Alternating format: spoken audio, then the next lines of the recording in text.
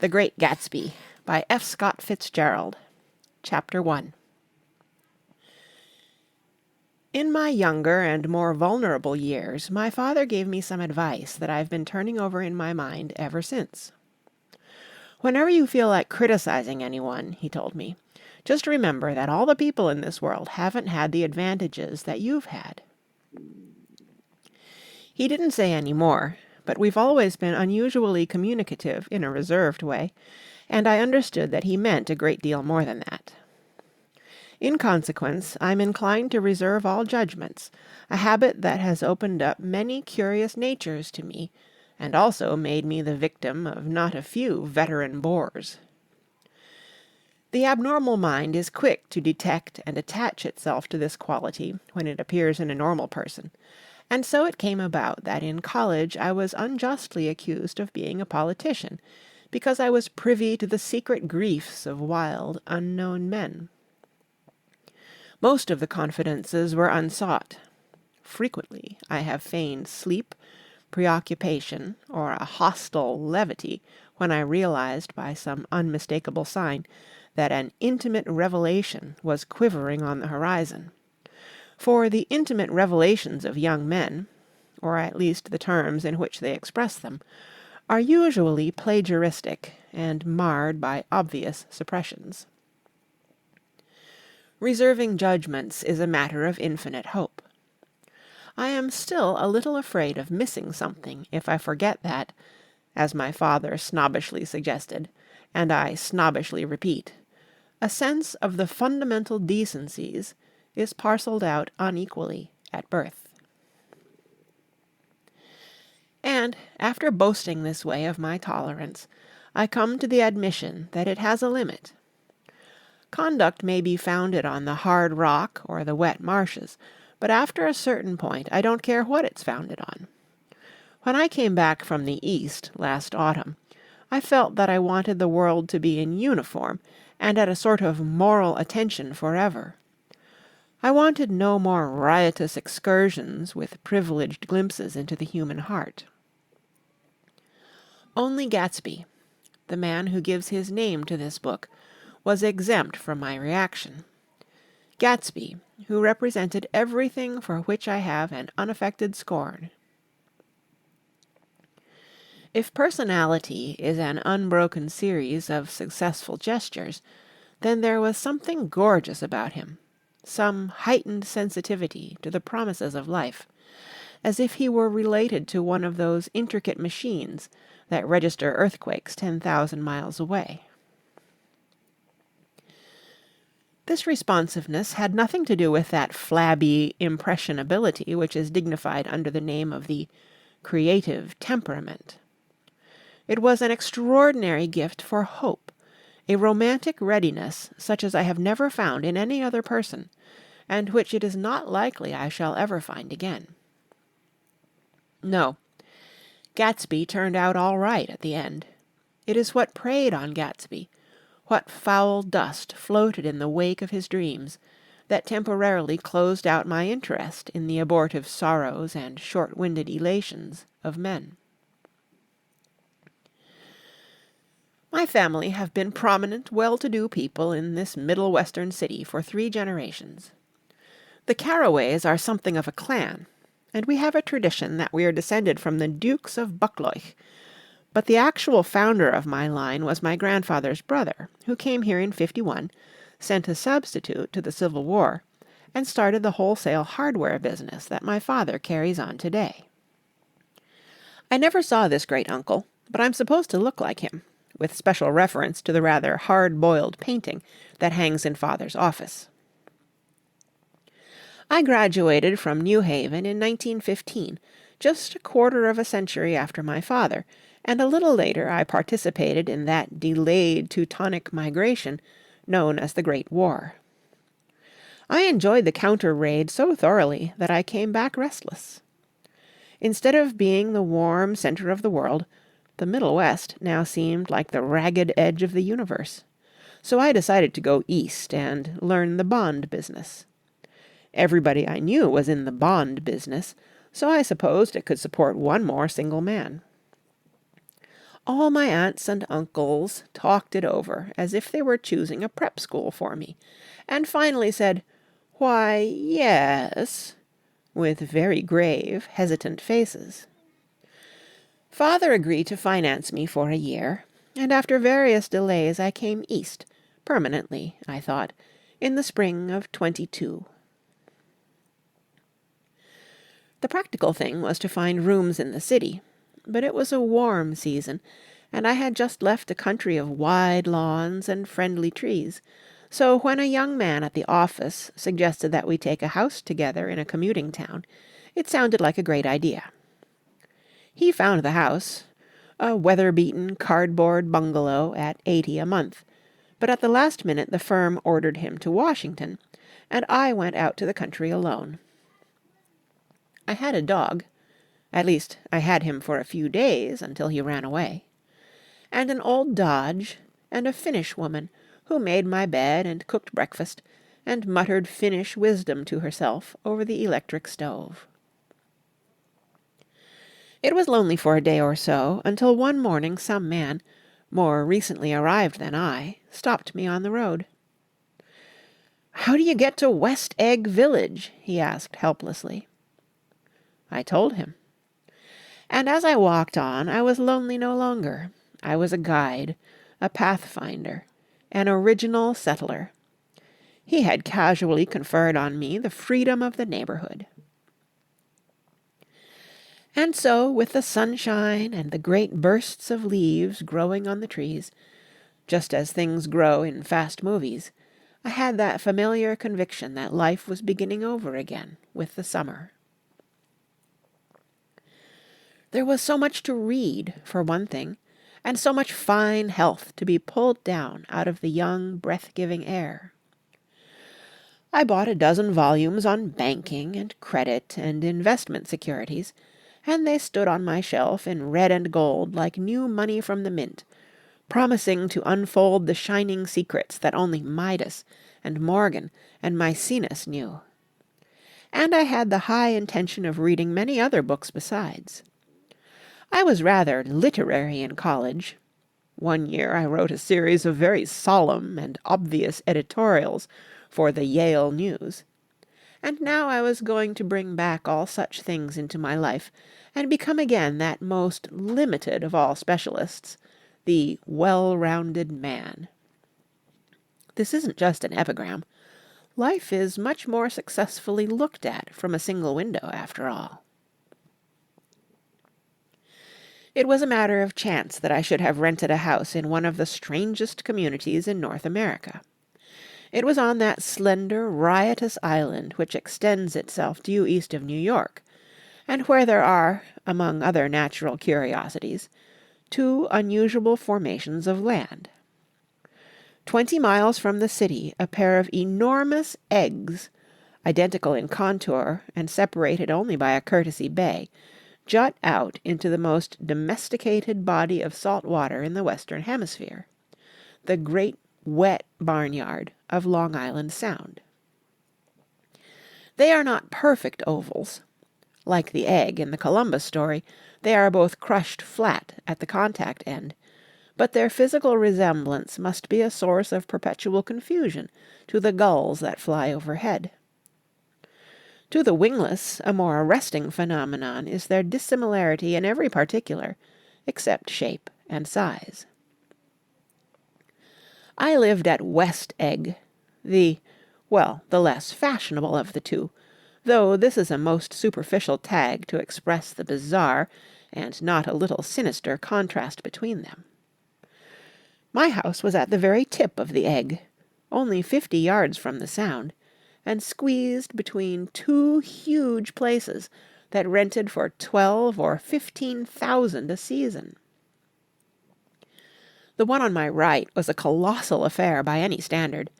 It was a factual imitation of some Hôtel de Ville in Normandy, with a tower on one side, spanking new under a thin beard of raw ivy, and a marble swimming pool, and more than 40 acres of lawn and garden.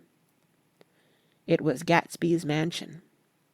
Or rather, as I didn't know Mr. Gatsby, It was a mansion inhabited by a gentleman of that name. My own house was an eyesore, but it was a small eyesore, and it had been overlooked, so I had a view of the water, a partial view of my neighbour's lawn, and the consoling proximity of millionaires, all for $80 a month. Across the Courtesy Bay, the white palaces of fashionable East Egg glittered along the water, and the history of the summer really begins on the evening I drove over there to have dinner with the Tom Buchanans. Daisy was my second cousin once removed, and I'd known Tom in college. And just after the war, I spent 2 days with them in Chicago.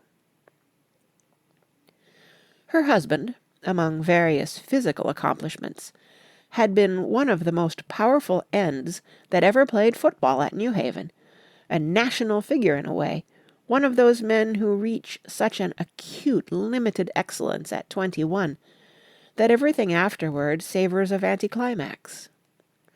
His family were enormously wealthy. Even in college his freedom with money was a matter for reproach, but now he'd left Chicago and come east in a fashion that rather took your breath away.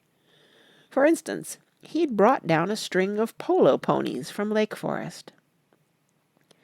It was hard to realize that a man in my own generation was wealthy enough to do that. Why they came east, I don't know. They had spent a year in France for no particular reason, and then drifted here and there unrestfully, wherever people played polo and were rich together.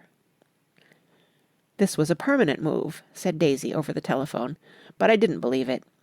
I had no sight into Daisy's heart, but I felt that Tom would drift on forever seeking, a little wistfully, for the dramatic turbulence of some irrecoverable football game. And so it happened that on a warm, windy evening I drove over to East Egg to see 2 old friends whom I scarcely knew at all. Their house was even more elaborate than I expected, a cheerful red and white Georgian colonial mansion overlooking the bay. The lawn started at the beach and ran toward the front door for a quarter of a mile, jumping over sundials and brick walks and burning gardens, finally, when it reached the house, drifting up the side in bright vines, as though from the momentum of its run.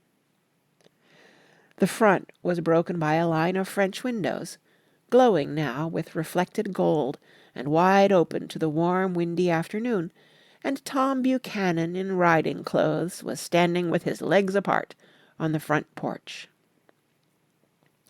He had changed since his New Haven years. Now he was a sturdy, straw-haired man of 30, with a rather hard mouth and a supercilious manner.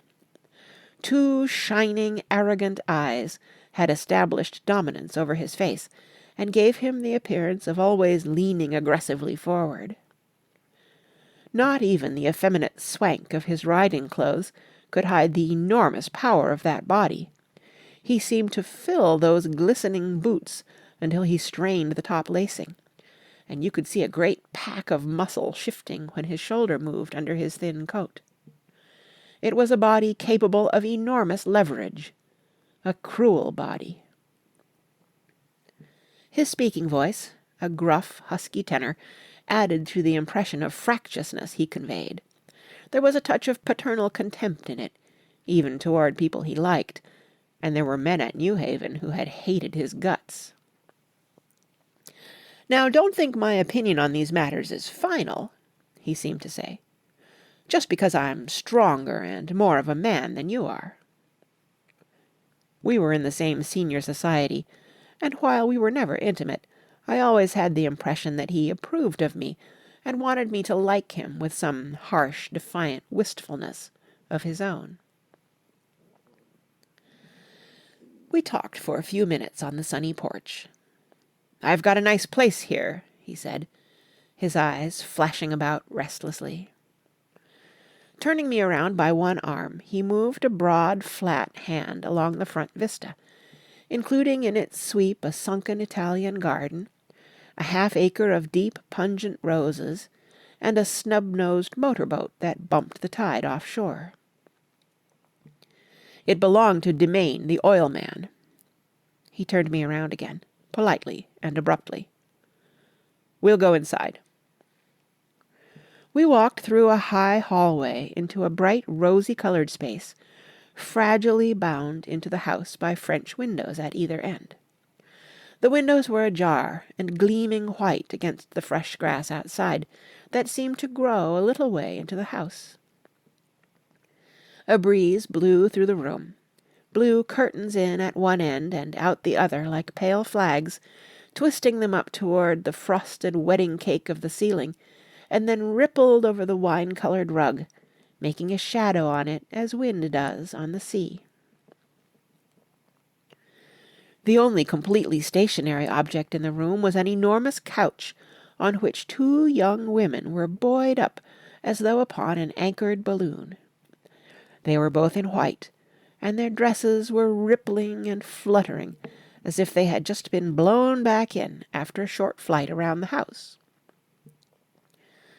I must have stood for a few moments listening to the whip and snap of the curtains and the groan of a picture on the wall. Then there was a boom as Tom Buchanan shut the rear windows, and the caught wind died out about the room, and the curtains and the rugs and the two young women ballooned slowly to the floor. The younger of the two was a stranger to me.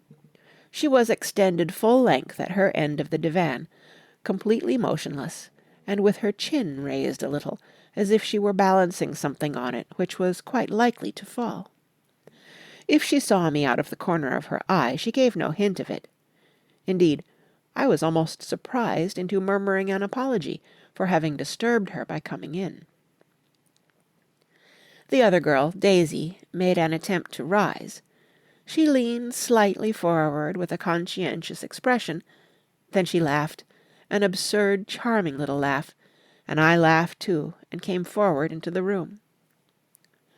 "I'm paralyzed with happiness." She laughed again, as if she said something very witty, and held my hand for a moment, looking up into my face, promising that there was no one in the world she so much wanted to see. That was a way she had. She hinted in a murmur that the surname of the balancing girl was Baker. I've heard it said that Daisy's murmur was only to make people lean toward her, an irrelevant criticism that made it no less charming.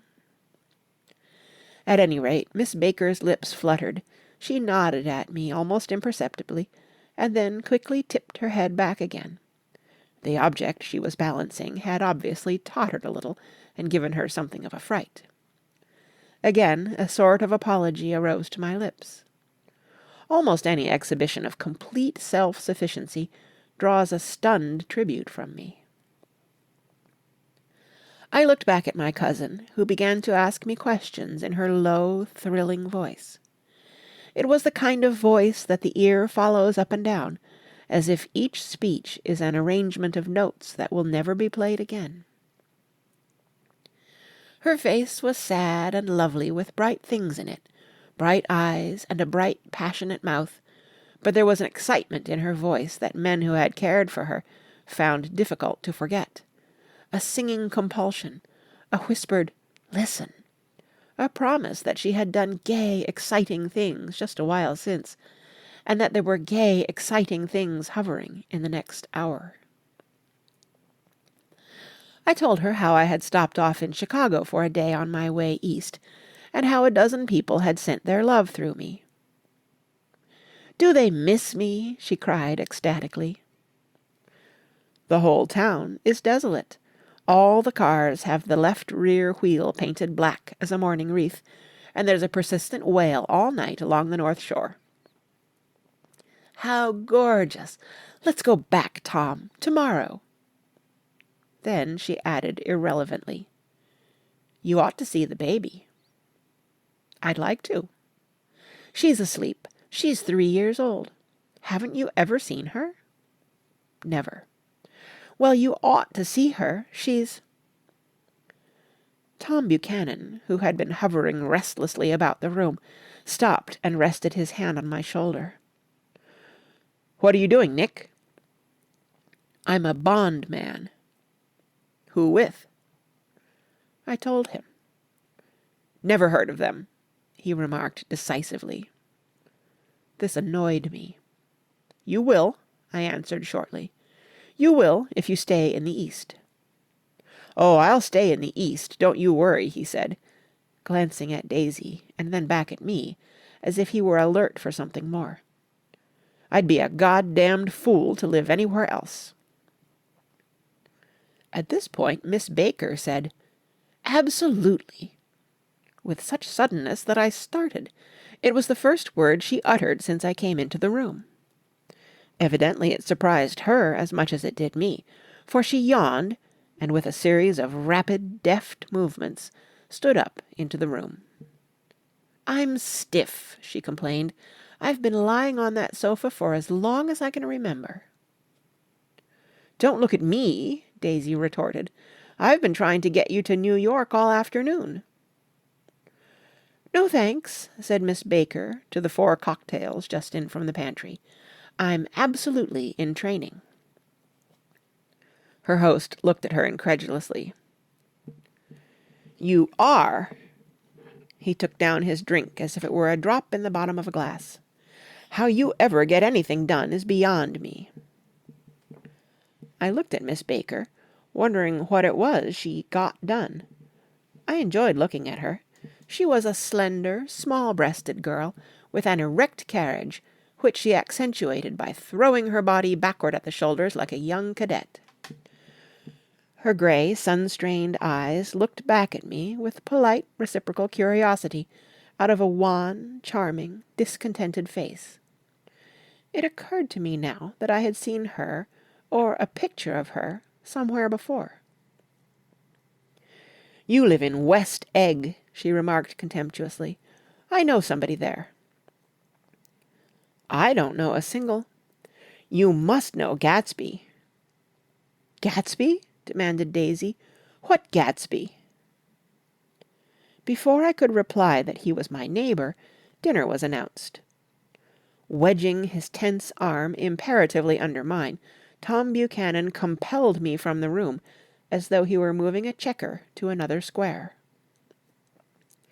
Slenderly, languidly, their hands set lightly on their hips, the 2 young women preceded us out onto a rosy-coloured porch, open toward the sunset, where 4 candles flickered on the table in the diminished wind. "Why candles?" objected Daisy, frowning. She snapped them out with her fingers. "In 2 weeks it'll be the longest day in the year." She looked at us all radiantly. "Do you always watch for the longest day of the year and then miss it? I always watch for the longest day in the year and then miss it." "We ought to plan something," yawned Miss Baker, sitting down at the table as if she were getting into bed. "All right," said Daisy. "What'll we plan?" She turned to me helplessly. "What do people plan?" Before I could answer, her eyes fastened with an awed expression on her little finger. "Look," she complained. "I hurt it." We all looked. The knuckle was black and blue. "You did it, Tom," she said accusingly. "I know you didn't mean to, but you did do it.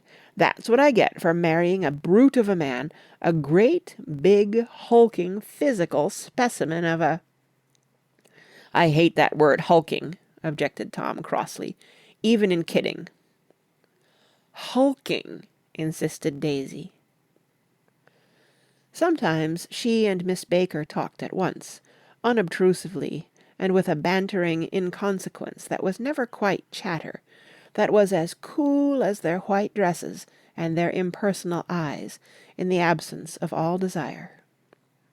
They were here, and they accepted Tom and me, making only a polite, pleasant effort to entertain or to be entertained. They knew that presently dinner would be over, and a little later the evening too would be over and casually put away. It was sharply different from the West, where an evening was hurried from phase to phase toward its close, in a continually disappointed anticipation, or else in sheer nervous dread of the moment itself. "You make me feel uncivilized, Daisy," I confessed, on my second glass of corky but rather impressive claret. "Can't you talk about crops or something?" I meant nothing in particular by this remark, but it was taken up in an unexpected way. "Civilization's going to pieces," broke out Tom violently. "I've gotten to be a terrible pessimist about things. Have you read The Rise of the Colored Empires by this man Goddard?" "Why, no," I answered, rather surprised by his tone. "Well, it's a fine book, and everybody ought to read it. The idea is, if we don't look out, the white race will be utterly submerged. It's all scientific stuff. It's been proved." "Tom's getting very profound," said Daisy, with an expression of unthoughtful sadness. "He reads deep books with long words in them. What was that word we—" "Well, these books are all scientific," insisted Tom, glancing at her impatiently. "This fellow has worked out the whole thing. It's up to us, who are the dominant race, to watch out, or these other races will have control of things." "We've got to beat them down," whispered Daisy, winking ferociously toward the fervent sun. "You ought to live in California," began Miss Baker, but Tom interrupted her by shifting heavily in his chair. "This idea is that we're Nordics. I am, and you are, and—" After an infinitesimal hesitation, he included Daisy with a slight nod, and she winked at me again. "And we've produced all the things that go to make civilization. Oh, science and art and all that. Do you see?" There was something pathetic in his concentration, as if his complacency, more acute than of old, was not enough to him any more. When, almost immediately, the telephone rang inside, and the butler left the porch, Daisy seized upon the momentary interruption and leaned toward me. "I'll tell you a family secret," she whispered enthusiastically. "It's about the butler's nose. Do you want to hear about the butler's nose?" "That's why I came over tonight." "Well, he wasn't always a butler. He used to be the silver polisher for some people in New York that had a silver service for 200 people. He had to polish it from morning till night, until finally it began to affect his nose." "Things went from bad to worse," suggested Miss Baker. "Yes, things went from bad to worse, until finally he had to give up his position." For a moment the last sunshine fell with romantic affection upon her glowing face. Her voice compelled me forward breathlessly as I listened. Then the glow faded, each light deserting her with lingering regret, like children leaving a pleasant street at dusk. The butler came back and murmured something close to Tom's ear, whereupon Tom frowned, pushed back his chair, and without a word went inside. As if his absence quickened something within her, Daisy leaned forward again, her voice glowing and singing. "I love to see you at my table, Nick. You remind me of a rose, an absolute rose, doesn't he?" She turned to Miss Baker for confirmation. "An absolute rose?" This was untrue. I am not even faintly like a rose. She was only extemporizing, but a stirring warmth flowed from her, as if her heart was trying to come out to you concealed in one of those breathless, thrilling words. Then suddenly she threw her napkin on the table and excused herself, and went into the house. Miss Baker and I exchanged a short glance conspicuously devoid of meaning. I was about to speak when she sat up alertly and said, "Shh!" in a warning voice. A subdued, impassioned murmur was audible in the room beyond, and Miss Baker leaned forward unashamed, trying to hear. The murmur trembled on the verge of coherence, sank down, mounted excitedly, and then ceased altogether. "This Mr. Gatsby you spoke of is my neighbor," I said. "Don't talk. I want to hear what happens." "Is something happening?" I inquired innocently. "You mean to say you don't know?" said Miss Baker, honestly surprised. "I thought everybody knew." "I don't." "Why," she said hesitantly, "Tom's got some woman in New York." "Got some woman?" I repeated blankly. Miss Baker nodded. "She might have the decency not to telephone him at dinner time, don't you think?" Almost before I had grasped her meaning, there was the flutter of a dress and the crunch of leather boots, and Tom and Daisy were back at the table. "It couldn't be helped!" cried Daisy with tense gaiety. She sat down, glanced searchingly at Miss Baker and then at me, and continued. "I looked outdoors for a minute, and it's very romantic outdoors. There's a bird on the lawn that I think must be a nightingale, come over on the Cunard or White Star Line. He's singing away." Her voice sang. "It's romantic, isn't it, Tom?" "Very romantic," he said, and then miserably to me, "If it's light enough after dinner, I want to take you down to the stables." The telephone rang inside, startlingly, and as Daisy shook her head decisively at Tom, the subject of the stables, in fact all subjects, vanished into air. Among the broken fragments of the last 5 minutes at table, I remember the candles being lit again, pointlessly, and I was conscious of wanting to look squarely at everyone, and yet to avoid all eyes. I couldn't guess what Daisy and Tom were thinking, but I doubt if even Miss Baker, who seemed to have mastered a certain hardy skepticism, was able utterly to put this fifth guest's shrill metallic urgency out of mind. To a certain temperament, the situation might have seemed intriguing. My own instinct was to telephone immediately for the police.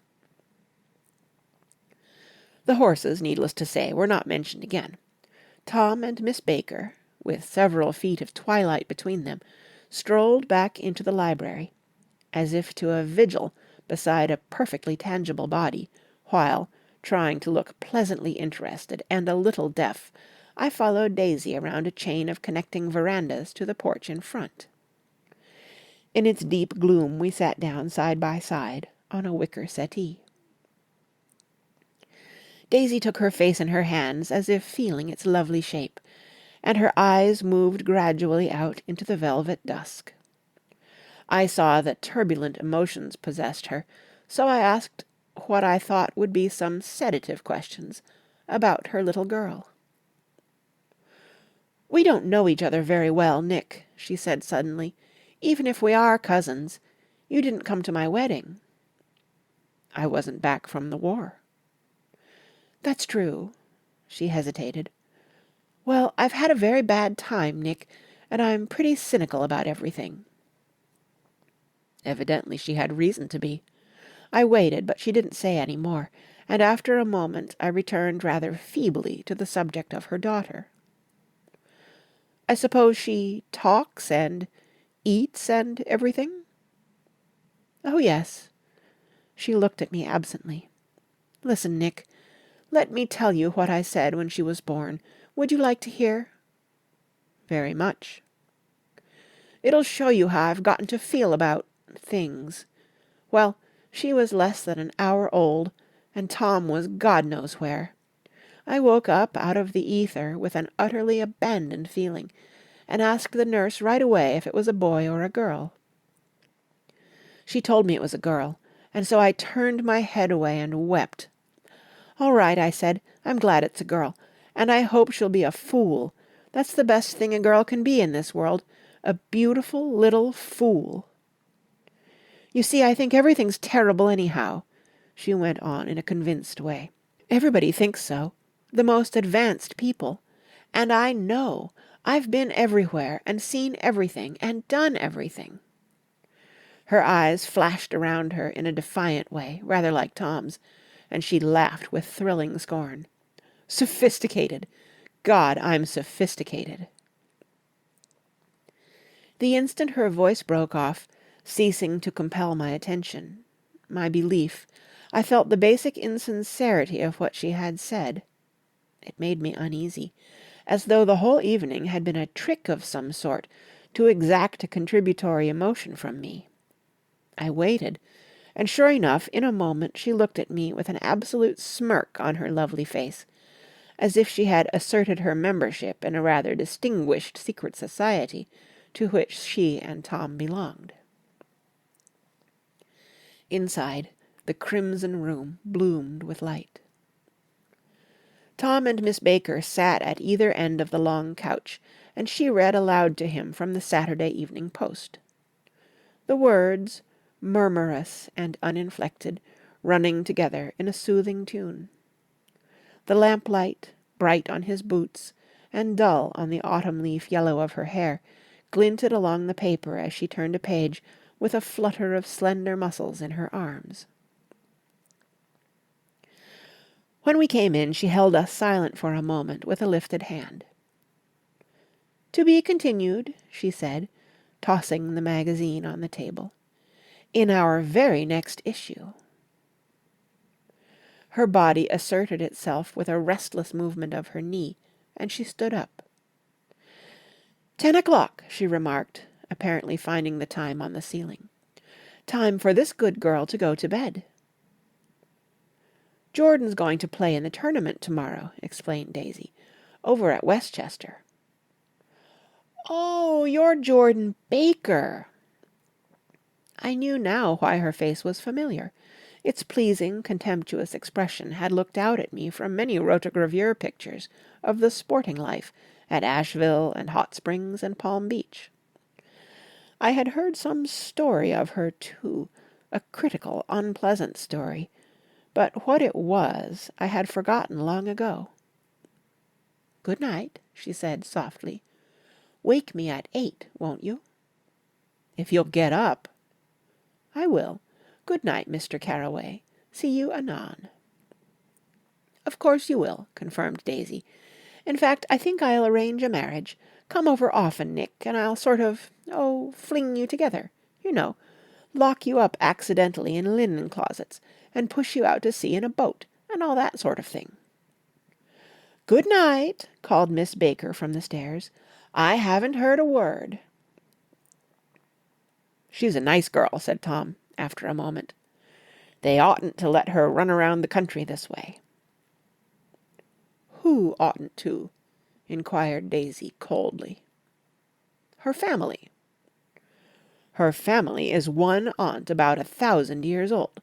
Besides, Nick's going to look after her, aren't you, Nick? She's going to spend lots of weekends out here this summer. I think the home influence will be very good for her." Daisy and Tom looked at each other for a moment in silence. "Is she from New York?" I asked quickly. "From Louisville. Our white girlhood was passed together there. Our beautiful white—" "Did you give Nick a little heart-to-heart talk on the veranda?" demanded Tom suddenly. "Did I?" She looked at me. "I can't seem to remember, but I think we talked about the Nordic race. Yes, I'm sure we did. It sort of crept up on us, and first thing you know—" "Don't believe everything you hear, Nick," he advised me. I said lightly that I had heard nothing at all, and a few minutes later I got up to go home. They came to the door with me and stood side by side in a cheerful square of light. As I started my motor, Daisy peremptorily called, "Wait!" "I forgot to ask you something, and it's important. We heard you were engaged to a girl out west." "That's right," corroborated Tom kindly. "We heard that you were engaged." "It's libel. I'm too poor." "But we heard it," insisted Daisy, surprising me by opening up again in a flower-like way. "We heard it from 3 people, so it must be true." Of course I knew what they were referring to, but I wasn't even vaguely engaged. The fact that gossip had published the banns was one of the reasons I had come east. You can't stop going with an old friend on account of rumours, and on the other hand I had no intention of being rumoured into marriage. Their interest rather touched me, and made them less remotely rich. Nevertheless, I was confused and a little disgusted as I drove away. It seemed to me that the thing for Daisy to do was to rush out of the house, child in arms, but apparently there were no such intentions in her head. As for Tom, the fact that he had some woman in New York was really less surprising than that he had been depressed by a book. Something was making him nibble at the edge of stale ideas, as if his sturdy physical egotism no longer nourished his peremptory heart. Already it was deep summer on roadhouse roofs and in front of wayside garages, where new red gas pumps sat out in pools of light, and when I reached my estate at West Egg, I ran the car under its shed, and sat for a while on an abandoned grass-roller in the yard. The wind had blown off, leaving a loud, bright night, with wings beating in the trees, and a persistent organ sound as the full bellows of the earth blew the frogs full of life. The silhouette of a moving cat wavered across the moonlight, and, turning my head to watch it, I saw that I was not alone. 50 feet away a figure had emerged from the shadow of my neighbour's mansion, and was standing with his hands in his pockets, regarding the silver pepper of the stars. Something in his leisurely movements and the secure position of his feet upon the lawn suggested that it was Mr. Gatsby himself, come out to determine what share was his of our local heavens. I decided to call to him. Miss Baker had mentioned him at dinner, and that would do for an introduction. But I didn't call to him, for he gave a sudden intimation that he was content to be alone. He stretched out his arms toward the dark water in a curious way, and, far as I was from him, I could have sworn he was trembling. Involuntarily I glanced seaward, and distinguished nothing except a single green light, minute and far away, that might have been at the end of a dock. When I looked once more for Gatsby, he had vanished, and I was alone again in the unquiet darkness. End of Chapter 1. Chapter 2. About halfway between West Egg and New York, the motor road hastily joins the railroad and runs beside it for 1/4 of a mile, so as to shrink away from a certain desolate area of land. This is a valley of ashes, a fantastic farm where ashes grow like wheat into ridges and hills and grotesque gardens, where ashes take the forms of houses and chimneys and rising smoke, and finally, with a transcendent effort, of men who move dimly and already crumbling through the powdery air. Occasionally a line of grey cars crawls along an invisible track, gives out a ghastly creak, and comes to rest, and immediately the ash-grey men swarm up with leaden spades, and stir up an impenetrable cloud, which screens their obscure operations from your sight. But above the grey land, and the spasms of bleak dust which drift endlessly over it, you perceive, after a moment, the eyes of Dr. T. J. Eckelberg. The eyes of Dr. T. J. Eckelberg are blue and gigantic. Their irises are 1 yard high. They look out of no face, but instead from a pair of enormous yellow spectacles which pass over a non-existent nose. Evidently some wild wag of an oculist set them there to fatten his practice in the borough of Queens, and then sank down himself into eternal blindness, or forgot them and moved away. But his eyes, dimmed a little by many paintless days, under sun and rain, brood on over the solemn dumping-ground. The Valley of Ashes is bounded on one side by a small foul river, and when the drawbridge is up to let barges through, the passengers on waiting trains can stare at the dismal scene for as long as a half an hour. There is always a halt there of at least a minute, and it was because of this that I first met Tom Buchanan's mistress. The fact that he had one was insisted upon wherever he was known. His acquaintances resented the fact that he turned up in popular restaurants with her and, leaving her at a table, sauntered about, chatting with whomsoever he knew. Though I was curious to see her, I had no desire to meet her, but I did.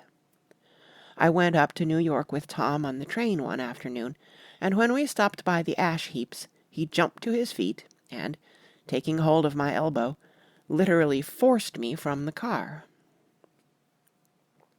"We're getting off," he insisted. "I want you to meet my girl." I think he'd tanked up a good deal at luncheon, and his determination to have my company bordered on violence. The supercilious assumption was that on Sunday afternoon I had nothing better to do. I followed him over a low whitewashed railroad fence, and we walked back 100 yards along the road under Dr. Eckelberg's persistent stare.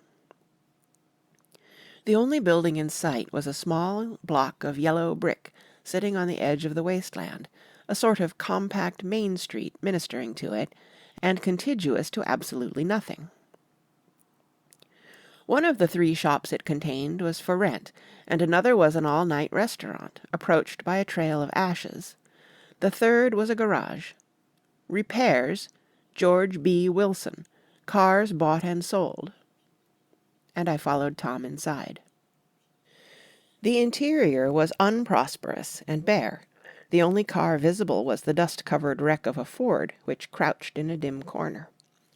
It had occurred to me that this shadow of a garage must be a blind, and that sumptuous and romantic apartments were concealed overhead, when the proprietor himself appeared in the door of an office, wiping his hands on a piece of waste.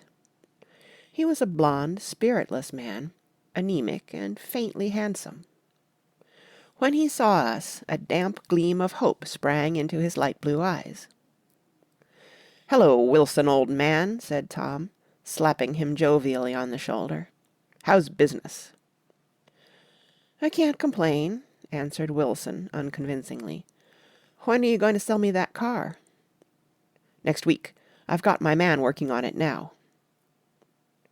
"Works pretty slow, don't he?" "No, he doesn't," said Tom coldly. "And if you feel that way about it, maybe I'd better sell it somewhere else after all." "I don't mean that," explained Wilson quickly. "I just meant—" His voice faded off, and Tom glanced impatiently around the garage. Then I heard footsteps on the stairs, and in a moment the thickish figure of a woman blocked out the light from the office door. She was in the middle 30s, and faintly stout, but she carried her surplus flesh sensuously, as some women can. Her face, above a spotted dress of dark blue crêpe de chine, contained no facet or gleam of beauty, but there was an immediately perceptible vitality about her, as if the nerves of her body were continually smouldering. She smiled slowly, and, walking through her husband as if he were a ghost, shook hands with Tom, looking him flush in the eye. Then she wet her lips, and, without turning around, spoke to her husband in a soft, coarse voice. "Get some chairs, why don't you, so somebody can sit down?" "Oh, sure," agreed Wilson hurriedly, and went toward the little office, mingling immediately with the cement color of the walls. A white ashen dust veiled his dark suit and his pale hair as it veiled everything in the vicinity, except his wife, who moved close to Tom. "I want to see you," said Tom intently. "Get on the next train." "All right." "I'll meet you by the newsstand on the lower level." She nodded and moved away from him just as George Wilson emerged with 2 chairs from his office door. We waited for her down the road and out of sight. It was a few days before the 4th of July, and a gray, scrawny Italian child was setting torpedoes in a row along the railroad track. "Terrible place, isn't it?" said Tom, exchanging a frown with Dr. Eckelberg. "Awful." "It does her good to get away." "Doesn't her husband object?" "Wilson? He thinks she goes to see her sister in New York. He's so dumb he doesn't know he's alive." So Tom Buchanan and his girl and I went up together to New York, or not quite together, for Mrs. Wilson sat discreetly in another car. Tom deferred that much to the sensibilities of those East Eggers who might be on the train. She had changed her dress to a brown-figured muslin, which stretched tight over her rather wide hips as Tom helped her to the platform in New York. At the newsstand she bought a copy of Town Tattle and a moving picture magazine, and in the station drug-store some cold cream and a small flask of perfume. Upstairs, in the solemn, echoing drive, she let 4 taxicabs drive away before she selected a new one, lavender-coloured with grey upholstery, and in this we slid out from the mass of the station into the glowing sunshine. But immediately she turned sharply from the window and, leaning forward, tapped on the front glass. "I want to get one of those dogs," she said earnestly. "I want to get one for the apartment. They're nice to have, a dog." We backed up to a grey old man who bore an absurd resemblance to John D. Rockefeller. In a basket swung from his neck cowered a dozen very recent puppies of an indeterminate breed. "What kind are they?" asked Mrs. Wilson eagerly, as he came to the taxi window. "All kinds. What kind you want, lady?" "I'd like to get one of those police dogs. I don't suppose you got that kind." The man peered doubtfully into the basket, plunged in his hand, and drew one up, wriggling by the back of the neck. "That's no police dog," said Tom. "No, it's not exactly a police dog," said the man, with disappointment in his voice. "It's more of an Airedale." He passed his hand over the brown wash-rag of a back. "Look at that coat. Some coat. That's a dog that'll never bother you with catching cold." "I think it's cute," said Mrs. Wilson enthusiastically. "How much is it?" "That dog?" He looked at it admiringly. "That dog will cost you $10. The Airedale, undoubtedly there was an Airedale concerned in it somewhere, though its feet were startlingly white, changed hands and settled down into Mrs. Wilson's lap, where she fondled the weatherproof coat with rapture. "Is it a boy or a girl?" she asked delicately. "That dog? That dog's a boy." "It's a bitch," said Tom decisively. "Here's your money. Go and buy 10 more dogs with it." We drove over to Fifth Avenue, so warm and soft, almost pastoral, on the summer Sunday afternoon that I wouldn't have been surprised to see a great flock of white sheep turn the corner. "Hold on," I said. "I have to leave you here." "No, you don't," interposed Tom quickly. "Myrtle'll be hurt if you don't come up to the apartment, won't you, Myrtle?" "Come on," she urged. "I'll telephone my sister Catherine. She's said to be very beautiful by people who ought to know." "Well, I'd like to, but—" We went on, cutting back again over the park toward the West Hundreds. At 158th Street the cab stopped at one slice in a long white cake of apartment houses. Throwing a regal homecoming glance around the neighborhood, Mrs. Wilson gathered up her dog and her other purchases and went haughtily in. "I'm going to have the McKees come up," she announced as we rose in the elevator. "And of course I got to call up my sister, too." The apartment was on the top floor. A small living room, a small dining room, a small bedroom, and a bath. The living room was crowded to the doors with a set of tapestried furniture entirely too large for it, so that to move about was to stumble continually over scenes of ladies swinging in the gardens of Versailles. The only picture was an over-enlarged photograph, apparently a hen sitting on a blurred rock. Looked at from a distance, however, the hen resolved itself into a bonnet, and the countenance of a stout old lady beamed down into the room. Several old copies of Town Tattle lay on the table, together with a copy of Simon Called Peter, and some of the small scandal magazines of Broadway. Mrs. Wilson was first concerned with the dog.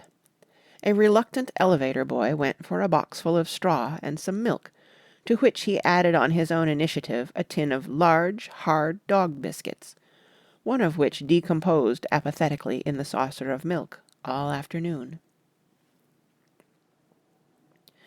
Meanwhile, Tom brought out a bottle of whiskey from a locked bureau drawer.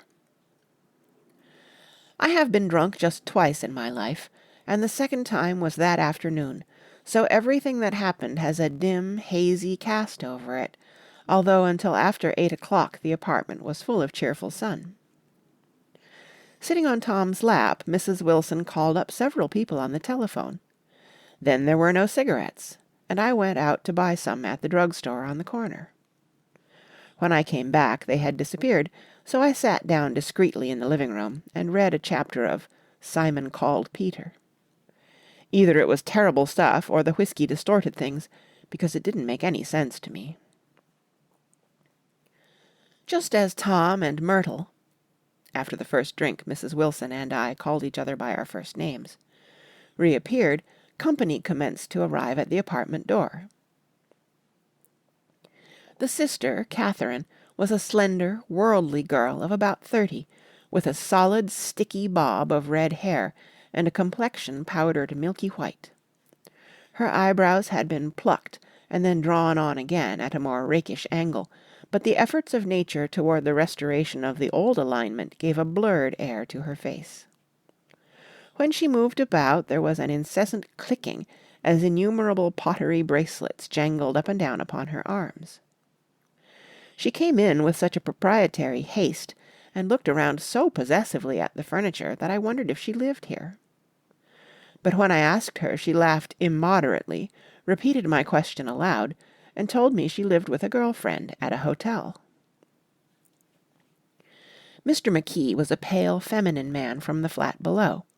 He had just shaved, for there was a white spot of lather on his cheekbone, and he was most respectful in his greeting to everyone in the room.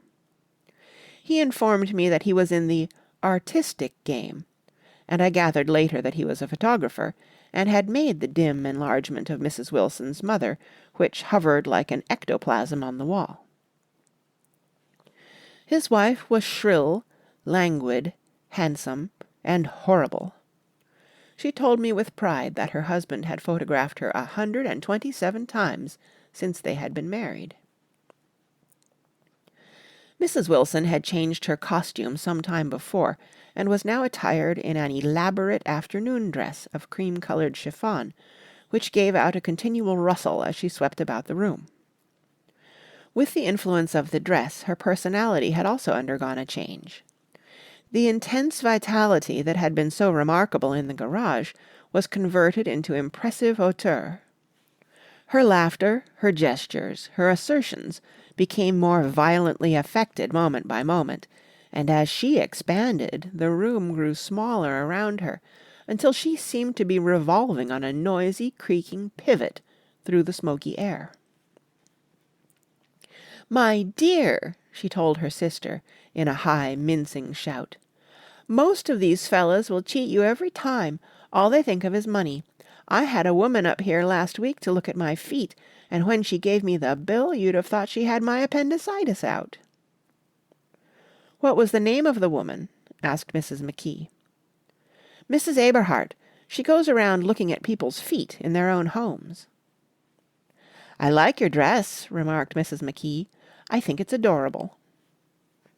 Mrs. Wilson rejected the compliment by raising her eyebrow in disdain. "It's just a crazy old thing," she said. "I just slip it on sometimes when I don't care what I look like." "But it looks wonderful on you, if you know what I mean," pursued Mrs. McKee. "If Chester could only get you in that pose, I think he could make something of it." We all looked in silence at Mrs. Wilson, who had removed a strand of hair from over her eyes, and looked back at us with a brilliant smile. Mr. McKee regarded her intently with his head on one side, and then moved his hand back and forth slowly in front of his face. "I should change the light," he said after a moment. "I'd like to bring out the modelling of the features, and I'd try to get hold of all the back hair." "I wouldn't think of changing the light," cried Mrs. McKee. "I think it's—" Her husband said, "Shh!" and we all looked at the subject again, whereupon Tom Buchanan yawned audibly and got to his feet. "You McKees have something to drink," he said. "Get some more ice and mineral water, Myrtle, before everybody goes to sleep." "I told that boy about the ice." Myrtle raised her eyebrows in despair at the shiftlessness of the lower orders. "These people, you have to keep after them all the time." She looked at me and laughed pointlessly.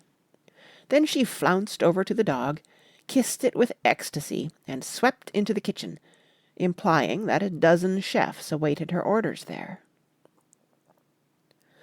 "I've done some nice things out on Long Island," asserted Mr. McKee. Tom looked at him blankly. "Two of them we have framed downstairs." "Two what?" demanded Tom. "Two studies. One of them I call Montauk Point, the Gulls, and the other I call Montauk Point, the Sea." The sister Catherine sat down beside me on the couch. "Do you live down on Long Island, too?" she inquired. "I live at West Egg." "Really? I was down there at a party about a month ago, at a man named Gatsby's. Do you know him?" "I live next door to him." "Well, they say he's a nephew or a cousin of Kaiser Wilhelm's. That's where all his money comes from." "Really?" She nodded. "I'm scared of him. I'd hate to have him get anything on me." This absorbing information about my neighbor was interrupted by Mrs. McKee's pointing suddenly at Catherine. "Chester, I think you could do something with her," she broke out, but Mr. McKee only nodded in a bored way and turned his attention to Tom. "I'd like to do more work on Long Island if I could get the entry. All I ask is that they should give me a start." "Ask Myrtle," said Tom, breaking into a short shout of laughter as Mrs. Wilson entered with a tray. "She'll give you a letter of introduction, won't you, Myrtle?" "Do what?" she asked, startled. "You'll give McKee a letter of introduction to your husband, so he can do some studies of him." His lips moved silently for a moment as he invented. "George B. Wilson at the gasoline pump," or something like that. Catherine leaned close to me and whispered in my ear. "Neither of them can stand the person they're married to." "Can't they?" "Can't stand them." She looked at Myrtle and then at Tom. "What I say is, why go on living with them if they can't stand them? If I was them, I'd get a divorce and get married to each other right away." "Doesn't she like Wilson either?" The answer to this was unexpected. It came from Myrtle, who had overheard the question, and it was violent and obscene. "You see," cried Catherine triumphantly. She lowered her voice again. "It's really his wife that's keeping them apart. She's a Catholic, and they don't believe in divorce." Daisy was not a Catholic, and I was a little shocked at the elaborateness of the lie. "When they do get married," continued Catherine, "they're going west to live for a while until it blows over." "It'd be more discreet to go to Europe." "Oh, do you like Europe?" she exclaimed surprisingly. "I just got back from Monte Carlo." "Really?" "Just last year. I went over there with another girl." "Stay long?" "No, we just went to Monte Carlo and back. We went by way of Marseille. We had over $1,200 when we started, but we got gypped out of it all in 2 days in the private rooms. We had an awful time getting back, I can tell you. God, how I hated that town." The late afternoon sky bloomed in the window for a moment, like the blue honey of the Mediterranean. Then the shrill voice of Mrs. McKee called me back into the room. "I almost made a mistake, too," she declared vigorously. "I almost married a little kike who'd been after me for years. I knew he was below me. Everybody kept saying to me, 'Lucille, that man's way below you.' But if I hadn't met Chester, He'd have got me sure." "Yes, but listen," said Myrtle Wilson, nodding her head up and down. "At least you didn't marry him." "I know I didn't."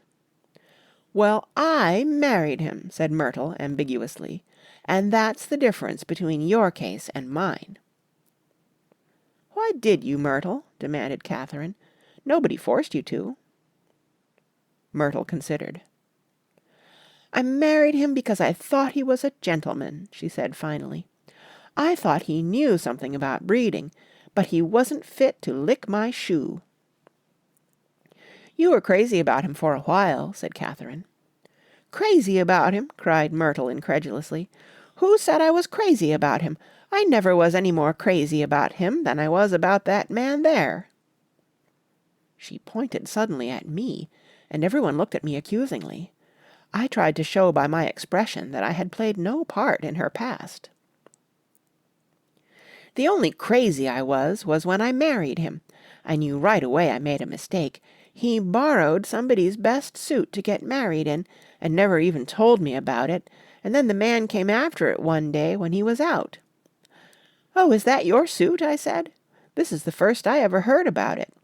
But I gave it to him, and then I lay down and cried to beat the band all afternoon." "She really ought to get away from him," resumed Catherine to me. "They've been living over that garage for 11 years, and Tom's the first sweetie she ever had." The bottle of whiskey, a second one, was now in constant demand by all present, excepting Catherine, who "felt just as good on nothing at all." Tom rang for the janitor, and sent him for some celebrated sandwiches, which were a complete supper in themselves. I wanted to get out and walk southward toward the park through the soft twilight, but each time I tried to go I became entangled in some wild strident argument which pulled me back, as if with ropes, into my chair. Yet high over the city our line of yellow windows must have contributed their share of human secrecy to the casual watcher in the darkening streets, and I was him too, looking up and wondering. I was within and without, simultaneously enchanted and repelled by the inexhaustible variety of life. Myrtle pulled her chair close to mine, and suddenly her warm breath poured over me the story of her first meeting with Tom. "It was on the two little seats facing each other that are always the last ones left on the train. I was going up to New York to see my sister and spend the night. He had on a dress suit and patent leather shoes, and I couldn't keep my eyes off him, but every time he looked at me I had to pretend to be looking at the advertisement over his head. When we came into the station he was next to me, and his white shirt front pressed against my arm, and so I told him I'd have to call a policeman, but he knew I lied. I was so excited that when I got into a taxi with him, I didn't hardly know I wasn't getting into a subway train. All I kept thinking about over and over was, 'You can't live forever, you can't live forever.'" She turned to Mrs. McKee, and the room rang full of her artificial laughter. "My dear," she cried, "I'm going to give you this dress as soon as I'm through with it. I've got to get another one tomorrow. I'm going to make a list of all the things I've got to get. A massage, and a wave, and a collar for the dog, and one of those cute little ashtrays where you touch a spring, and a wreath with a black silk bow for my mother's grave that'll last all summer. I got to write down a list so I won't forget all the things I got to do." It was 9 o'clock. Almost immediately afterward I looked at my watch, and found it was 10. Mr. McKee was asleep on a chair with his fists clenched in his lap, like a photograph of a man of action. Taking out my handkerchief, I wiped from his cheek the remains of the spot of dried lather that had worried me all the afternoon. The little dog was sitting on the table looking with blind eyes through the smoke, and from time to time groaning faintly. People disappeared, reappeared, made plans to go somewhere, and then lost each other, searched for each other, found each other a few feet away. Sometime toward midnight Tom Buchanan and Mrs. Wilson stood face to face discussing, in impassioned voices, whether Mrs. Wilson had any right to mention Daisy's name. "Daisy, Daisy, Daisy," shouted Mrs. Wilson. "I'll say it whenever I want to. Daisy, Making a short, deft movement, Tom Buchanan broke her nose with his open hand. Then there were bloody towels upon the bathroom floor, and women's voices scolding, and high over the confusion a long, broken wail of pain. Mr. McKee awoke from his doze and started in a daze toward the door. When he had gone halfway, he turned around and stared at the scene. His wife and Catherine scolding and consoling as they stumbled here and there among the crowded furniture with articles of aid, and the despairing figure on the couch bleeding fluently and trying to spread a copy of Town Tattle over the tapestry scenes of Versailles. Then Mr. McKee turned and continued on out the door. Taking my hat from the chandelier, I followed. "Come to lunch some day," he suggested, as we groaned down in the elevator. "Where?" "Anywhere." "Keep your hands off the lever," snapped the elevator boy. "I beg your pardon," said Mr. McKee with dignity. "I didn't know I was touching it." "All right," I agreed. "I'll be glad to." I was standing beside his bed, and he was sitting up between the sheets, clad in his underwear, with a great portfolio in his hands. "Beauty and the Beast," "Loneliness," "Old Grocery Horse," "Brooklyn Bridge." Then I was lying half asleep in the cold lower level of the Pennsylvania station, staring at the Morning Tribune and waiting for the 4 o'clock train. End of Chapter 2. Chapter 3. There was music from my neighbor's house through the summer nights. In his blue gardens men and girls came and went like moths among the whisperings and the champagne and the stars. At high tide in the afternoon I watched his guests diving from the tower of his raft, or taking the sun on the hot sand of his beach, while his 2 motor boats slit the waters of the Sound, drawing aquaplanes over cataracts of foam. On weekends his Rolls-Royce became an omnibus, bearing parties to and from the city between 9 in the morning and long past midnight, while his station wagon scampered like a brisk yellow bug to meet all trains. And on Mondays 8 servants, including an extra gardener, toiled all day with mops and scrubbing brushes and hammers and garden shears, repairing the ravages of the night before. Every Friday 5 crates of oranges and lemons arrived from a fruiterer in New York. Every Monday those same oranges and lemons left his back door in a pyramid of pulpless halves. There was a machine in the kitchen which could extract the juice of 200 oranges in half an hour, if a little button was pressed 200 times by a butler's thumb. At least once a fortnight a corps of caterers came down with several hundred feet of canvas and enough colored lights to make a Christmas tree of Gatsby's enormous garden. On buffet tables, garnished with glistening hors d'oeuvres, spiced baked hams crowded against salads of harlequin designs, and pastry pigs, and turkeys bewitched to a dark gold. In the main hall a bar with a real brass rail was set up, and stocked with gins and liquors, and with cordials so long forgotten that most of his female guests were too young to know one from another. By 7 o'clock the orchestra has arrived. No thin 5-piece affair, but a whole pit full of oboes and trombones and saxophones and viols and cornets and piccolos, and low and high drums. The last swimmers have come in from the beach now, and are dressing upstairs. The cars from New York are parked 5 deep in the drive, and already the halls and salons and verandas are gaudy with primary colors, and hair shorn in strange new ways, and shawls beyond the dreams of Castile. The bar is in full swing, and floating rounds of cocktails permeate the garden outside, until the air is alive with chatter and laughter and casual innuendo and introductions forgotten on the spot, and enthusiastic meetings between women who never knew each other's names. The lights grow brighter as the earth lurches away from the sun, and now the orchestra is playing yellow cocktail music, and the opera of voices pitches a key higher. Laughter is easier minute by minute, spilled with prodigality, tipped out at a cheerful word. The groups change more swiftly, swell with new arrivals, dissolve and form in the same breath.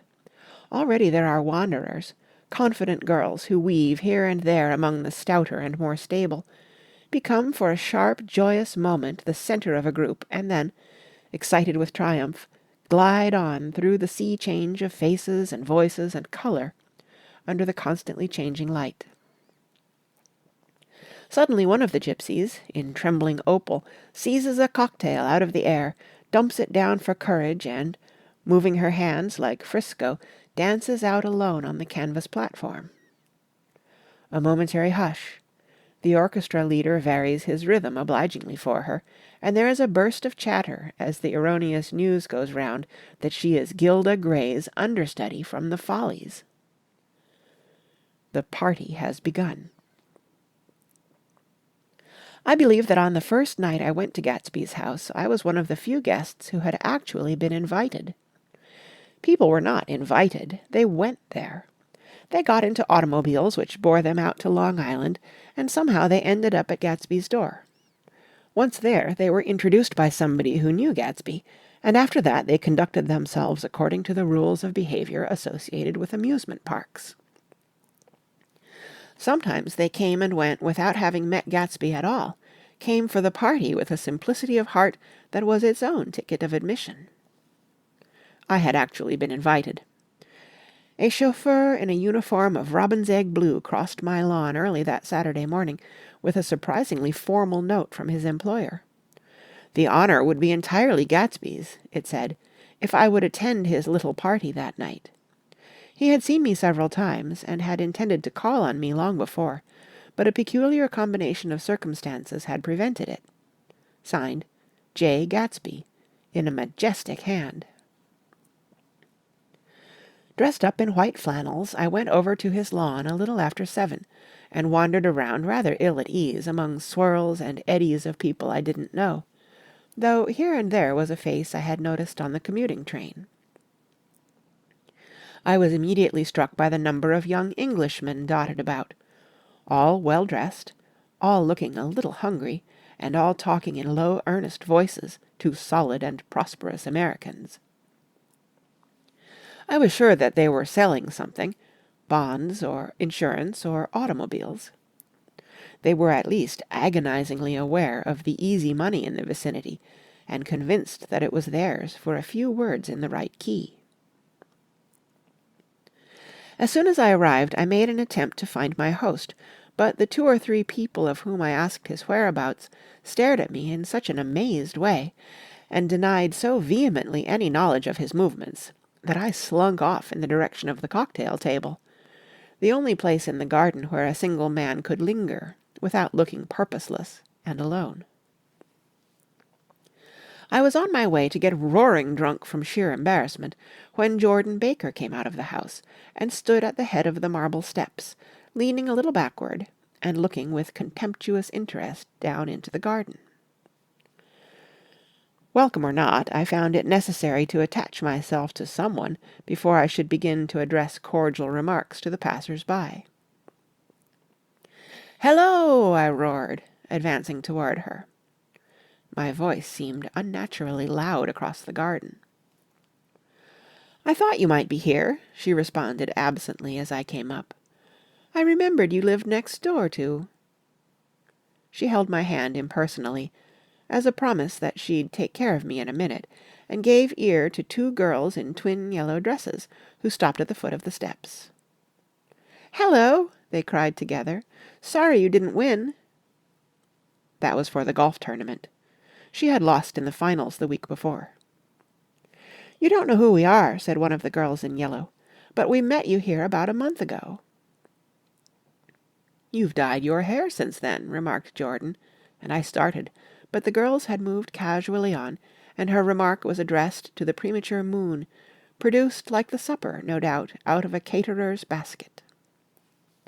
With Jordan's slender golden arm resting in mine, we descended the steps and sauntered about the garden. A tray of cocktails floated at us through the twilight, and we sat down at a table with the 2 girls in yellow and 3 men, each one introduced to us as Mr. Mumble. "Do you come to these parties often?" inquired Jordan of the girl beside her. "The last one was the one I met you at," answered the girl, in an alert, confident voice. She turned to her companion. "Wasn't it for you, Lucille?" It was for Lucille, too. "I like to come," Lucille said. "I never care what I do, so I always have a good time. When I was here last I tore my gown on a chair, and he asked me my name and address. Inside of a week I got a package from Crorier's with a new evening gown in it." "Did you keep it?" asked Jordan. "Sure I did. I was going to wear it tonight, but it was too big in the bust and had to be altered. It was gas blue with lavender beads.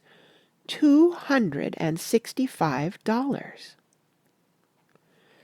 "There's something funny about a fellow that'll do a thing like that," said the other girl eagerly. "He doesn't want any trouble with anybody." "Who doesn't?" I inquired. "Gatsby. Somebody told me." The 2 girls and Jordan leaned together confidentially. "Somebody told me they thought he killed a man once." A thrill passed over all of us. The 3 Mr. Mumbles bent forward and listened eagerly. "I don't think it's so much that," argued Lucille skeptically.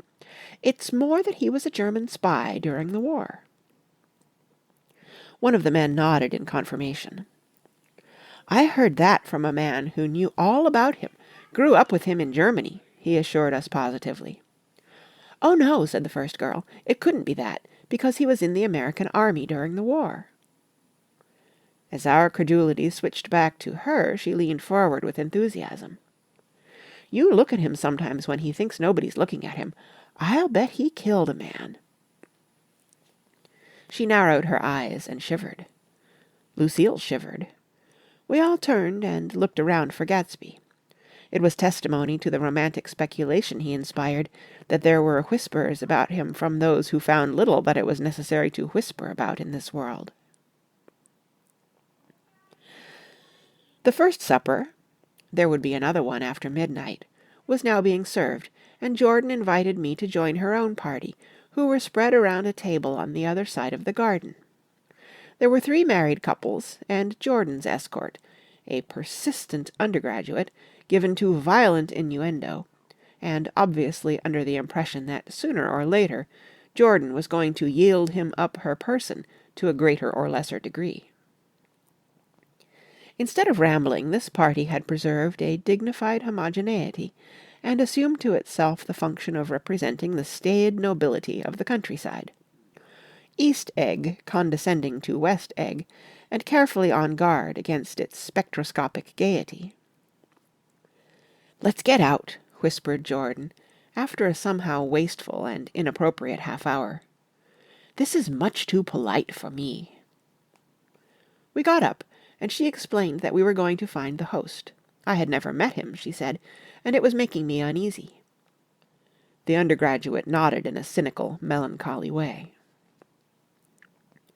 The bar, where we glanced first, was crowded, but Gatsby was not there.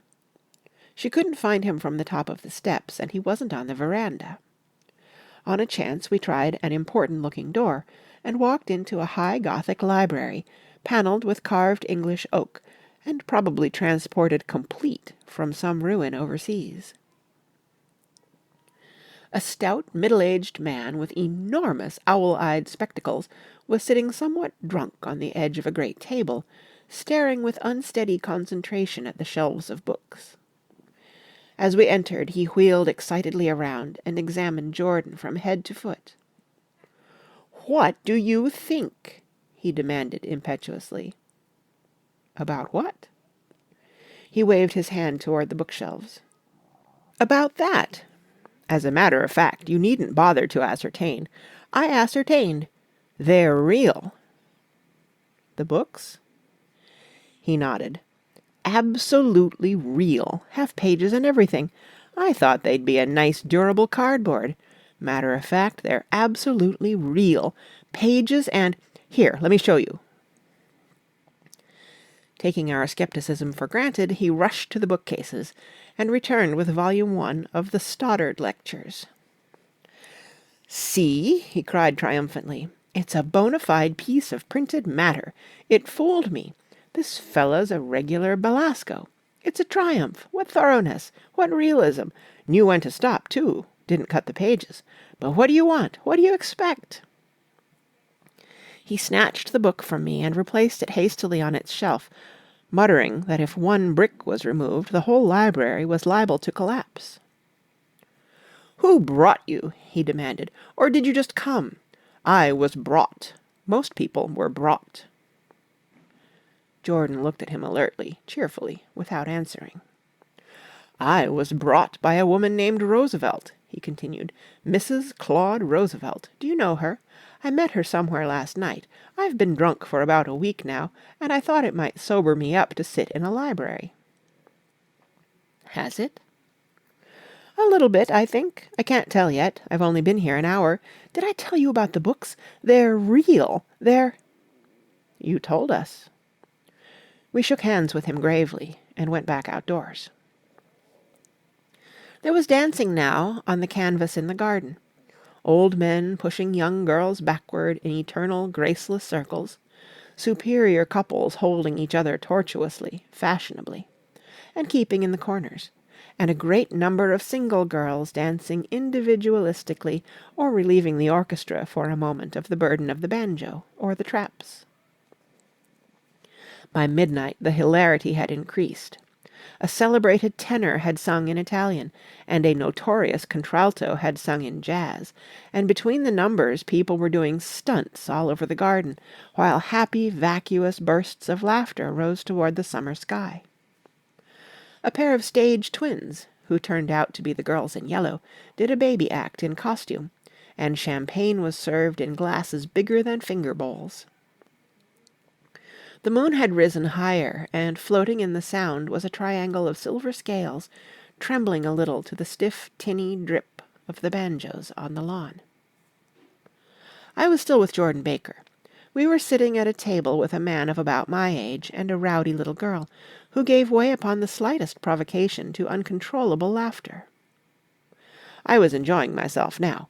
I had taken 2 finger bowls of champagne, and the scene had changed before my eyes into something significant, elemental, and profound. At a lull in the entertainment, the man looked at me and smiled. "Your face is familiar," he said politely. "Weren't you in the 3rd Division during the war?" "Why, yes. I was in the 9th Machine Gun Battalion." "I was in the 7th Infantry until June 1918. I knew I'd seen you somewhere before." We talked for a moment about some wet grey little villages in France. Evidently he lived in this vicinity, for he told me that he had just bought a hydroplane and was going to try it out in the morning. "Want to go with me, old sport? Just near the shore along the Sound." "What time?" "Any time that suits you best." It was on the tip of my tongue to ask his name when Jordan looked around and smiled. "Having a gay time now?" she inquired. "Much better." I turned again to my new acquaintance. "This is an unusual party for me. I haven't even seen the host. I live over there." I waved my hand at the invisible hedge in the distance. "And this man Gatsby sent over his chauffeur with an invitation." For a moment he looked at me as if he failed to understand. "I'm Gatsby," he said suddenly. "What?" I exclaimed. "Oh, I beg your pardon." "I thought you knew, old sport. I'm afraid I'm not a very good host." He smiled understandingly, much more than understandingly. It was one of those rare smiles with a quality of eternal reassurance in it that you may come across 4 or 5 times in life. It faced, or seemed to face, the whole external world for an instant, and then concentrated on you with an irresistible prejudice in your favor. It understood you just so far as you wanted to be understood, believed in you as you would like to believe in yourself, and assured you that it had precisely the impression of you that, at your best, you hoped to convey. Precisely at that point it vanished, and I was looking at an elegant young roughneck, a year or two over 30, whose elaborate formality of speech just missed being absurd. Some time before he introduced himself, I'd got a strong impression that he was picking his words with care. Almost at the moment when Mr. Gatsby identified himself, a butler hurried toward him with the information that Chicago was calling him on the wire. He excused himself with a small bow that included each of us in turn. "If you want anything, just ask for it, old sport," he urged me. "Excuse me, I will rejoin you later." When he was gone, I turned immediately to Jordan, constrained to assure her of my surprise. I had expected that Mr. Gatsby would be a florid and corpulent person in his middle years. "Who is he?" I demanded. "Do you know?" "He's just a man named Gatsby." "Where's he from, I mean, and what does he do?" "Now you're started on the subject," she answered with a wan smile. "Well, he told me once he was an Oxford man." A dim background started to take shape behind him, but at her next remark it faded away. "However, I don't believe it." "Why not?" "I don't know," she insisted. "I just don't think he went there." Something in her tone reminded me of the other girl's "I think he killed a man," and had the effect of stimulating my curiosity. I would have accepted without question the information that Gatsby sprang from the swamps of Louisiana or from the Lower East Side of New York. That was comprehensible. But young men didn't, at least in my provincial inexperience I believed they didn't, drift coolly out of nowhere and buy a palace on Long Island Sound. "Anyhow, he gives large parties," said Jordan, changing the subject with an urbane distaste for the concrete. "And I like large parties. They're so intimate. At small parties there isn't any privacy." There was the boom of a bass drum, and the voice of the orchestra leader rang out suddenly above the echolalia of the garden. "Ladies and gentlemen," he cried, "at the request of Mr. Gatsby, we are going to play for you Mr. Vladimir Tostof's latest work, which attracted so much attention at Carnegie Hall last May. If you read the papers, you know there was a big sensation."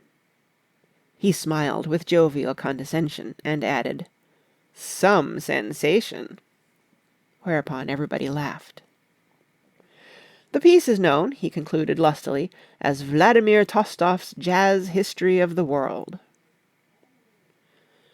The nature of Mr. Tostof's composition eluded me, because just as it began my eyes fell on Gatsby, standing alone on the marble steps, and looking from one group to another with approving eyes. His tanned skin was drawn attractively tight on his face, and his short hair looked as though it were trimmed every day. I could see nothing sinister about him. I wondered if the fact that he was not drinking helped to set him off from his guests, for it seemed to me that he grew more correct as the fraternal hilarity increased. When the jazz history of the world was over, girls were putting their heads on men's shoulders in a puppyish convivial way. Girls were swooning backward playfully into men's arms, even into groups, knowing that someone would arrest their falls. But no one swooned backward on Gatsby, and no French bob touched Gatsby's shoulder, and no singing quartets were formed with Gatsby's head for one link. "I beg your pardon." Gatsby's butler was suddenly standing beside us. "Miss Baker," he inquired, "I beg your pardon, but Mr. Gatsby would like to speak to you alone." "With me?" she exclaimed in surprise. "Yes, madam." She got up slowly, raising her eyebrows at me in astonishment, and followed the butler toward the house. I noticed that she wore her evening dress, all her dresses, like sports clothes. There was a jauntiness about her movements, as if she had first learned to walk upon golf-courses in clean, crisp mornings. I was alone, and it was almost 2. For some time confused and intriguing sounds had issued from a long, many-windowed room which overhung the terrace. Eluding Jordan's undergraduate, who was now engaged in an obstetrical conversation with 2 chorus girls, and who implored me to join him, I went inside. The large room was full of people. One of the girls in yellow was playing the piano, and beside her stood a tall, red-haired young lady from a famous chorus, engaged in song. She had drunk a quantity of champagne, and during the course of her song she had decided, ineptly, that everything was very, very sad. She was not only singing, she was weeping too. Whenever there was a pause in the song, she filled it with gasping, broken sobs, and then took up the lyric again in a quavering soprano. The tears coursed down her cheeks, not freely, however, for when they came into contact with her heavily beaded eyelashes, they assumed an inky color, and pursued the rest of their way in slow, black rivulets. A humorous suggestion was made that she sing the notes on her face, whereupon she threw up her hands, sank into a chair, and went off into a deep, vinous sleep. "She had a fight with a man who says he's her husband," explained a girl at my elbow. I looked around. Most of the remaining women were now having fights with men said to be their husbands. Even Jordan's party, the quartet from East Egg, were rent asunder by dissension. One of the men was talking with curious intensity to a young actress, and his wife, after attempting to laugh at the situation in a dignified and indifferent way, broke down entirely and resorted to flank attacks. At intervals she appeared suddenly at his side like an angry diamond, and hissed, "You promised!" into his ear. The reluctance to go home was not confined to wayward men. The hall was at present occupied by 2 deplorably sober men and their highly indignant wives. The wives were sympathizing with each other in slightly raised voices. "Whenever he sees I'm having a good time, he wants to go home." "Never heard anything so selfish in my life." "We're always the first ones to leave." "So are we." "Well, we're almost the last tonight," said one of the men sheepishly. "The orchestra left half an hour ago." In spite of the wives' agreement that such malevolence was beyond credibility, the dispute ended in a short struggle, and both wives were lifted, kicking, into the night. As I waited for my hat in the hall, the door of the library opened, and Jordan Baker and Gatsby came out together. He was saying some last word to her, but the eagerness in his manner tightened abruptly into formality, as several people approached him to say good-bye. Jordan's party were calling impatiently to her from the porch, but she lingered for a moment to shake hands. "I've just heard the most amazing thing," she whispered. "How long were we in there?" "Why, about an hour." "It was simply amazing," she repeated abstractedly. "But I swore I wouldn't tell it, and here I am tantalizing you." She yawned gracefully in my face. "Please come and see me. Phone book.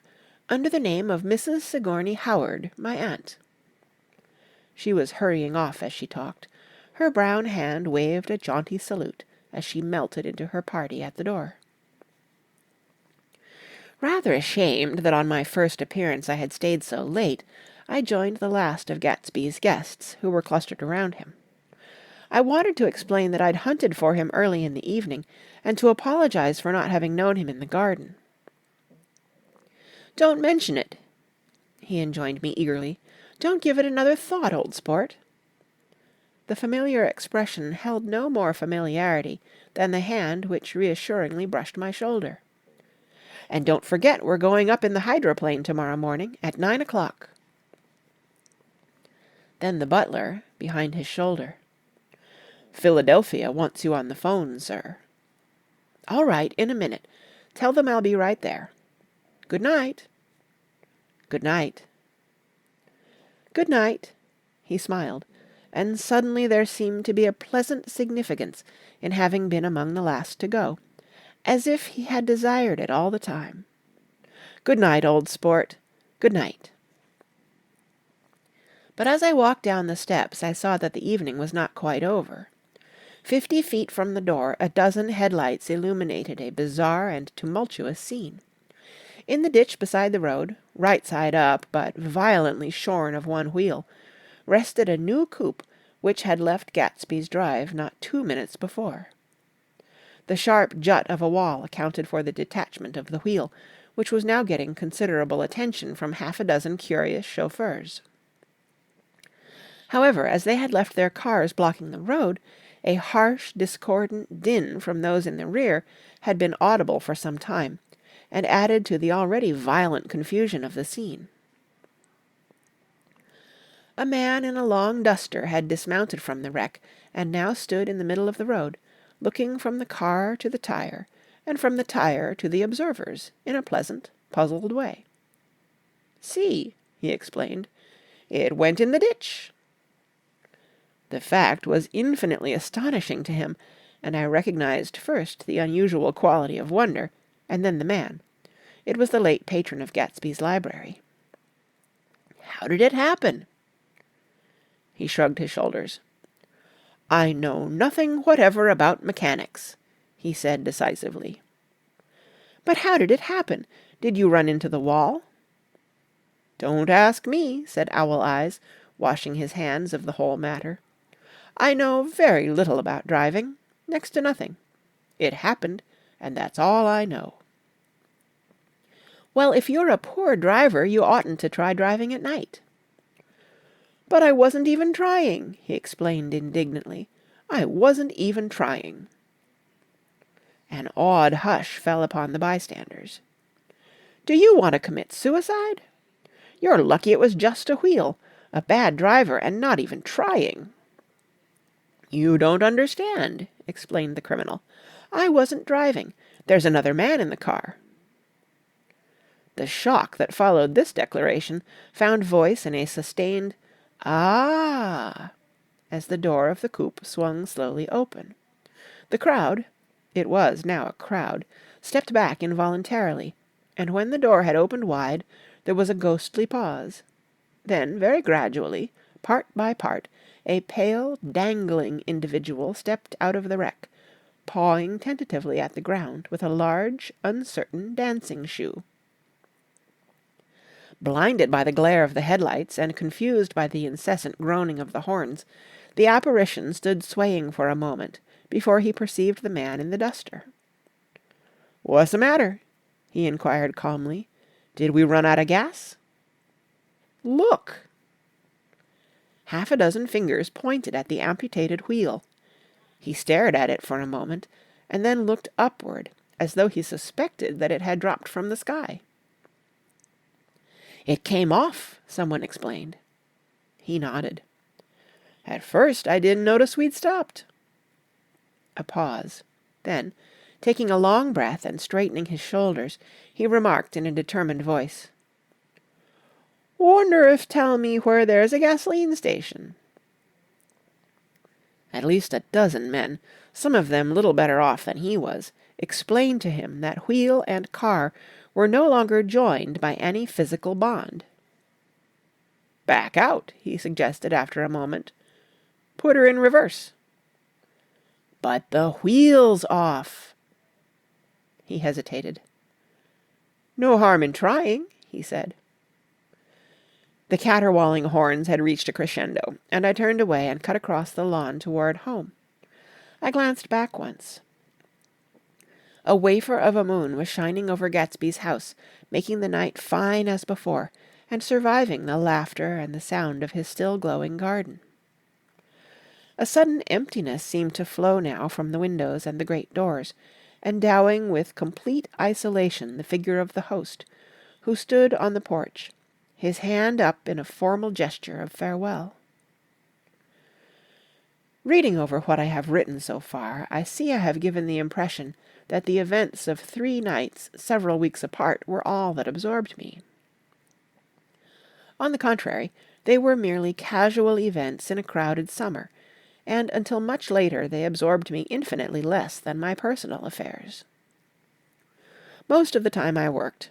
In the early morning the sun threw my shadow westward as I hurried down the white chasms of lower New York to the Probity Trust. I knew the other clerks and young bond salesmen by their first names, and lunched with them in dark, crowded restaurants on little pig sausages and mashed potatoes and coffee. I even had a short affair with a girl who lived in Jersey City and worked in the accounting department.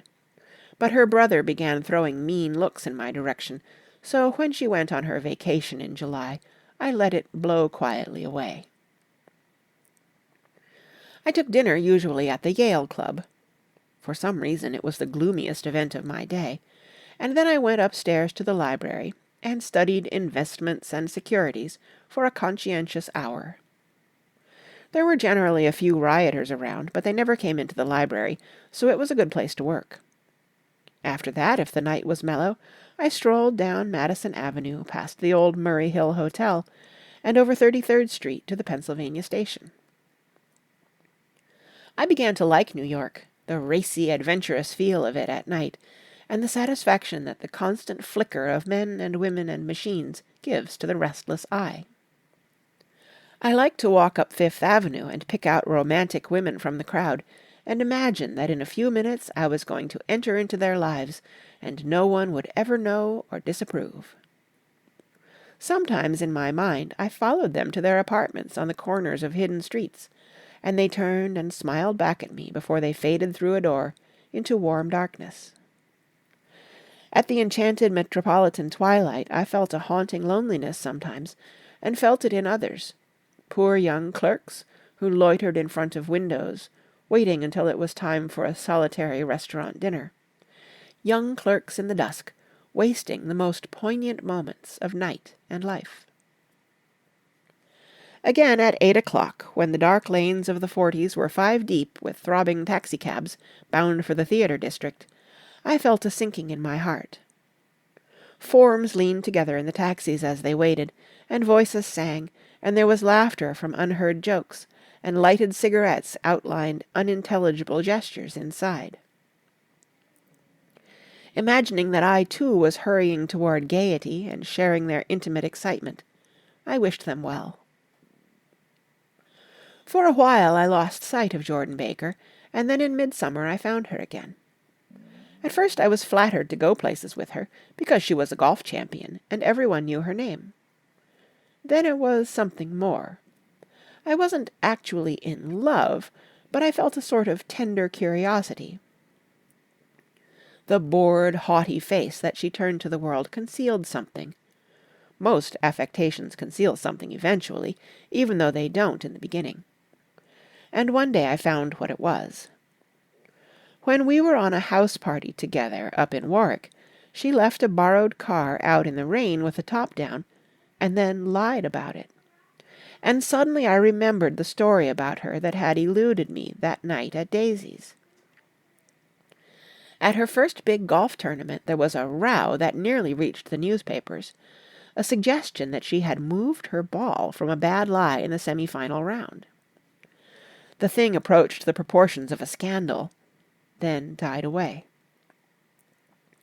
A caddy retracted his statement, and the only other witness admitted that he might have been mistaken.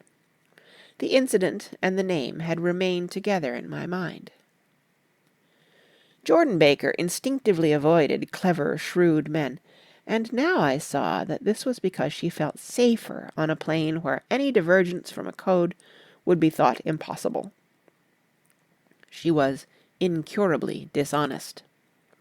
She wasn't able to endure being at a disadvantage, and, given this unwillingness, I suppose she had begun dealing in subterfuges when she was very young, in order to keep that cool, insolent smile turned to the world, and yet satisfied the demands of her hard, jaunty body. It made no difference to me. Dishonesty in a woman is a thing you never blame deeply. I was casually sorry, and then I forgot. It was on that same house party that we had a curious conversation about driving a car. It started because she passed so close to some workmen that our fender flicked a button on one man's coat. "You're a rotten driver," I protested. "Either you ought to be more careful, or you oughtn't to drive at all." "I am careful." "No, you're not." "Well, other people are," she said lightly. "What's that got to do with it?" "They'll keep out of my way," she insisted. "It takes two to make an accident." "Suppose you met somebody just as careless as yourself." "I hope I never will," she answered. "I hate careless people. That's why I like you." Her grey, sun-strained eyes stared straight ahead, but she had deliberately shifted our relations, and for a moment I thought I loved her. But I am slow-thinking and full of interior rules that act as brakes on my desires, and I knew that first I had to get myself definitely out of that tangle back home. I'd been writing letters once a week and signing them "Love, Nick," and all I could think of was how, when that certain girl played tennis, a faint moustache of perspiration appeared on her upper lip. Nevertheless, there was a vague understanding that had to be tactfully broken off before I was free. Everyone suspects himself of at least one of the cardinal virtues, and this is mine. I am one of the few honest people that I have ever known. End of Chapter 3. Chapter 4. On Sunday morning, while church bells rang in the villages along shore, the world and its mistress returned to Gatsby's house and twinkled hilariously on his lawn.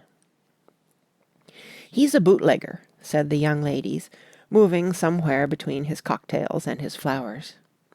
"One time he killed a man who had found out that he was nephew to von Hindenburg and second cousin to the devil. Reach me a rose, honey, and pour me a last drop into that there crystal glass." Once I wrote down on the empty spaces of a timetable the names of those who came to Gatsby's house that summer. It is an old timetable now, disintegrating at its folds, and headed, "This schedule in effect July 5th, 1922. But I can still read the grey names, and they will give you a better impression than my generalities of those who accepted Gatsby's hospitality and paid him the subtle tribute of knowing nothing whatever about him. From East Egg, then, came the Chester Beckers and the Leaches, and a man named Bunsen, whom I knew at Yale, and Dr. Webster Sivet, who was drowned last summer up in Maine, and the Hornbeams, and the Willie Voltaires, and a whole clan named Blackbuck, who always gathered in a corner and flipped up their noses like goats at whosoever came near. And the Ismays, and the Christies, or rather Hubert Auerbach and Mr. Christie's wife, and Edgar Beaver, whose hair, they say, turned cotton white one winter afternoon for no good reason at all. Clarence Endive was from East Egg, as I remember. He came only once, in white knickerbockers, and had a fight with a bum named Etty in the garden. From farther out on the island came the Cheadles, and the O.R.P. Schraders, and the Stonewall Jackson Abrams of Georgia, and the Fishguards, and the Ripley Snells. Snell was there 3 days before he went to the penitentiary, so drunk out on the gravel drive that Mrs. Ulysses Sweat's automobile ran over his right hand. The Danceys came too, and S.B. Whitebait, who was well over 60, and Maurice A. Flink, and the Hammerheads, and Beluga, the tobacco importer, and Beluga's girls. From West Egg came the Poles, and the Mulredys, and Cecil Roebuck, and Cecil Schoen, and Gulick, the state senator, and Newton Orchid, who controlled films par excellence, and Eckhouse, and Clyde Cohen, and Don S. Schwarze, the son, and Arthur McCarty, all connected with the movies in one way or another. And the Catlips, and the Bembergs, and G. Earl Muldoon, brother to that Muldoon who afterward strangled his wife. Da Fontano, the promoter, came there, and Ed Legros, and James B. Rotgut Ferret, and the De Jongs, and Ernest Lilly. They came to gamble, and when Ferret wandered into the garden it meant he was cleaned out, and Associated Traction would have to fluctuate profitably the next day. A man named Klipspringer was there so often and so long that he became known as the Boarder. I doubt if he had any other home. Of theatrical people there were Gus Weza, and Horace O'Donovan, and Lester Meyer, and George Duckweed, and Francis Bull. Also from New York were the Cromes, and the Backisons, and the Denekers, and Russell Betty, and the Corrigans, and the Kellehares, and the Dewars, and the Scullys, and S. W. Belcher, and the Smirks, and the young Quinns, divorced now, and Henry L. Palmetto, who killed himself by jumping in front of a subway train in Times Square. Benny McClenahan arrived always with 4 girls. They were never quite the same ones in physical person, but they were so identical one with another that it inevitably seemed they had been there before. I have forgotten their names, Jacqueline, I think, or else Consuela, or Gloria, or Judy, or June, and their last names were either the melodious names of flowers and months, or the sterner ones of the great American capitalists, whose cousins, if pressed, they would confess themselves to be. In addition to all these, I can remember that Faustina O'Brien came there at least once, and the Bedecker girls, and young Brewer, who had his nose shot off in the war, and Mr. Albruxberger, and Miss Haag, his fiancée, and Ardita Fitzpeters, and Mr. P. Jewett, once head of the American Legion, and Miss Claudia Hipp, with a man reputed to be her chauffeur, and a prince of something, whom we called Duke, and whose name, if I ever knew it, I have forgotten. All these people came to Gatsby's house in the summer. At 9 o'clock one morning late in July, Gatsby's gorgeous car lurched up the rocky drive to my door and gave out a burst of melody from its 3-noted horn. It was the first time he had called on me, though I had gone to 2 of his parties, mounted in his hydroplane, and at his urgent invitation made frequent use of his beach. "Good morning, old sport. You're having lunch with me today, and I thought we'd ride up together." He was balancing himself on the dashboard of his car with that resourcefulness of movement that is so peculiarly American. That comes, I suppose, with the absence of lifting work or rigid sitting in youth, and, even more, with the formless grace of our nervous, sporadic games. This quality was continually breaking through his punctilious manner in the shape of restlessness. He was never quite still. There was always a tapping foot somewhere, or the impatient opening and closing of a hand. He saw me looking with admiration at his car. "It's pretty, isn't it, old sport?" He jumped off to give me a better view. "Haven't you ever seen it before?" I'd seen it. Everybody had seen it. It was a rich cream color, bright with nickel, swollen here and there in its monstrous length with triumphant hat boxes and supper boxes and tool boxes, and terraced with a labyrinth of windshields that mirrored a dozen suns. Sitting down behind many layers of glass in a sort of green leather conservatory, we started to town. I had talked with him perhaps 6 times in the past month, and found, to my disappointment, that he had little to say. So my first impression, that he was a person of some undefined consequence, had gradually faded, and he had become simply the proprietor of an elaborate roadhouse next door. And then came that disconcerting ride. We hadn't reached West Egg Village before Gatsby began leaving his elegant sentences unfinished and slapping himself indecisively on the knee of his caramel-colored suit. "Look here, old sport," he broke out surprisingly. "What's your opinion of me, anyhow?" A little overwhelmed, I began the generalized evasions which that question deserves. "Well, I'm going to tell you something about my life," he interrupted. "I don't want you to get a wrong idea of me from all these stories you hear." So he was aware of the bizarre accusations that flavored conversation in his halls. "I'll tell you God's truth." His right hand suddenly ordered divine retribution to stand by. "I am the son of some wealthy people in the Middle West, all dead now. I was brought up in America, but educated at Oxford, because all my ancestors have been educated there for many years. It is a family tradition." He looked at me sideways, and I knew why Jordan Baker had believed he was lying.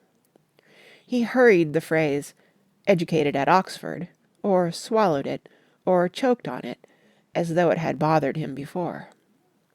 And with this doubt, his whole statement fell to pieces, and I wondered if there wasn't something a little sinister about him after all.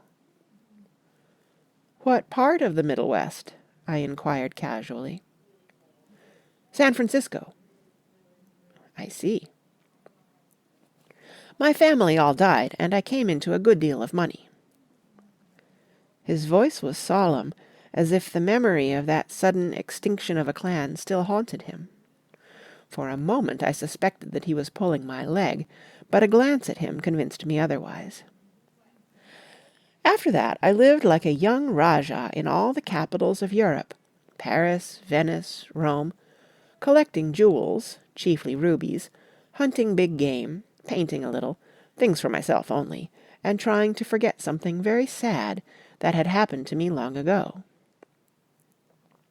With an effort, I managed to restrain my incredulous laughter. The very phrases were worn so threadbare that they evoked no image except that of a turbaned character, leaking sawdust at every pore as he pursued a tiger through the Bois de Boulogne. "Then came the war, old sport. It was a great relief, and I tried very hard to die, but I seemed to bear an enchanted life. I accepted a commission as first lieutenant when it began.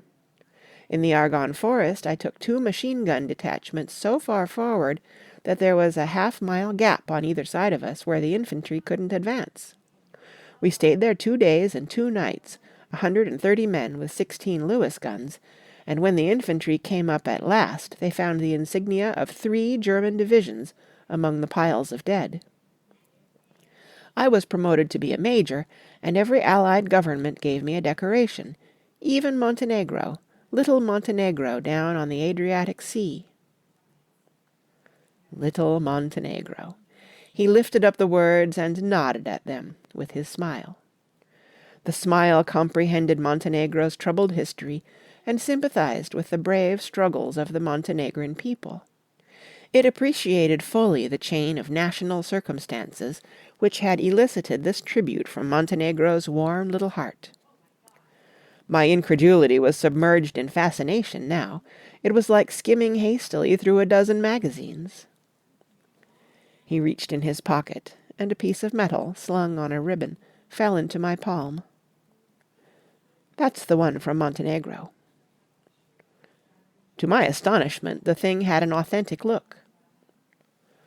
"Orderi di Danilo," ran the circular legend. "Montenegro, Nicholas Rex." "Turn it." "Major Jay Gatsby," I read, "for valor extraordinary." "Here's another thing I always carry, a souvenir of Oxford days. It was taken in Trinity Quad. The man on my left is now the Earl of Dorchester." It was a photograph of half a dozen young men in blazers, loafing in an archway through which were visible a host of spires. There was Gatsby, looking a little, not much, younger, with a cricket bat in his hand. Then it was all true. I saw the skins of tigers flaming in his palace on the Grand Canal. I saw him opening a chest of rubies to ease, with their crimson-lighted depths, the gnawings of his broken heart. "I'm going to make a big request of you today," he said, pocketing his souvenirs with satisfaction. "So I thought you ought to know something about me. I didn't want you to think I was just some nobody. You see, I usually find myself among strangers because I drift here and there, trying to forget the sad thing that happened to me." He hesitated. "You'll hear about it this afternoon." "At lunch?" "No, this afternoon. I happened to find out that you're taking Miss Baker to tea." "Do you mean you're in love with Miss Baker?" "No, old sport, I'm not, but Miss Baker has kindly consented to speak to you about this matter." I hadn't the faintest idea what "this matter" was, but I was more annoyed than interested. I hadn't asked Jordan to tea in order to discuss Mr. Jay Gatsby. I was sure the request would be something utterly fantastic, and for a moment I was sorry I'd ever set foot upon his overpopulated lawn. He wouldn't say another word. His correctness grew on him as we neared the city. We passed Port Roosevelt, where there was a glimpse of red-belted ocean-going ships, and sped along a cobbled slum lined with the dark, undeserted saloons of the faded gilt 1900s. Then the Valley of Ashes opened out on both sides of us, and I had a glimpse of Mrs. Wilson straining at the garage pump with panting vitality as we went by. With fenders spread like wings, we scattered light through half Long Island City. Only half, for as we twisted among the pillars of the elevated, I heard the familiar jug-jug spat of a motorcycle, and a frantic policeman rode alongside. "All right, old sport," called Gatsby. We slowed down. Taking a white card from his wallet, he waved it before the man's eyes. "Right you are," agreed the policeman, tipping his cap. "Know you next time, Mr. Gatsby. Excuse me." "What was that?" I inquired. "The picture of Oxford?" "I was able to do the commissioner a favour once, and he sends me a Christmas card every year." Over the great bridge, with the sunlight through the girders making a constant flicker upon the moving cars, with the city rising up across the river in white heaps and sugar lumps, all built with a wish out of non-olfactory money. The city seen from the Queensborough Bridge is always the city seen for the first time, in its first wild promise of all the mystery and the beauty in the world. A dead man passed us in a hearse heaped with blooms, followed by 2 carriages with drawn blinds, and by more cheerful carriages for friends. The friends looked out at us with tragic eyes and short upper lips of southeastern Europe, and I was glad that the sight of Gatsby's splendid car was included in their sombre holiday. As we crossed Blackwell's Island, a limousine passed us, driven by a white chauffeur, in which sat 3 modish negroes, 2 bucks and a girl. I laughed aloud as the yolks of their eyeballs rolled toward us in haughty rivalry. Anything can happen now that we've slid over this bridge, I thought. Anything at all. Even Gatsby could happen, without any particular wonder. Roaring noon. In a well-fanned 42nd Street cellar I met Gatsby for lunch. Blinking away the brightness of the street outside, my eyes picked him out obscurely in the anteroom, talking to another man. "Mr. Carroway, this is my friend Mr. Wolfsheim." A small, flat-nosed Jew raised his large head and regarded me with 2 fine growths of hair which luxuriated in either nostril. After a moment I discovered his tiny eyes in the half-darkness. "So I took one look at him," said Mr. Wolfsheim, shaking my hand earnestly. "And what do you think I did?" "What?" I inquired politely. But evidently he was not addressing me, for he dropped my hand and covered Gatsby with his expressive nose. "I handed the money to Catspaw, and I said, 'All right, Catspaw, don't pay him a penny till he shuts his mouth.' He shut it then and there." Gatsby took an arm of each of us and moved forward into the restaurant, whereupon Mr. Wolfsheim swallowed a new sentence he was starting and lapsed into a somnambulatory abstraction. "Highballs?" asked the head waiter. "This is a nice restaurant here," said Mr. Wolfsheim, looking at the Presbyterian nymphs on the ceiling. "But I like across the street better." "Yes, highballs," agreed Gatsby, and then to Mr. Wolfsheim, "It's too hot over there." "Hot and small, yes," said Mr. Wolfsheim, "but full of memories." "What place is that?" I asked. The old metropole." "The old metropole," brooded Mr. Wolfsheim gloomily. "Filled with faces dead and gone, filled with friends gone now forever. I can't forget so long as I live the night they shot Rosie Rosenthal there. It was 6 of us at table, and Rosie had eat and drunk a lot all evening. When it was almost morning, the waiter came up to him with a funny look and says somebody wants to speak to him outside. 'All right,' says Rosie, and begins to get up, and I pulled him down in his chair. 'Let the bastards come in here if they want you, Rosie, but don't you, so help me, move outside this room.' It was 4 o'clock in the morning then, and if we'd raised of the blinds we'd have seen daylight." "Did he go?" I asked innocently. "Sure he went." Mr. Wolfsheim's nose flashed at me indignantly. "He turned around in the door and says, 'Don't let that waiter take away my coffee.' Then he went out on the sidewalk and they shot him 3 times in his full belly and drove away." "4 of them were electrocuted," I said, remembering. "5 with Becker." His nostrils turned to me in an interested way. "I understand you're looking for a business connection." The juxtaposition of these 2 remarks was startling. Gatsby answered for me. "Oh, no," he exclaimed. "This isn't the man." "No?" Mr. Wolfsheim seemed disappointed. "This is just a friend. I told you we'd talk about that some other time." "I beg your pardon," said Mr. Wolfsheim. "I had the wrong man." A succulent hash arrived, and Mr. Wolfsheim, forgetting the more sentimental atmosphere of the old metropole, began to eat with ferocious delicacy.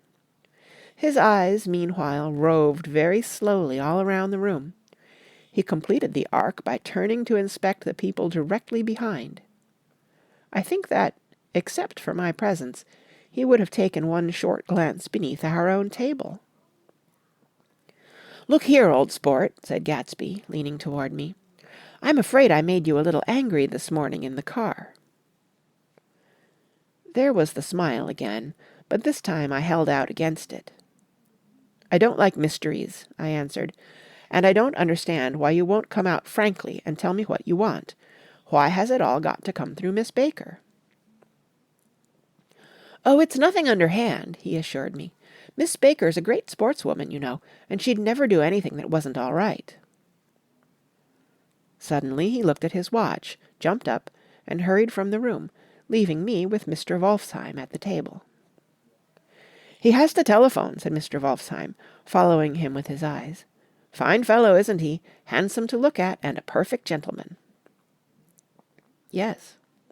"He's an Oxford man." "Oh." "He went to Oxford College in England. You know Oxford College?" "I've heard of it." "It's one of the most famous colleges in the world." "Have you known Gatsby for a long time?" I inquired. "Several years," he answered in a gratified way. "I made the pleasure of his acquaintance just after the war, but I knew I had discovered a man of fine breeding after I talked with him an hour. I said to myself, 'There's the kind of man you'd like to take home and introduce to your mother and sister.'" He paused. "I see you're looking at my cuff buttons." I hadn't been looking at them, but I did now. They were composed of oddly familiar pieces of ivory. "Finest specimens of human molars," he informed me. "Well," I inspected them. "That's a very interesting idea." "Yeah." He flipped his sleeves up under his coat. "Yeah, Gatsby's very careful about women. He would never so much as look at a friend's wife." When the subject of this instinctive trust returned to the table and sat down, Mr. Wolfsheim drank his coffee with a jerk and got to his feet. "I have enjoyed my lunch," he said, "and I'm going to run off from you 2 young men before I outstay my welcome." "Don't hurry, Meyer," said Gatsby without enthusiasm. Mr. Wolfsheim raised his hand in a sort of benediction. "You're very polite, but I belong to another generation," he announced solemnly. "You sit here and discuss your sports and your young ladies and your—" He supplied an imaginary noun with another wave of his hand. As for me, I am 50 years old, and I won't impose myself on you any longer. As he shook hands and turned away, his tragic nose was trembling. I wondered if I had said anything to offend him. He becomes very sentimental sometimes, explained Gatsby. This is one of his sentimental days. He's quite a character around New York, a denizen of Broadway. Who is he, anyhow? An actor? No. A dentist? Meyer Wolfsheim? No, he's a gambler. Gatsby hesitated, then added coolly, he's the man who fixed the World Series back in 1919. Fixed the World Series? I repeated. The idea staggered me. I remembered, of course, that the World Series had been fixed in 1919, but if I had thought of it at all, I would have thought of it as a thing that merely happened, the end of some inevitable chain. It never occurred to me that one man could start to play with the faith of 50 million people, with the single-mindedness of a burglar blowing a safe. How did he happen to do that? I asked after a minute. He just saw the opportunity. Why isn't he in jail? They can't get him, old sport. He's a smart man. I insisted on paying the check. As the waiter brought my change, I caught sight of Tom Buchanan across the crowded room. Come along with me for a minute, I said. I've got to say hello to someone. When he saw us, Tom jumped up and took a half-dozen steps in our direction. Where have you been? He demanded eagerly. Daisy's furious because you haven't called up. This is Mr. Gatsby, Mr. Buchanan. They shook hands briefly, and a strained, unfamiliar look of embarrassment came over Gatsby's face. How have you been, anyhow? Demanded Tom of me. How'd you happen to come up this far to eat? I've been having lunch with Mr. Gatsby. I turned toward Mr. Gatsby, but he was no longer there. One October day in 1917, said Jordan Baker that afternoon, sitting up very straight on a straight chair in the tea garden at the Plaza Hotel, I was walking along from one place to another, half on the sidewalks and half on the lawns. I was happier on the lawns because I had on shoes from England with rubber knobs on the soles that bit into the soft ground. I had on a new plaid skirt, also, that blew a little in the wind, and whenever this happened, the red, white, and blue banners in front of all the houses stretched out stiff and said, "Tut, tut, tut, tut," in a disapproving way. The largest of the banners and the largest of the lawns belonged to Daisy Fay's house. She was just 18, 2 years older than me, and by far the most popular of all the young girls in Louisville. She dressed in white and had a little white roadster, and all day long the telephone rang in her house, and excited young officers from Camp Taylor demanded the privilege of monopolizing her that night. Anyways, for an hour. When I came opposite her house that morning, her white roadster was beside the curb, and she was sitting in it with a lieutenant I had never seen before. They were so engrossed in each other that she didn't see me until I was 5 feet away. "Hello, Jordan," she called unexpectedly. "Please come here." I was flattered that she wanted to speak to me, because of all the older girls I admired her most. She asked me if I was going to the Red Cross and make bandages. I was. Well, then, would I tell them that she couldn't come that day? The officer looked at Daisy while she was speaking, in a way that every young girl wants to be looked at sometime, and because it seemed romantic to me, I have remembered the incident ever since. His name was Jay Gatsby, and I didn't lay eyes on him again for over 4 years. Even after I'd met him on Long Island, I didn't realize it was the same man. That was 1917. By the next year, I had a few beaux myself, and I began to play in tournaments, so I didn't see Daisy very often. She went with a slightly older crowd, when she went with anyone at all. Wild rumors were circulating about her, how her mother had found her packing her bag one winter night to go to New York and say goodbye to a soldier who was going overseas. She was effectually prevented, but she wasn't on speaking terms with her family for several weeks. After that she didn't play around with the soldiers any more, but only with a few flat-footed, short-sighted young men in town who couldn't get into the army at all. By the next autumn she was gay again, gay as ever. She had a debut after the armistice, and in February she was presumably engaged to a man from New Orleans. In June she married Tom Buchanan of Chicago, with more pomp and circumstance than Louisville ever knew before. He came down with 100 people in 4 private cars, and hired a whole floor of the Seelbach Hotel, and the day before the wedding he gave her a string of pearls valued at $350,000. I was bridesmaid.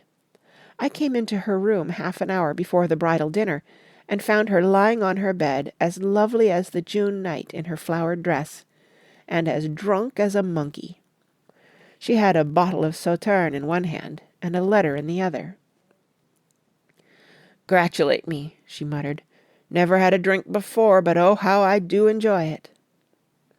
"What's the matter, Daisy?" I was scared, I can tell you. I'd never seen a girl like that before. "Here, dears."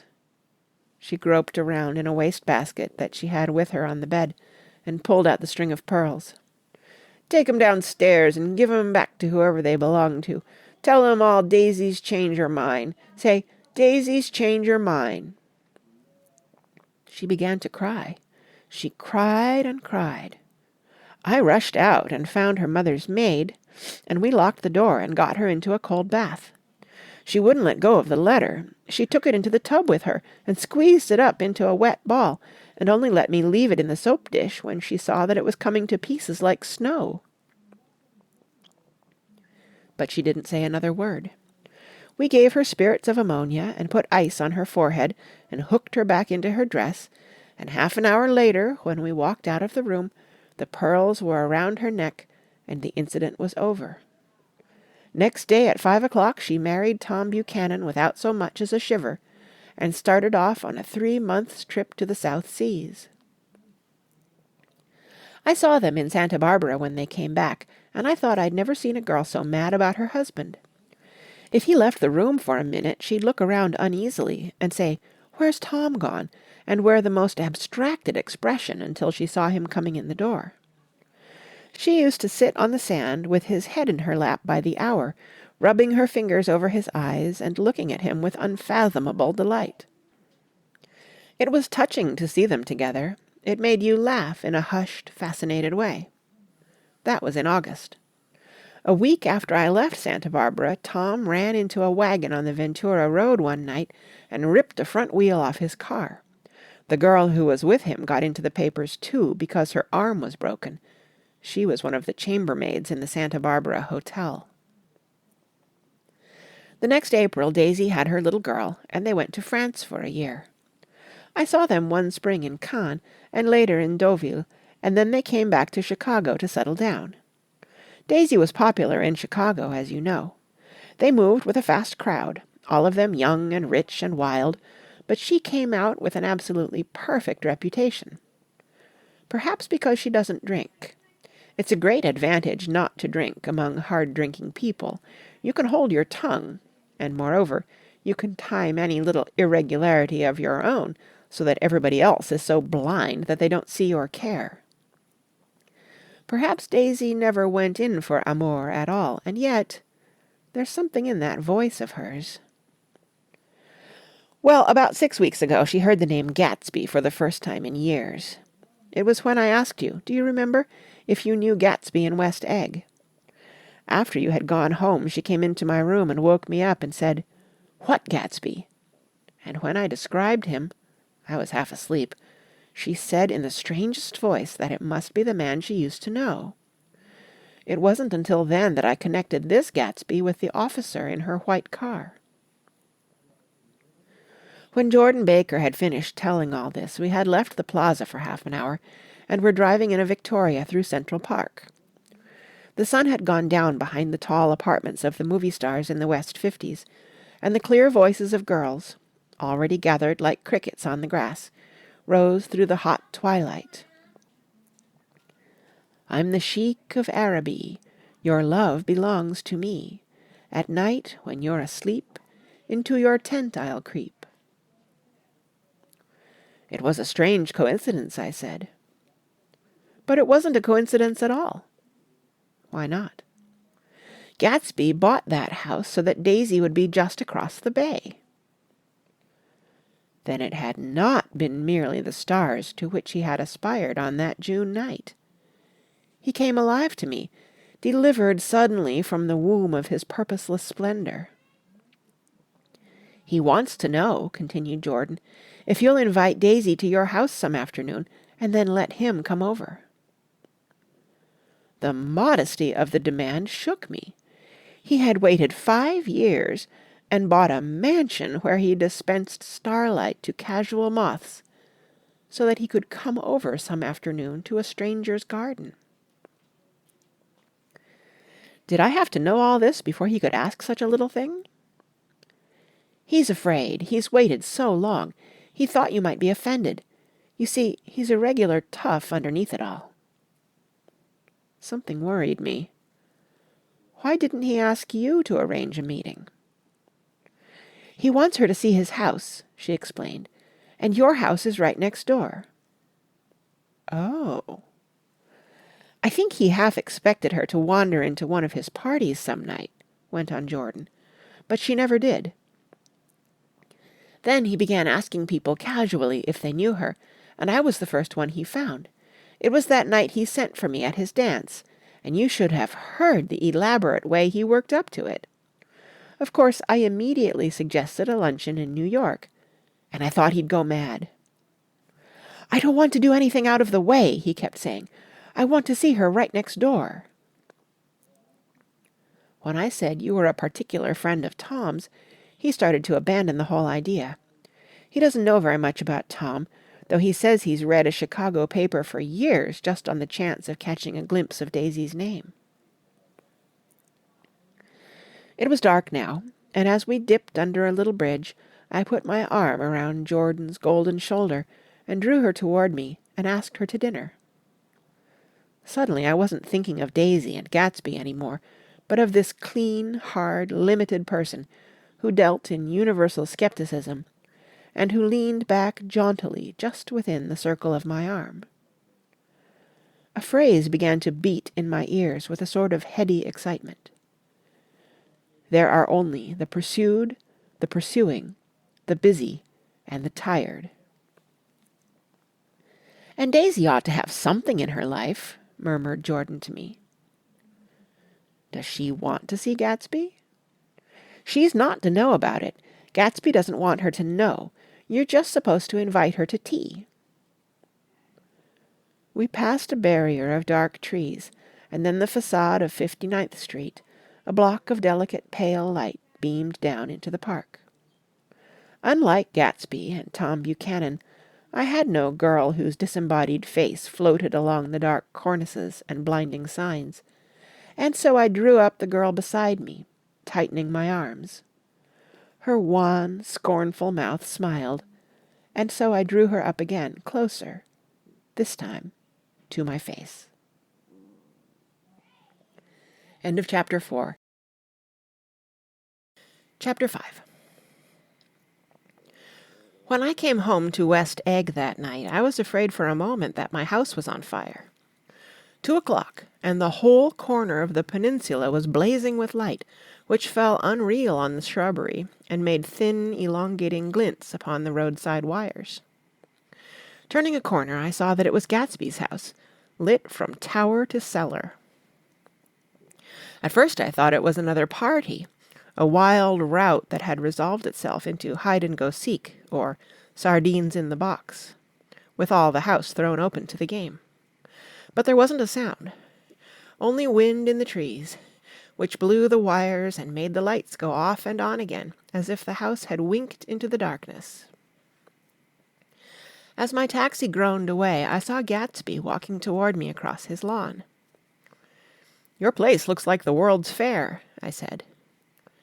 "Does it?" He turned his eyes toward it absently. "I have been glancing into some of the rooms.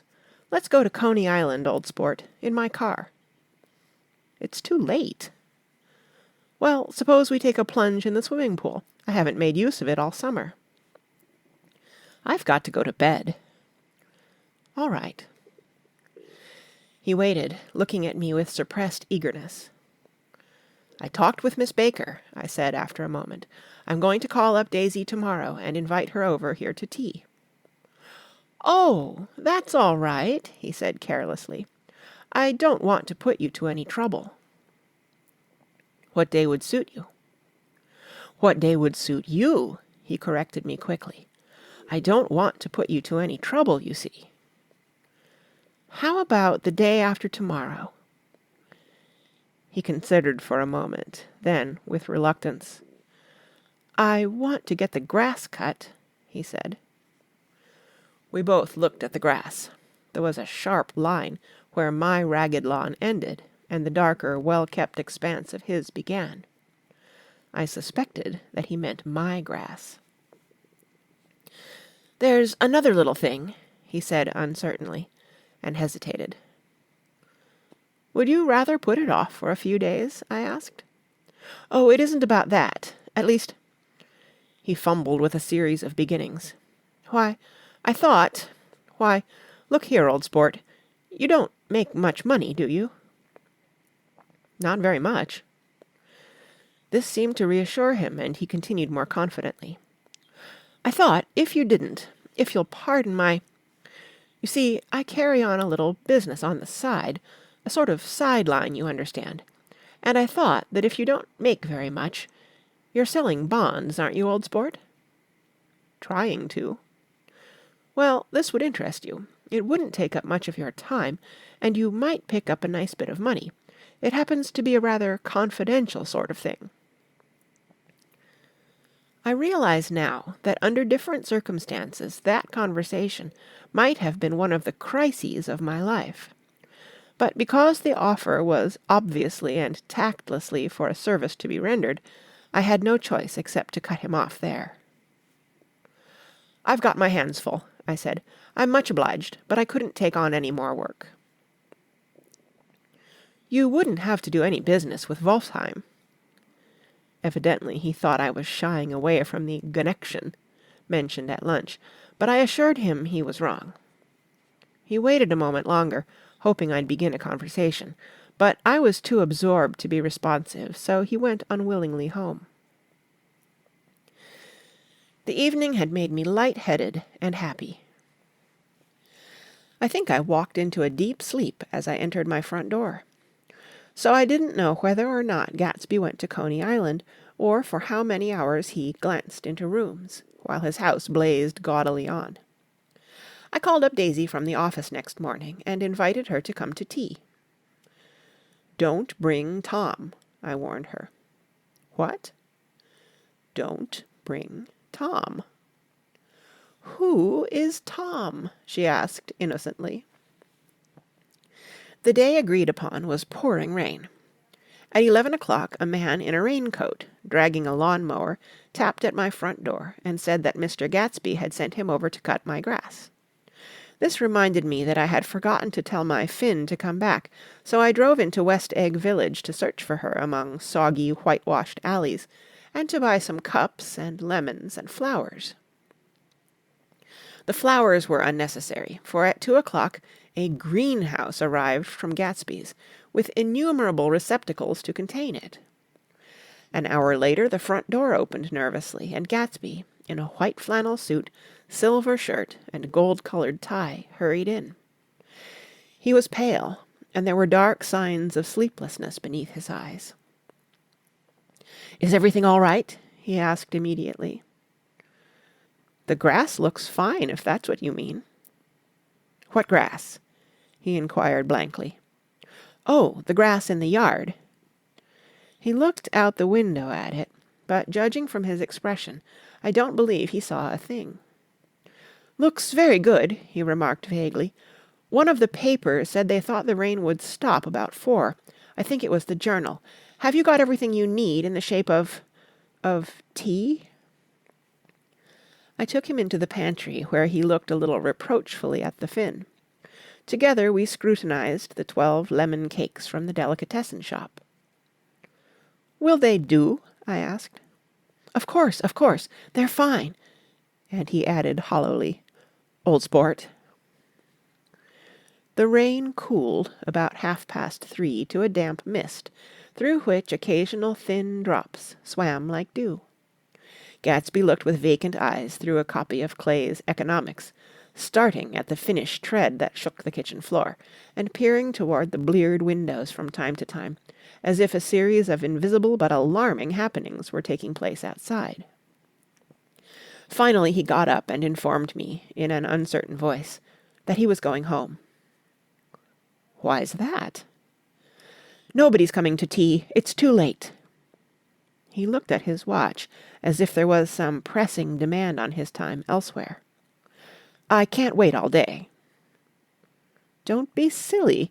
It's just 2 minutes to 4. He sat down miserably, as if I had pushed him, and simultaneously there was the sound of a motor turning into my lane. We both jumped up, and, a little harrowed myself, I went out into the yard. Under the dripping bare lilac trees, a large open car was coming up the drive. It stopped. Daisy's face, tipped sideways beneath a 3-cornered lavender hat, looked out at me with a bright, ecstatic smile. "Is this absolutely where you live, my dearest one?" The exhilarating ripple of her voice was a wild tonic in the rain. I had to follow the sound of it for a moment, up and down, with my ear alone, before any words came through. A damp streak of hair lay like a dash of blue paint across her cheek, and her hand was wet with glistening drops as I took it to help her from the car. "Are you in love with me?" she said low in my ear. "Or why did I have to come alone?"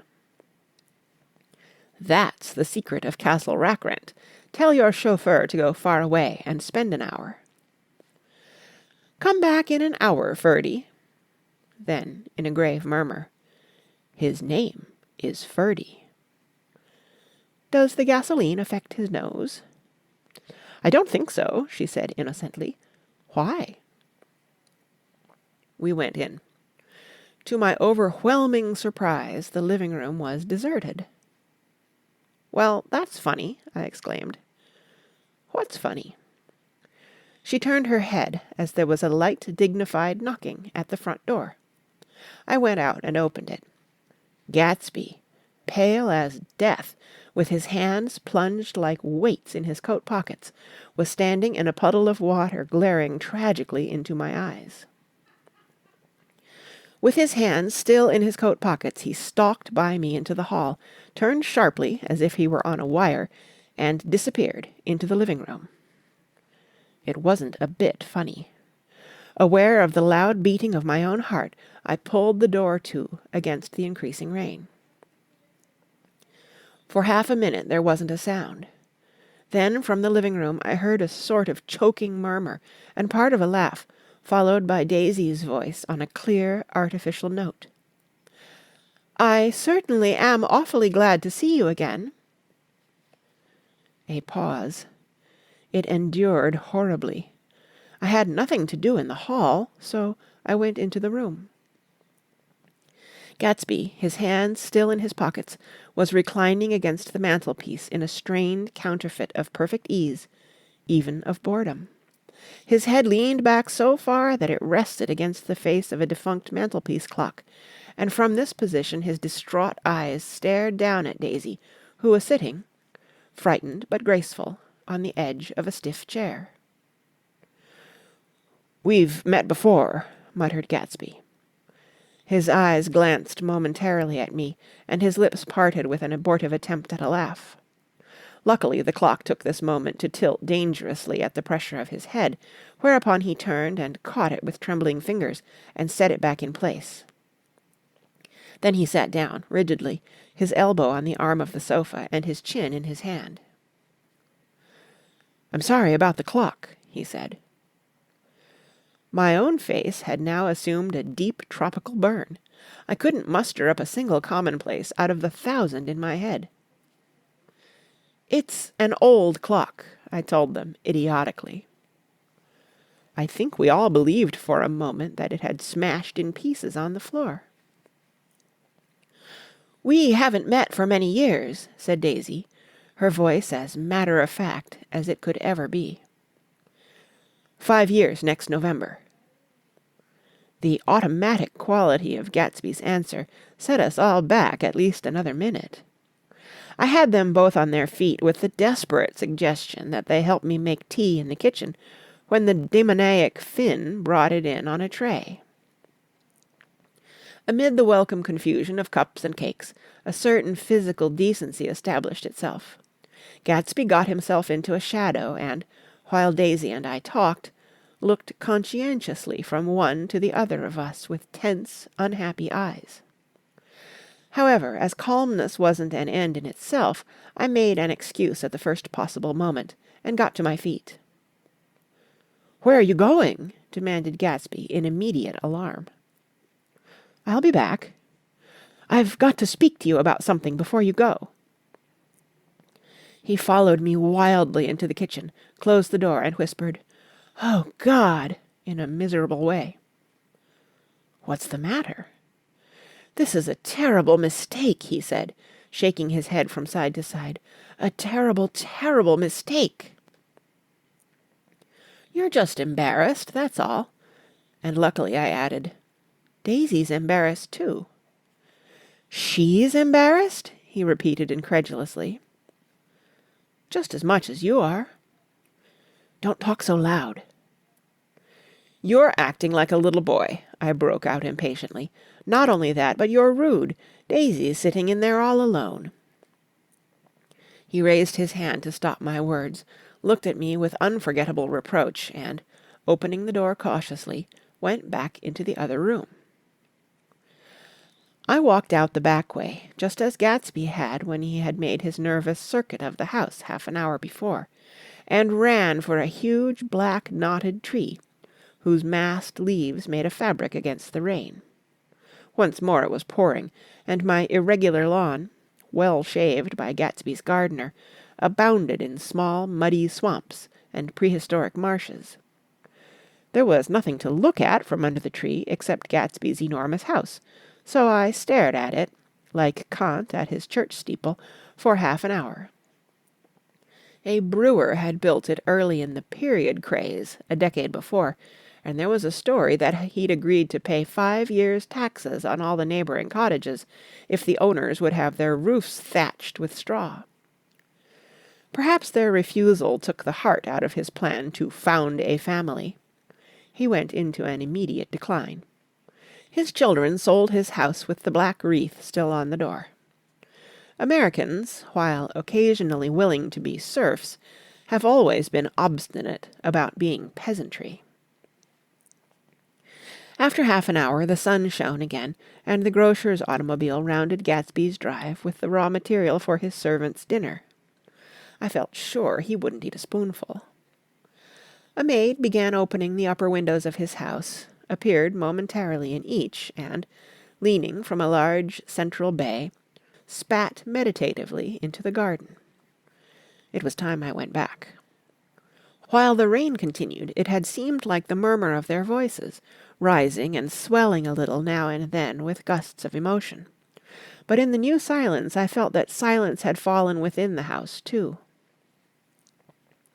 I went in, after making every possible noise in the kitchen, short of pushing over the stove, but I don't believe they heard a sound. They were sitting at either end of the couch, looking at each other as if some question had been asked, or was in the air, and every vestige of embarrassment was gone. Daisy's face was smeared with tears, and when I came in she jumped up and began wiping at it with her handkerchief before a mirror. But there was a change in Gatsby that was simply confounding. He literally glowed. Without a word or a gesture of exultation, a new well-being radiated from him and filled the little room. "Oh, hello, old sport," he said, as if he hadn't seen me for years. I thought for a moment he was going to shake hands. "It's stopped raining." "Has it?" When he realized what I was talking about, that there were twinkle bells of sunshine in the room, he smiled like a weatherman, like an ecstatic patron of recurrent light, and repeated the news to Daisy. "What do you think of that? It's stopped raining." "I'm glad, Jay." Her throat, full of aching, grieving beauty, told only of her unexpected joy. "I want you and Daisy to come over to my house," he said. "I'd like to show her around." "You're sure you want me to come?" "Absolutely, old sport." Daisy went upstairs to wash her face. Too late, I thought with humiliation of my towels, while Gatsby and I waited on the lawn. "My house looks well, doesn't it?" he demanded. "See how the whole front of it catches the light." I agreed that it was splendid. "Yes." His eyes went over it, over every arched door and square tower. "It took me just 3 years to earn the money that bought it." "I thought you inherited your money." "I did, old sport," he said automatically. "But I lost most of it in the big panic, the panic of the war." I think he hardly knew what he was saying, for when I asked him what business he was in, he answered, "That's my affair," before he realized that it wasn't the appropriate reply. "Oh, I've been in several things," he corrected himself. "I was in the drug business, and then I was in the oil business. But I'm not in either one now." He looked at me with more attention. "Do you mean you've been thinking over what I proposed the other night?" Before I could answer, Daisy came out of the house, and 2 rows of brass buttons on her dress gleamed in the sunlight. "That huge place there?" she cried, pointing. "Do you like it?"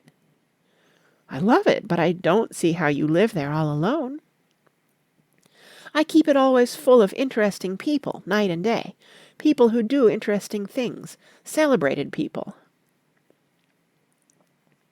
Instead of taking the short cut along the Sound, we went down the road and entered by the big postern. With enchanting murmurs, Daisy admired this aspect or that of the feudal silhouette against the sky, admired the gardens, the sparkling odour of jonquils, and the frothy odour of hawthorn and plum blossoms, and the pale gold odour of kiss-me-at-the-gate. It was strange to reach the marble steps and find no stir of bright dresses in and out the door, and hear no sound but bird voices in the trees. And inside, as we wandered through Marie Antoinette music rooms and Restoration salons, I felt that there were guests concealed behind every couch and table, under orders to be breathlessly silent until we had passed through. As Gatsby closed the door of the Merton College Library, I could have sworn I heard the owl-eyed man break into ghostly laughter. We went upstairs, through period bedrooms swathed in rose and lavender silk and vivid with new flowers, through dressing rooms and pool rooms and bathrooms with sunken baths, intruding into one chamber where a dishevelled man in pyjamas was doing liver exercises on the floor. It was Mr. Klipspringer, the boarder. I had seen him wandering hungrily about the beach that morning. Finally we came to Gatsby's own apartment, a bedroom and a bath and an Adam study, where we sat down and drank a glass of some chartreuse he took from a cupboard in the wall. He hadn't once ceased looking at Daisy, and I think he revalued everything in his house according to the measure of response it drew from her well-loved eyes. Sometimes, too, he stared around at his possessions in a dazed way, as though in her actual and astounding presence none of it was any longer real. Once he nearly toppled down a flight of stairs. His bedroom was the simplest room of all, except where the dresser was garnished with a toilet set of pure, dull gold. Daisy took the brush with delight and smoothed her hair, whereupon Gatsby sat down and shaded his eyes and began to laugh. "It's the funniest thing, old sport," he said hilariously. "I can't. When I try to—" He had passed visibly through 2 states and was entering upon a third.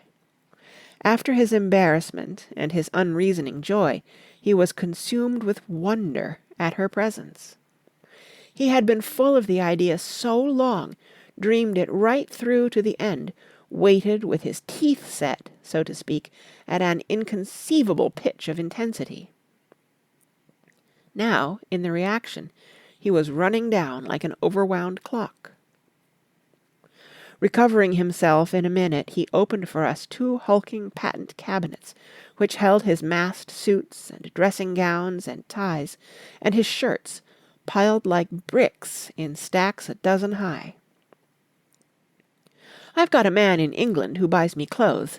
He sends over a selection of things at the beginning of each season, spring and fall." He took out a pile of shirts and began throwing them, one by one, before us, shirts of sheer linen and thick silk and fine flannel, which lost their folds as they fell and covered the table in many-coloured disarray. While we admired, he brought more, and the soft, rich heap mounted higher, shirts with stripes and scrolls and plaids in coral and apple green and lavender and faint orange and monograms of Indian blue.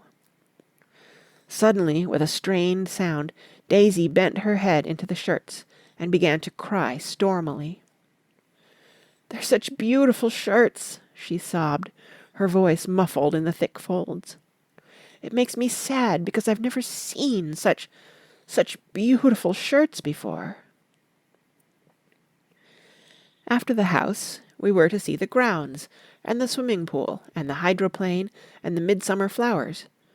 But outside Gatsby's window it began to rain again, so we stood in a row looking at the corrugated surface of the Sound.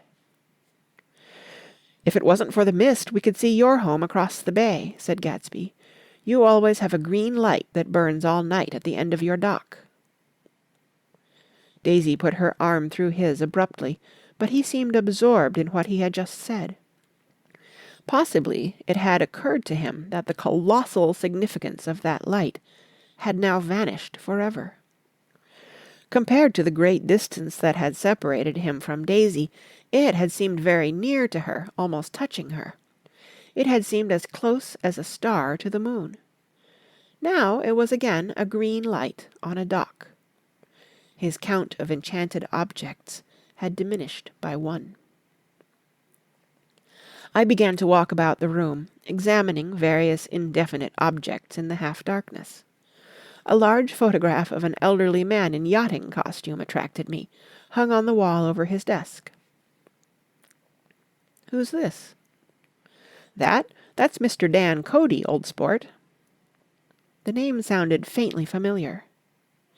"He's dead now. He used to be my best friend years ago." There was a small picture of Gatsby, also in yachting costume, on the bureau. Gatsby with his head thrown back defiantly, taken, apparently, when he was about 18. "I adore it!" exclaimed Daisy. "The pompadour! You never told me you had a pompadour, or a yacht." "Look at this," said Gatsby quickly. "Here's a lot of clippings about you." They stood side by side, examining it. I was going to ask to see the rubies when the phone rang, and Gatsby took up the receiver. "Yes? Well, I can't talk now." "I can't talk now, old sport." "I said a small town. He must know what a small town is." "Well, he's no use to us if Detroit is his idea of a small town." He rang off. "Come here quick!" cried Daisy at the window. The rain was still falling, but the darkness had parted in the west, and there was a pink and golden billow of foamy clouds above the sea. "Look at that!" she whispered, and then, after a moment, "I'd like to just get one of those pink clouds and put you in it and push you around." I tried to go then, but they wouldn't hear of it. Perhaps my presence made them feel more satisfactorily alone. "I know what we'll do," said Gatsby. "We'll have Klipspringer play the piano." He went out of the room, calling, "Ewing!" and returned in a few minutes, accompanied by an embarrassed, slightly worn young man with shell-rimmed glasses and scanty blonde hair. He was now decently clothed in a sport shirt, open at the neck, sneakers, and duck trousers of a nebulous hue. "Did we interrupt your exercises?" inquired Daisy politely. "I was asleep," cried Mr. Klipspringer, in a spasm of embarrassment. "That is, I'd been asleep, then I got up." "Klipspringer plays the piano," said Gatsby, cutting him off. "Don't you, Ewing, old sport?" "I don't play well. I hardly play at all. I'm all out of "We'll go downstairs," interrupted Gatsby. He flipped a switch. The grey windows disappeared as the house glowed full of light. In the music room, Gatsby turned on a solitary lamp beside the piano. He lit Daisy's cigarette from a trembling match, and sat down with her on a couch far across the room, where there was no light save what the gleaming floor bounced in from the hall. When Klipspringer had played The Love Nest, he turned around on the bench and searched unhappily for Gatsby in the gloom. "I'm all out of practice, you see. I told you I couldn't play. I'm all out of "Don't talk so much, old sport," commanded Gatsby. "Play." "In the morning, in the evening, ain't we got fun?" Outside the wind was loud, and there was a faint flow of thunder along the sound. All the lights were going on in West Egg now. The electric trains, men carrying, were plunging home through the rain from New York. It was the hour of a profound human change, and excitement was generating on the air. "One thing's sure and nothing's surer, the rich get richer and the poor get children. In the meantime, in between time." As I went over to say good-bye, I saw that the expression of bewilderment had come back into Gatsby's face, as though a faint doubt had occurred to him as to the quality of his present happiness. Almost 5 years! There must have been moments even that afternoon when Daisy tumbled short of his dreams, not through her own fault, but because of the colossal vitality of his illusion. It had gone beyond her, beyond everything. He had thrown himself into it with a creative passion, adding to it all the time, decking it out with every bright feather that drifted his way. No amount of fire or freshness can challenge what a man will store up in his ghostly heart. As I watched him, he adjusted himself a little, visibly. His hand took hold of hers, and as she said something low in his ear, he turned toward her with a rush of emotion. I think that voice held him most, with its fluctuating, feverish warmth, because it couldn't be overdreamed. That voice was a deathless song. They had forgotten me, but Daisy glanced up and held out her hand. Gatsby didn't know me now at all. I looked once more at them, and they looked back at me, remotely, possessed by intense life. Then I went out of the room and down the marble steps into the rain, leaving them there together. End of Chapter 5. Chapter 6. About this time, an ambitious young reporter from New York arrived one morning at Gatsby's door, and asked him if he had anything to say. "Anything to say about what?" inquired Gatsby politely. "Why, any statement to give out." It transpired, after a confused 5 minutes, that the man had heard Gatsby's name around his office in a connection which he either wouldn't reveal or didn't fully understand. This was his day off, and with laudable initiative he had hurried out to see. It was a random shot, and yet the reporter's instinct was right. Gatsby's notoriety, spread about by the hundreds who had accepted his hospitality, and so become authorities on his past, had increased all summer until he fell just short of being news. Contemporary legends, such as the underground pipeline to Canada, attached themselves to him, and there was one persistent story that he didn't live in a house at all, but in a boat that looked like a house and was moved secretly up and down Long Island shore. Just why these inventions were a source of satisfaction to James Gatz of North Dakota isn't easy to say. James Gatz, that was really, or at least legally, his name. He had changed it at the age of 17, and at the specific moment that witnessed the beginning of his career, when he saw Dan Cody's yacht drop anchor over the most insidious flat on Lake Superior. It was James Gatz who had been loafing along the beach that afternoon in a torn green jersey and a pair of canvas pants, but it was already Jay Gatsby who borrowed a rowboat, pulled out to the Tuolumne, and informed Cody that a wind might catch him and break him up in half an hour. I suppose he'd had the name ready for a long time even then. His parents were shiftless and unsuccessful farm people. His imagination had never really accepted them as his parents at all. The truth was that Jay Gatsby of West Egg, Long Island, sprang from his platonic conception of himself. He was a son of God, a phrase which, if it means anything, means just that, and he must be about his father's business, the service of a vast, vulgar, and meretricious beauty. So he invented just the sort of Jay Gatsby that a 17-year-old boy would be likely to invent, and to this conception he was faithful to the end. For over a year he had been beating his way along the south shore of Lake Superior as a clam digger and a salmon fisher, or in any other capacity that brought him food and bed. His brown, hardening body lived naturally through the half-fierce, half-lazy work of the bracing days. He knew women early, and since they spoiled him, he became contemptuous of them, of young virgins because they were ignorant, of the others because they were hysterical about things which in his overwhelming self-absorption he took for granted. But his heart was in a constant turbulent riot. The most grotesque and fantastic conceits haunted him in his bed at night. A universe of ineffable gaudiness spun itself out in his brain, while the clock ticked on the washstand, and the moon soaked with wet light his tangled clothes upon the floor. Each night he added to the pattern of his fancies until drowsiness closed down upon some vivid scene with an oblivious embrace. For a while these reveries provided an outlet for his imagination.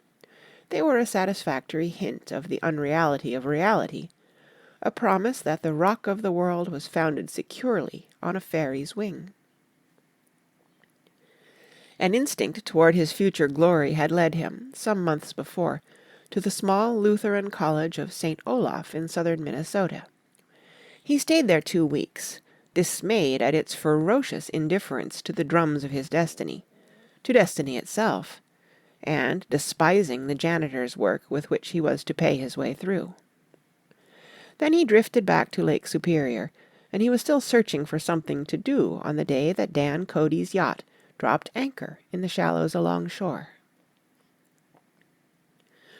Cody was 50 years old then, a product of the Nevada silver fields, of the Yukon, of every rush for metal since '75. The transactions in Montana copper that made him many times a millionaire found him physically robust but on the verge of soft-mindedness, and, suspecting this, an infinite number of women tried to separate him from his money. The none too savory ramifications by which Ella Kay, the newspaper woman, played Madame de Maintenon to his weakness and sent him to sea in a yacht were common knowledge to the turgid sub-journalism of 1902. He had been coasting along all too hospitable shores for 5 years when he turned up as James Gats's destiny at Little Girl's Point. To the young Gatz, resting on his oars and looking up at the railed deck, the yacht represented all the beauty and glamour in the world. I suppose he smiled at Cody. He had probably discovered that people liked him when he smiled. At any rate, Cody asked him a few questions, one of them elicited the brand new name, and found that he was quick and extravagantly ambitious. A few days later he took him to Duluth and bought him a blue coat, 6 pair of white duck trousers, and a yachting cap. and when the Tuolumne left for the West Indies and the Barbary Coast, Gatsby left too. He was employed in a vague personal capacity. While he remained with Cody, he was in turn steward, mate, skipper, secretary, and even jailer, for Dan Cody sober knew what lavish doings Dan Cody drunk might soon be about, and he provided for such contingencies by reposing more and more trust in Gatsby. The arrangement lasted 5 years, during which the boat went 3 times around the continent. It might have lasted indefinitely except for the fact that Ella Kay came on board one night in Boston, and a week later Dan Cody inhospitably died. I remember the portrait of him up in Gatsby's bedroom, a gray, florid man with a hard, empty face, the pioneer debauchee who, during one phase of American life, brought back to the eastern seaboard the savage violence of the frontier brothel and saloon. It was indirectly due to Cody that Gatsby drank so little. Sometimes, in the course of gay parties, women used to rub champagne into his hair. For himself, he formed the habit of letting liquor alone. And it was from Cody that he inherited money, a legacy of $25,000. He didn't get it. He never understood the legal device that was used against him, but what remained of the millions went intact to Ella Kay. He was left with his singularly appropriate education. The vague contour of Jay Gatsby had filled out to the substantiality of a man. He told me all this very much later, but I've put it down here with the idea of exploding those first wild rumors about his antecedents, which weren't even faintly true. Moreover, he told it to me at a time of confusion, when I had reached the point of believing everything and nothing about him. So I take advantage of this short halt, while Gatsby, so to speak, caught his breath, to clear this set of misconceptions away. It was a halt, too, in my association with his affairs. For several weeks I didn't see him or hear his voice on the phone. Mostly I was in New York, trotting around with Jordan, and trying to ingratiate myself with her senile aunt. But finally I went over to his house one Sunday afternoon. I hadn't been there 2 minutes when somebody brought Tom Buchanan in for a drink. I was startled, naturally, but the really surprising thing was that it hadn't happened before. They were a party of 3 on horseback, Tom, and a man named Sloane, and a pretty woman in a brown riding habit, who had been there previously. "I'm delighted to see you," said Gatsby, standing on his porch. "I'm delighted that you dropped in." As though they cared. "Sit right down. Have a cigarette or a cigar." He walked around the room quickly, ringing bells. "I'll have something to drink for you in just a minute." He was profoundly affected by the fact that Tom was there, but he would be uneasy anyhow until he had given them something, realizing in a vague way that that was all they came for. Mr. Sloane wanted nothing. A lemonade? No, thanks. A little champagne? Nothing at all, thanks. I'm sorry. Did you have a nice ride? Very good roads around here. I suppose the automobiles... Yeah.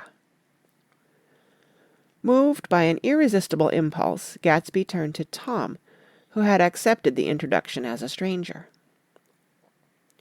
"I believe we've met somewhere before, Mr. Buchanan." "Oh, yes," said Tom, gruffly polite, but obviously not remembering. "So we did. I remember very well." "About 2 weeks ago." "That's right. You were with Nick here." "I know your wife," continued Gatsby almost aggressively. "That so?" Tom turned to me. "You live near here, Nick?" "Next door." "That so?"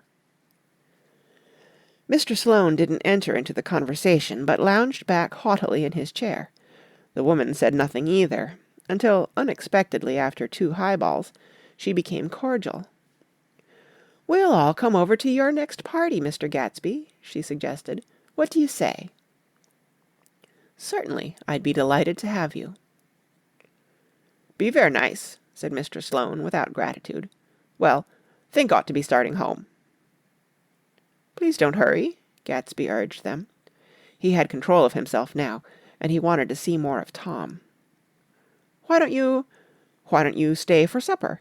I wouldn't be surprised if some other people dropped in from New York." "You come to supper with me," said the lady enthusiastically. "Both of you." This included me. Mr. Sloane got to his feet. "Come along," he said, but to her only. "I mean it," she insisted. "I'd love to have you. Lots of room." Gatsby looked at me questioningly. He wanted to go, and he didn't see that Mr. Sloane had determined he shouldn't. "I'm afraid I won't be able to," I said. "Well, you come," she urged, concentrating on Gatsby. Mr. Sloane murmured something close to her ear. "We won't be late if we start now," she insisted aloud. "I haven't got a horse," said Gatsby. "I used to ride in the army, but I've never bought a horse. I'll have to follow you in my car. Excuse me for just a minute." The rest of us walked out on the porch, where Sloane and the lady began an impassioned conversation aside. "My God, I believe the man's coming," said Tom. "Doesn't he know she doesn't want him?" "She says she does want him." "She has a big dinner party, and he won't know a soul there." He frowned. "I wonder where in the devil he met Daisy. By God, I may be old-fashioned in my ideas, but women run around too much these days to suit me. They meet all kinds of crazy fish." Suddenly Mr. Sloane and the lady walked down the steps and mounted their horses. "Come on," said Mr. Sloane to Tom. "We're late. We've got to go." And then to me. "Tell him we couldn't wait, will you?" Tom and I shook hands. The rest of us exchanged a cool nod, and they trotted quickly down the drive, disappearing under the August foliage just as Gatsby, with hat and light overcoat in hand, came out the front door. Tom was evidently perturbed at Daisy's running around alone, for on the following Saturday night he came with her to Gatsby's party. Perhaps his presence gave the evening its peculiar quality of oppressiveness. It stands out in my memory from Gatsby's other parties that summer. There were the same people, or at least the same sort of people, the same profusion of champagne, the same many-coloured, many-keyed commotion, but I felt an unpleasantness in the air, a pervading harshness that hadn't been there before. Or perhaps I had merely grown used to it, grown to accept West Egg as a world complete in itself, with its own standards and its own great figures, second to nothing because it had no consciousness of being so, and now I was looking at it again through Daisy's eyes. It is invariably saddening to look through new eyes at things upon which you have expended your own powers of adjustment. They arrived at twilight, and as we strolled out among the sparkling hundreds, Daisy's voice was playing murmurous tricks in her throat. "These things excite me so," she whispered. "If you want to kiss me any time during the evening, Nick, just let me know, and I'll be glad to arrange it for you. Just mention my name. Or present a green card. I'm giving out green—" "Look around," suggested Gatsby. "I'm looking around. I'm having a marvelous—" "You must see the faces of many people you've heard about." Tom's arrogant eyes roamed the crowd. "We don't go around very much," he said. "In fact, I was just thinking I don't know a soul here." "Perhaps you know that lady." Gatsby indicated a gorgeous, scarcely human orchid of a woman who sat in state under a white plum tree. Tom and Daisy stared, with that peculiarly unreal feeling that accompanies the recognition of a hitherto ghostly celebrity of the movies. "She's lovely," said Daisy. "The man bending over her is her director." He took them ceremoniously from group to group. "Mrs. Buchanan and Mr. Buchanan." After an instant's hesitation he added, "The polo player." "Oh, no," objected Tom quickly. "Not me." But evidently the sound of it pleased Gatsby, for Tom remained the polo player for the rest of the evening. "I've never met so many celebrities," Daisy exclaimed. "I liked that man, what was his name? With the sort of blue nose." Gatsby identified him, adding that he was a small producer. "Well, I liked him anyhow." "I'd a little rather not be the polo player," said Tom pleasantly. "I'd rather look at all these famous people in oblivion." Daisy and Gatsby danced. I remember being surprised by his graceful, conservative foxtrot. I had never seen him dance before. Then they sauntered over to my house and sat on the steps for half an hour, while at her request I remained watchfully in the garden. "In case there's a fire or a flood," she explained, "or any act of God." Tom appeared from his oblivion as we were sitting down to supper together. "Do you mind if I eat with some people over here?" he said. "A fellow's getting off some funny stuff." "Go ahead," answered Daisy genially. "And if you want to take down any addresses, here's my little gold pencil." She looked around after a moment and told me the girl was common but pretty, and I knew that, except for the half hour she'd been alone with Gatsby, she wasn't having a good time. We were at a particularly tipsy table. That was my fault. Gatsby had been called to the phone, and I'd enjoyed these same people only 2 weeks before.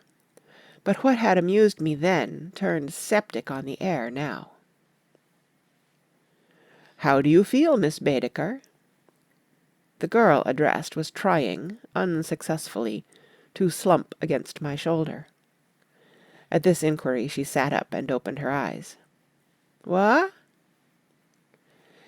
A massive and lethargic woman, who had been urging Daisy to play golf with her at the local club tomorrow, spoke in Miss Baedeker's defense. "Oh, she's all right now. When she's had 5 or 6 cocktails, she always starts screaming like that. I tell her she ought to leave it alone." "I do leave it alone," affirmed the accused hollowly. "We heard you yelling, so I said to Doc Civet here, 'There's somebody that needs your help, Doc.'" "She's much obliged, I'm sure," said another friend, without gratitude. "But you got her dress all wet when you stuck her head in the pool." "Anything I hate is to get my head stuck in a pool," mumbled Miss Baedeker. "They almost drowned me once over in New Jersey." "Then you ought to leave it alone," countered Dr. Civet.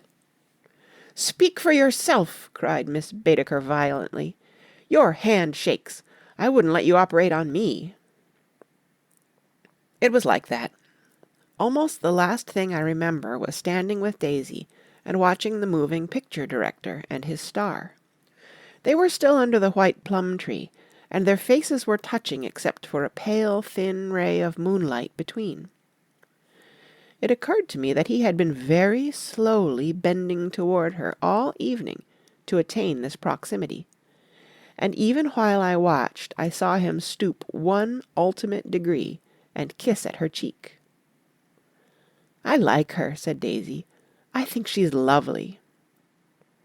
But the rest offended her, and inarguably because it wasn't a gesture but an emotion.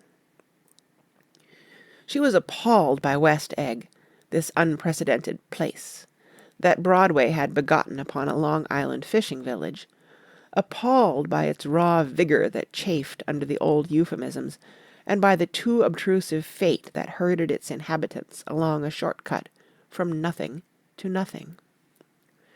She saw something awful in the very simplicity she failed to understand. I sat on the front steps with them while they waited for their car. It was dark here in front. Only the bright door sent 10 square feet of light volleying out into the soft black morning. Sometimes a shadow moved against a dressing-room blind, gave way to another shadow, an indefinite procession of shadows, who rouged and powdered in an invisible glass. "Who is this Gatsby, anyhow?" demanded Tom suddenly. Some big bootlegger?" "Where'd you hear that?" I inquired. "I didn't hear it. I imagined it. A lot of these newly rich people are just big bootleggers, you know." "Not Gatsby," I said shortly. He was silent for a moment. The pebbles of the drive crunched under his feet. "Well, he certainly must have strained himself to get this menagerie together." A breeze stirred the grey haze of Daisy's fur collar. "At least they're more interesting than the people we know," she said with an effort. "You didn't look so interested." "Well, I was." Tom laughed and turned to me. "Did you notice Daisy's face when that girl asked her to put her under a cold shower?" Daisy began to sing with the music in a husky, rhythmic whisper, bringing out a meaning in each word that it had never had before and would never have again. When the melody rose, her voice broke up sweetly, following it, in a way contralto voices have, and each change tipped out a little of her warm human magic upon the air. "Lots of people come who haven't been invited," she said suddenly. "That girl hadn't been invited. They simply force their way in, and he's too polite to object." "I'd like to know who he is and what he does," insisted Tom, "and I think I'll make a point of finding out." "I can tell you right now," she answered. "He owned some drugstores, a lot of drugstores. He built them up himself." The dilatory limousine came rolling up the drive. "Good night, Nick," said Daisy. Her glance left me and sought the lighted top of the steps, where 3 o'clock in the morning, a neat, sad little waltz of that year, was drifting out the open door. After all, in the very casualness of Gatsby's party, there were romantic possibilities totally absent from her world. What was it up there in the song that seemed to be calling her back inside? What would happen now in the dim, incalculable hours? Perhaps some unbelievable guest would arrive, a person infinitely rare and to be marvelled at, some authentically radiant young girl who with one fresh glance at Gatsby, one moment of magical encounter, would blot out those 5 years of unwavering devotion. I stayed late that night. Gatsby asked me to wait until he was free, and I lingered in the garden until the inevitable swimming party had run up, chilled and exalted, from the black beach, until the lights were extinguished in the guest rooms overhead. When he came down the steps at last, the tanned skin was drawn unusually tight on his face, and his eyes were bright and tired. "She didn't like it," he said immediately. Of course she did. "She didn't like it," he insisted. "She didn't have a good time." He was silent, and I guessed at his unutterable depression. "I feel far away from her," he said. "It's hard to make her understand." "You mean about the dance?" "The dance?" He dismissed all the dances he had given with a snap of his fingers. "Old sport, the dance is unimportant." He wanted nothing less of Daisy than that she should go to Tom and say, "I never loved you." After she had obliterated 4 years with that sentence, they could decide upon the more practical measures to be taken. One of them was that, after she was free, they were to go back to Louisville and be married from her house, just as if it were 5 years ago. "And she doesn't understand," he said. "She used to be able to understand. We'd sit for hours." He broke off, and began to walk up and down a desolate path of fruit rinds and discarded favours and crushed flowers. "I wouldn't ask too much of her," I ventured. "You can't repeat the past."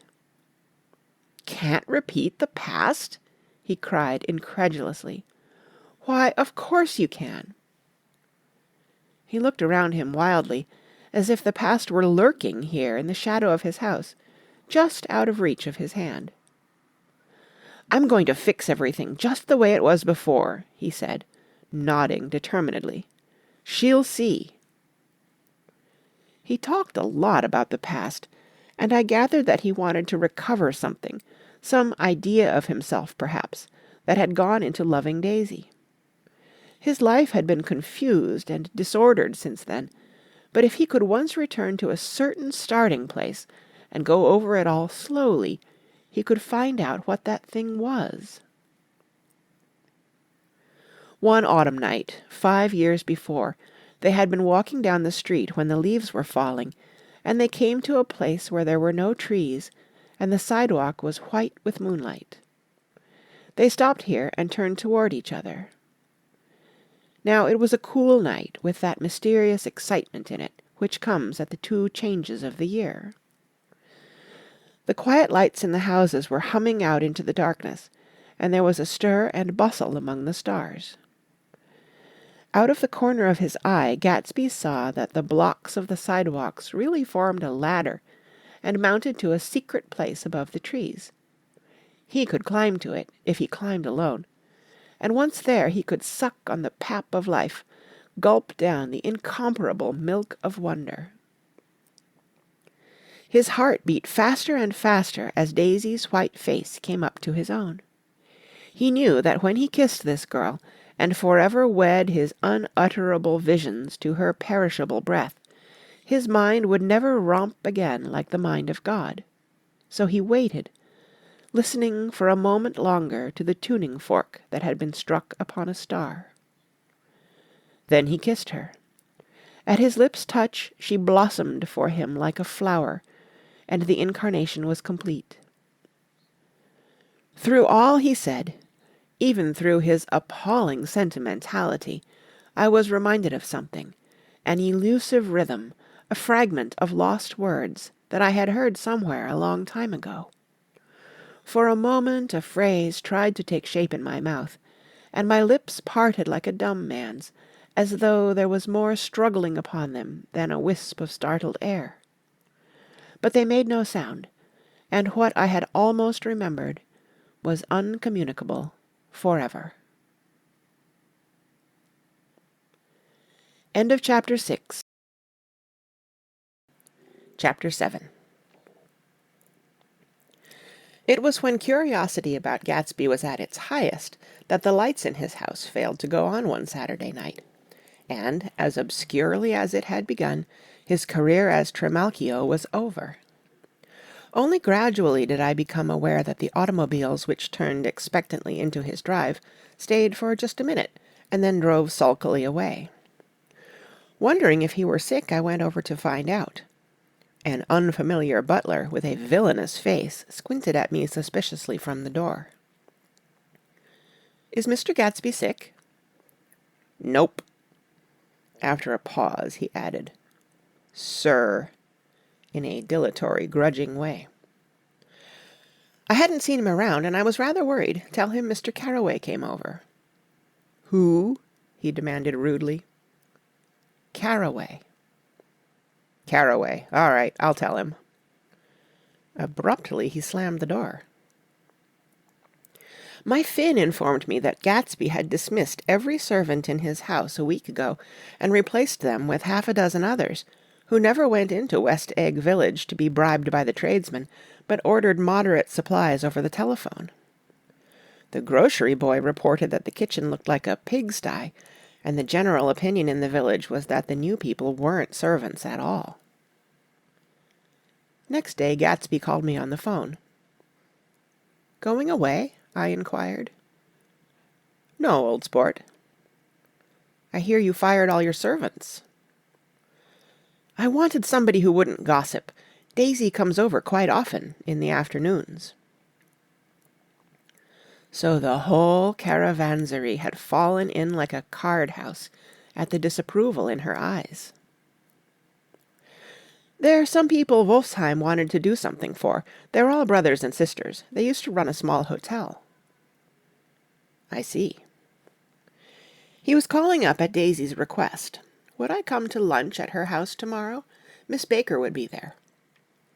Half an hour later Daisy herself telephoned, and seemed relieved to find that I was coming. Something was up. And yet I couldn't believe that they would choose this occasion for a scene, especially for the rather harrowing scene that Gatsby had outlined in the garden. The next day was broiling, almost the last, certainly the warmest of the summer. As my train emerged from the tunnel into sunlight, only the hot whistles of the National Biscuit Company broke the simmering hush at noon. The straw seats of the car hovered on the edge of combustion. The woman next to me perspired delicately for a while into her white shirtwaist, and then, as her newspaper dampened under her fingers, lapsed despairingly into deep heat with a desolate cry. Her pocketbook slapped to the floor. "Oh, my!" she gasped. I picked it up with a weary bend and handed it back to her, holding it at arm's length and by the extreme tip of the corners to indicate that I had no designs upon it. But every one near by, including the woman, suspected me just the same. "Hot," said the conductor to familiar faces. "Some weather. Hot, hot, hot. Is it hot enough for you? Is it hot? Is it—" My commutation ticket came back to me with a dark stain from his hand. That anyone should care in this heat whose flushed lips he kissed, whose head made damp the pajama pocket over his heart. Through the hall of the Buchanan's house blew a faint wind, carrying the sound of the telephone bell out to Gatsby and me as we waited at the door. "The master's body," roared the butler into the mouthpiece. "I'm sorry, madam, but we can't furnish it. It's far too hot to touch this noon." What he really said was, "Yes, yes, I'll see." He set down the receiver and came toward us, glistening slightly, to take our stiff hats. "Madame expects you in the salon," he cried, needlessly indicating the direction. In this heat, every extra gesture was an affront to the common store of life. The room, shadowed well with awnings, was dark and cool. Daisy and Jordan lay upon an enormous couch, like silver idols weighing down their own white dresses against the singing breeze of the fans. "We can't move," they said together. Jordan's fingers, powdered white over their tan, rested for a moment in mine. "And Mr. Thomas Buchanan, the athlete?" I inquired. Simultaneously I heard his voice, gruff, muffled, husky, at the hall telephone. Gatsby stood in the center of the crimson carpet and gazed around with fascinated eyes. Daisy watched him and laughed, her sweet, exciting laugh. A tiny gust of powder rose from her bosom into the air. "The rumor is," whispered Jordan, "that that's Tom's girl on the telephone." We were silent. The voice in the hall rose high with annoyance. "Very well, then, I won't sell you the car at all. I'm under no obligations to you at all. And as for your bothering me about it at lunchtime, I won't stand that at all." "Holding down the receiver," said Daisy cynically.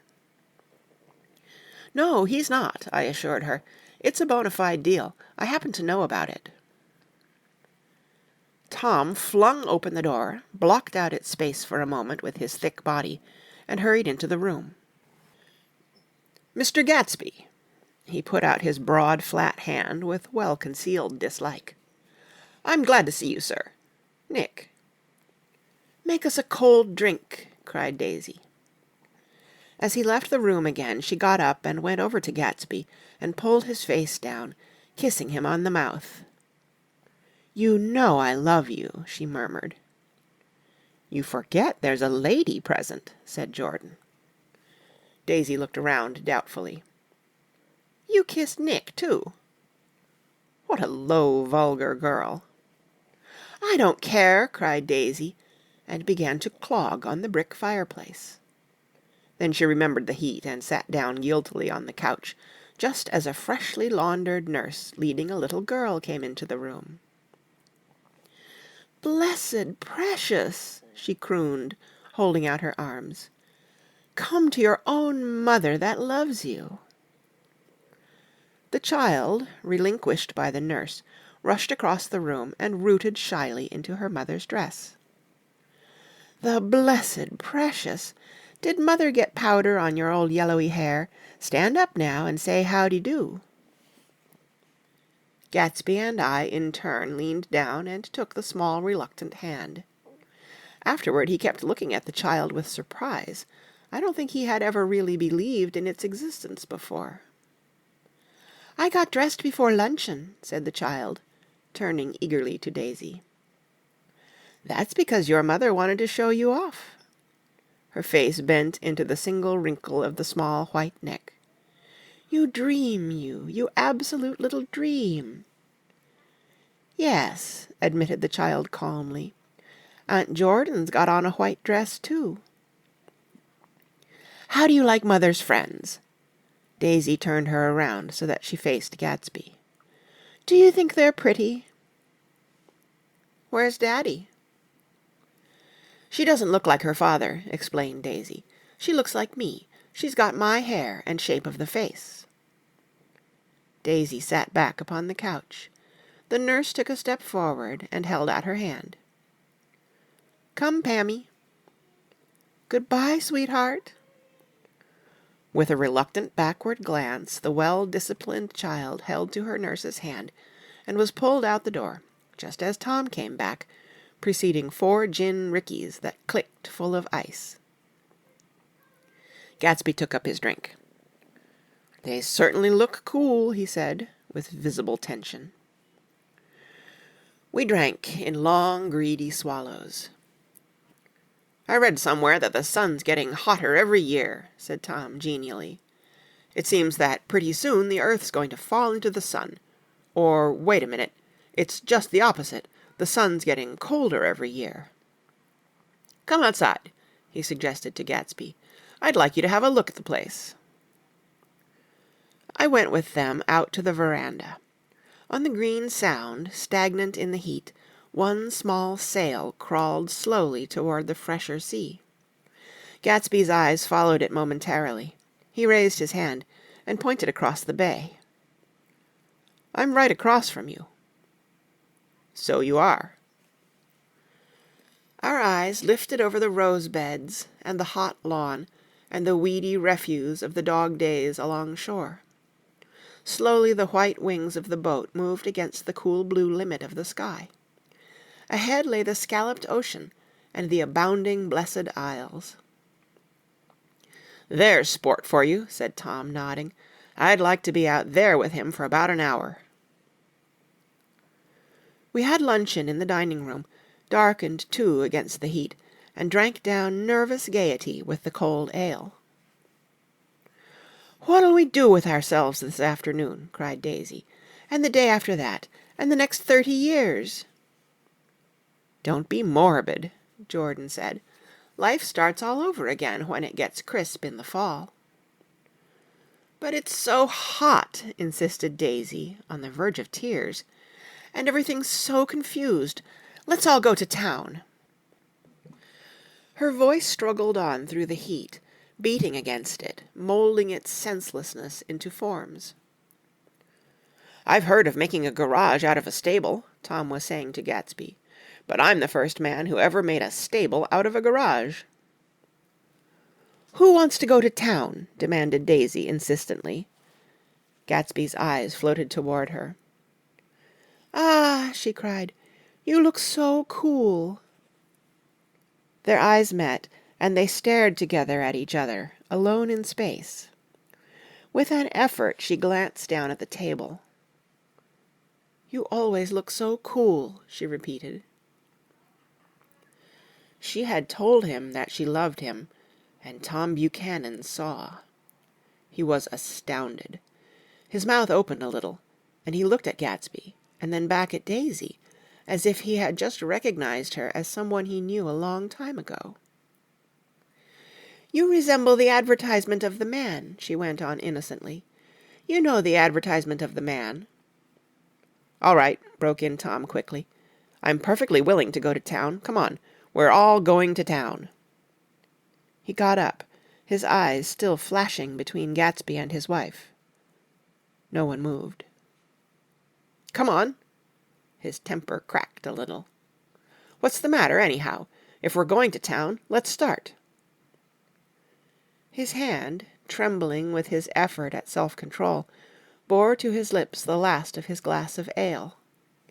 Daisy's voice got us to our feet and out onto the blazing gravel drive. "Are we just going to go?" she objected. "Like this? Aren't we going to let anyone smoke a cigarette first?" "Everybody smoked all through lunch." "Oh, let's have fun," she begged him. "It's too hot to fuss." He didn't answer. "Have it your own way," she said. "Come on, Jordan."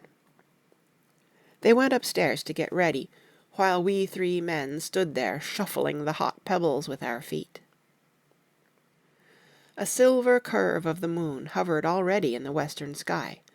Gatsby started to speak, changed his mind, but not before Tom wheeled and faced him expectantly. "Have you got your stables here?" asked Gatsby with an effort. "About a quarter of a mile down the road." "Oh." A pause. "I don't see the idea of going to town," broke out Tom savagely. "Women get these notions in their heads." "Shall we take anything to drink?" called Daisy from an upper window. "I'll get some whiskey," answered Tom. He went inside. Gatsby turned to me rigidly. "I can't say anything in his house, old sport." "She's got an indiscreet voice," I remarked. "It's full of—" I hesitated. "Her voice is full of money," he said suddenly. That was it. I'd never understood before. It was full of money. That was the inexhaustible charm that rose and fell in it, the jingle of it, the cymbal's song of it. High in a white palace, the king's daughter, the golden girl. Tom came out of the house, wrapping a quart bottle in a towel, followed by Daisy and Jordan wearing small, tight hats of metallic cloth, and carrying light capes over their arms. "Shall we all go in my car?" suggested Gatsby. He felt the hot green leather of the seat. "I ought to have left it in the shade." "Is it standard shift?" demanded Tom. "Yes." "Well, you take my coupe and let me drive your car to town." The suggestion was distasteful to Gatsby. "I don't think there's much gas," he objected. "Plenty of gas," said Tom boisterously. He looked at the gauge. "And if it runs out, I can stop at a drugstore. You can buy anything at a drugstore nowadays." A pause followed this apparently pointless remark. Daisy looked at Tom frowning, and an indefinable expression, at once definitely unfamiliar and vaguely recognizable, as if I had only heard it described in words, passed over Gatsby's face. "Come on, Daisy," said Tom, pressing her with his hand toward Gatsby's car. "I'll take you in this circus wagon." He opened the door, but she moved out of the circle of his arm. "You take Nick and Jordan. We'll follow you in the coupe." She walked close to Gatsby, touching his coat with her hand. Jordan and Tom and I got into the front seat of Gatsby's car. Tom pushed the unfamiliar gears tentatively, and we shot off into the oppressive heat, leaving them out of sight behind. "Did you see that?" demanded Tom. "See what?" He looked at me keenly, realizing that Jordan and I must have known all along.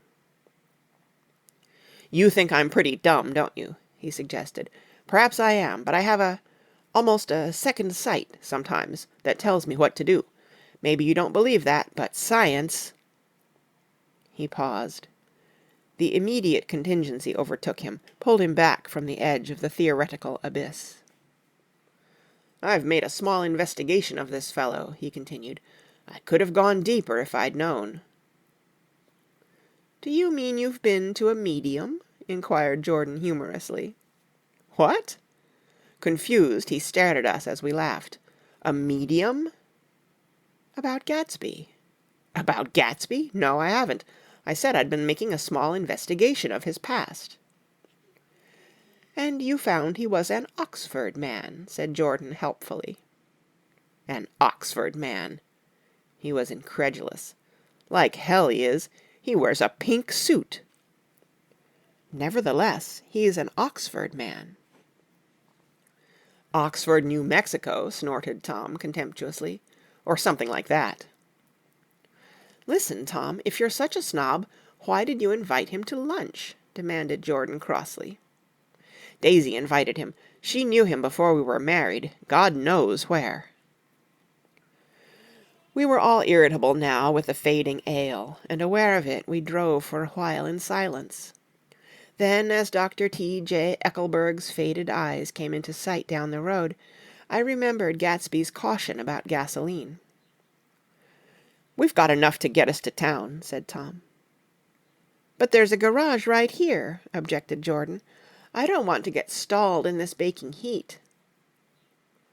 Tom threw on both brakes impatiently, and we slid to an abrupt, dusty stop under Wilson's sign.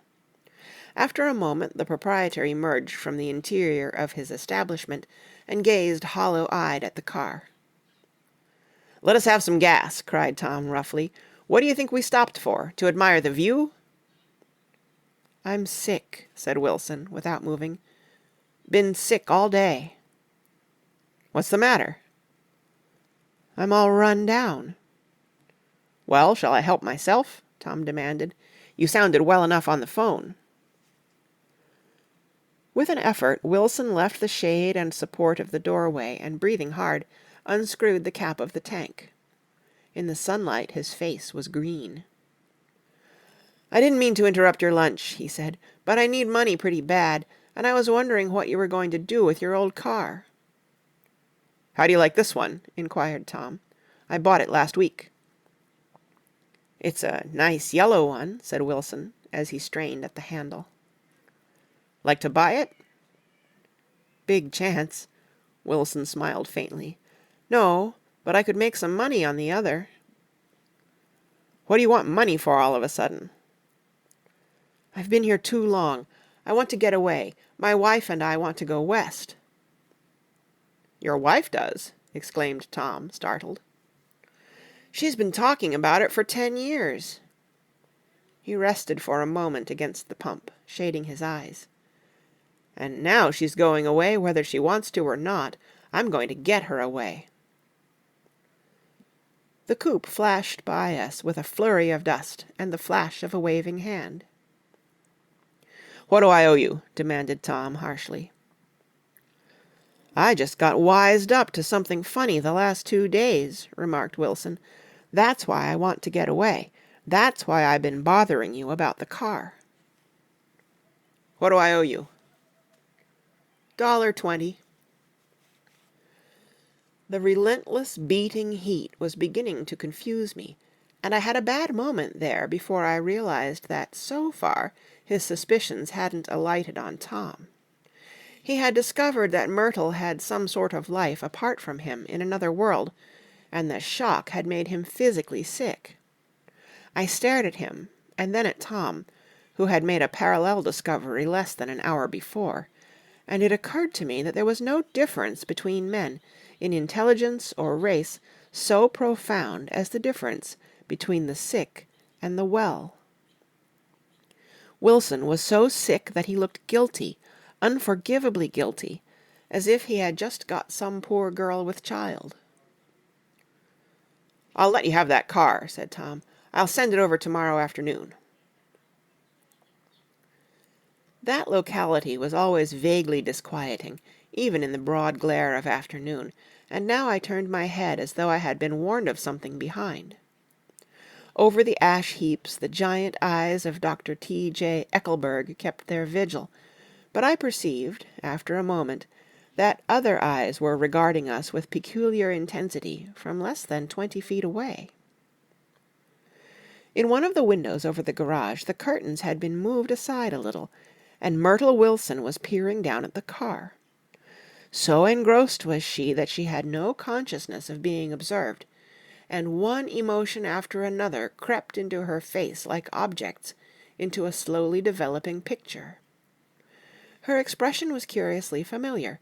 It was an expression I had often seen on women's faces, but on Myrtle Wilson's face it seemed purposeless and inexplicable until I realized that her eyes, wide with jealous terror, were fixed not on Tom, but on Jordan Baker, whom she took to be his wife. There is no confusion like the confusion of a simple mind, and as we drove away Tom was feeling the hot whips of panic. His wife and his mistress, until an hour ago secure and inviolate, were slipping precipitately from his control.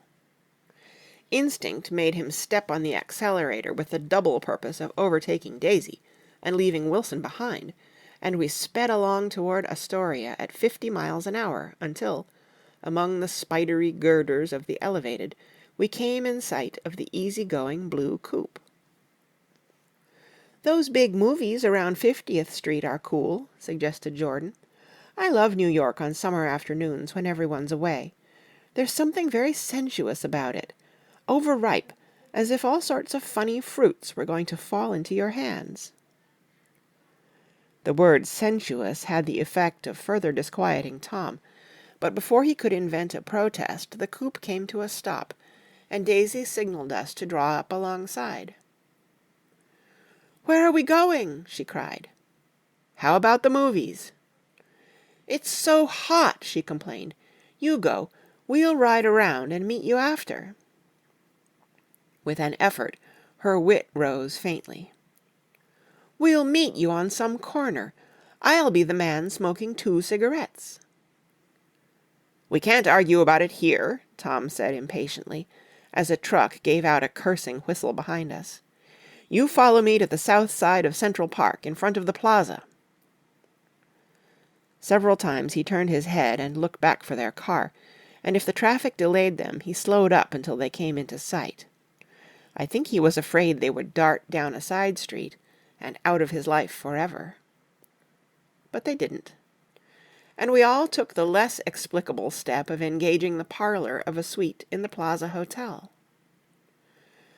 The prolonged and tumultuous argument that ended by herding us into that room eludes me, though I have a sharp physical memory that, in the course of it, my underwear kept climbing like a damp snake around my legs, and intermittent beads of sweat raced cool across my back. The notion originated with Daisy's suggestion that we hire 5 bathrooms and take cold baths, and then assumed more tangible form as a place to have a mint julep. Each of us said over and over that it was a crazy idea. We all talked at once to a baffled clerk and thought, or pretended to think, that we were being very funny. The room was large and stifling, and though it was already 4 o'clock, opening the windows admitted only a gust of hot shrubbery from the park. Daisy went to the mirror and stood with her back to us, fixing her hair. "It's a swell suite," whispered Jordan respectfully, and everyone laughed. "Open another window," commanded Daisy, without turning around. "There aren't any more." "Well, we'd better telephone for an axe." "The thing to do is to forget about the heat," said Tom impatiently. "You make it 10 times worse by crabbing about it." He unrolled the bottle of whiskey from the towel and put it on the table. "Why not let her alone, old sport?" remarked Gatsby. "You're the one that wanted to come to town." There was a moment of silence. The telephone book slipped from its nail and splashed to the floor, whereupon Jordan whispered, "Excuse me," but this time no one laughed. "I'll pick it up," I offered. "I've got it." Gatsby examined the parted string, muttered in an interested way, and tossed the book on a chair. "That's a great expression of yours, isn't it?" said Tom sharply. "What is?" "All this old sport business. Where'd you pick that up?" "Now see here, Tom," said Daisy, turning around from the mirror. If you are going to make personal remarks, I won't stay here a minute. Call up and order some ice for the mint julep." As Tom took up the receiver, the compressed heat exploded into sound, and we were listening to the portentous chords of Mendelssohn's Wedding March from the ballroom below. "Imagine marrying anybody in this heat!" cried Jordan dismally. "Still, I was married in the middle of June," Daisy remembered. "Louisville in June. Somebody fainted. Who was it fainted, Tom?" "Biloxi," he answered shortly. "A man named Biloxi, Blocks Biloxi, and he made boxes. That's a fact. And he was from Biloxi, Tennessee." "They carried him into my house," appended Jordan, "because we lived just 2 doors from the church, and he stayed 3 weeks, until Daddy told him he had to get out. The day after he left, Daddy died."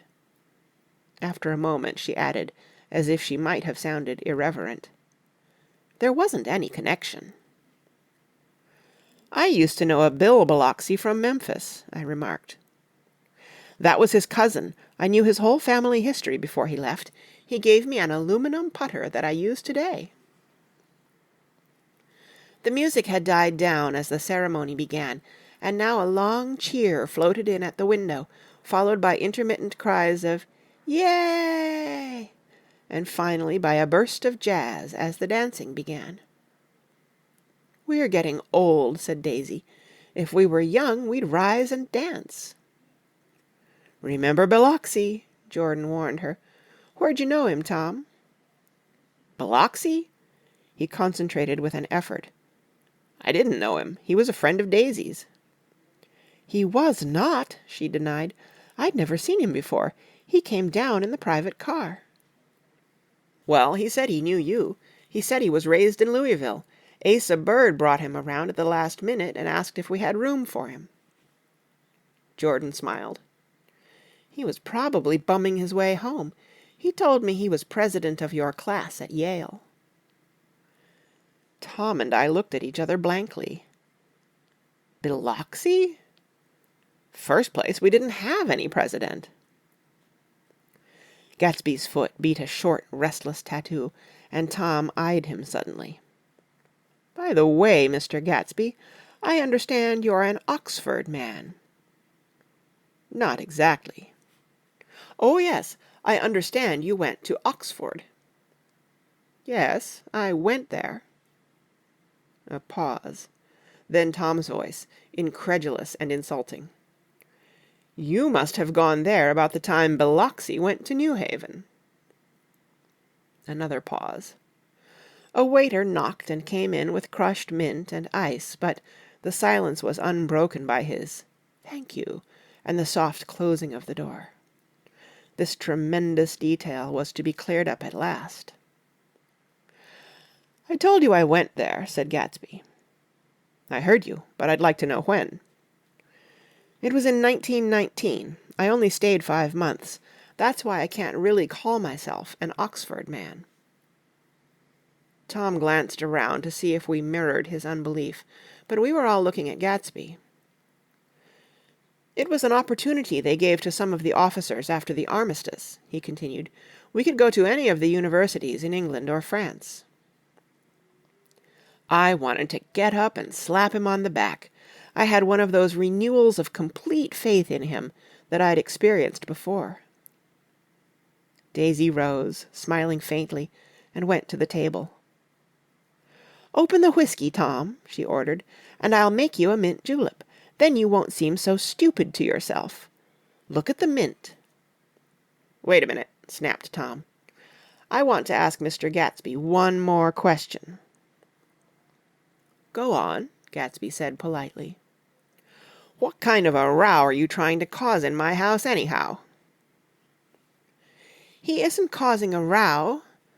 Daisy looked desperately from one to the other. "You're causing a row.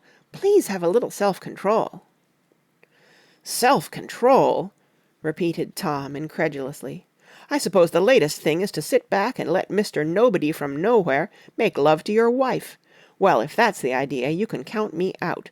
Nowadays people begin by sneering at family life and family institutions, and next they'll throw everything overboard and have intermarriage between black and white." Flushed with his impassioned gibberish, he saw himself standing alone on the last barrier of civilization. "We're all white here," murmured Jordan. "I know I'm not very popular. I don't give big parties. I suppose you've got to make your house into a pigsty in order to have any friends in the modern world." Angry as I was, as we all were, I was tempted to laugh whenever he opened his mouth. The transition from libertine to prig was so complete. "I've got something to tell you, old sport," began Gatsby, but Daisy guessed at his intention. "Please don't," she interrupted helplessly. "Please, let's all go home. Why don't we all go home?" "That's a good idea." I got up. "Come on, Tom. Nobody wants a drink." "I want to know what Mr. Gatsby has to tell me." "Your wife doesn't love you," said Gatsby. "She's never loved you. She loves me." "You must be crazy," exclaimed Tom automatically. Gatsby sprang to his feet, vivid with excitement. "She never loved you. Do you hear?" she cried. "She only married you because I was poor and she was tired of waiting for me. It was a terrible mistake, but in her heart she never loved anyone except me." At this point Jordan and I tried to go, but Tom and Gatsby insisted with competitive firmness that we remain, as though neither of them had anything to conceal, and it would be a privilege to partake vicariously of their emotions. "Sit down, Daisy." Tom's voice groped unsuccessfully for the paternal note. "What's been going on? I want to hear all about it." "I told you what's been going on," said Gatsby. "Going on for 5 years, and you didn't know." Tom turned to Daisy sharply. "You've been seeing this fellow for 5 years?" "Not seeing," said Gatsby. "No, we couldn't meet. But both of us loved each other all that time, old sport, and you didn't know. I used to laugh sometimes." But there was no laughter in his eyes. "To think that you didn't know." "Oh, that's all." Tom tapped his thick fingers together like a clergyman and leaned back in his chair. "You're crazy," he exploded. "I can't speak about what happened 5 years ago, because I didn't know Daisy then. And I'll be damned if I see how you got within a mile of her, unless you brought the groceries to the back door. But all the rest of that's a goddamned lie. Daisy loved me when she married me, and she loves me now." "No," said Gatsby, shaking his head. "She does, though. The trouble is that sometimes she gets foolish ideas in her head and doesn't know what she's doing." He nodded sagely. "And what's more, I love Daisy, too. Once in a while I go off on a spree and make a fool of myself, but I always come back, and in my heart I love her all the time." "You're revolting," said Daisy. She turned to me, and her voice, dropping an octave lower, filled the room with thrilling scorn. "Do you know why we left Chicago? I'm surprised that they didn't treat you to the story of that little spree." Gatsby walked over and stood beside her. "Daisy, that's all over now," he said earnestly. "It doesn't matter any more. Just tell him the truth, that you never loved him, and it's all wiped out forever." She looked at him blindly. "Why, how could I love him, possibly?" "You never loved him."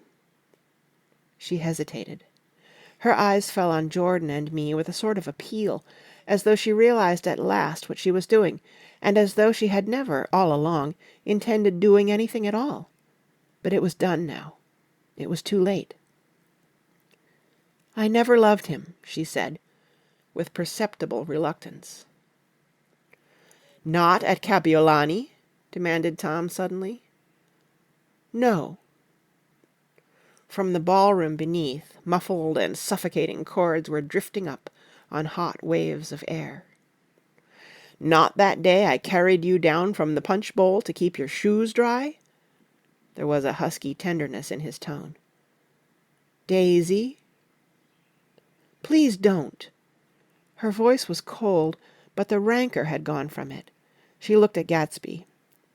"There, Jay," she said, but her hand as she tried to light a cigarette was trembling. Suddenly she threw the cigarette and the burning match on the carpet. "Oh, you want too much," she cried to Gatsby. "I love you now. Isn't that enough? I can't help what's past." She began to sob helplessly. "I did love him once, but I loved you too." Gatsby's eyes opened and closed. "You loved me too?" he repeated. "Even that's a lie," said Tom savagely. "She didn't know you were alive. Why, there are things between Daisy and me that you'll never know, things that neither of us can ever forget." The words seemed to bite physically into Gatsby. "I want to speak to Daisy alone," he insisted. "She's all excited now." "Even alone I can't say I never loved Tom," she admitted in a pitiful voice. "It wouldn't be true." "Of course it wouldn't," agreed Tom. She turned to her husband. "As if it mattered to you," she said. "Of course it matters. I'm going to take better care of you from now on." "You don't understand," said Gatsby, with a touch of panic. "You're not going to take care of her any more." "I'm not?" Tom opened his eyes wide and laughed. He could afford to control himself now. "Why's that?"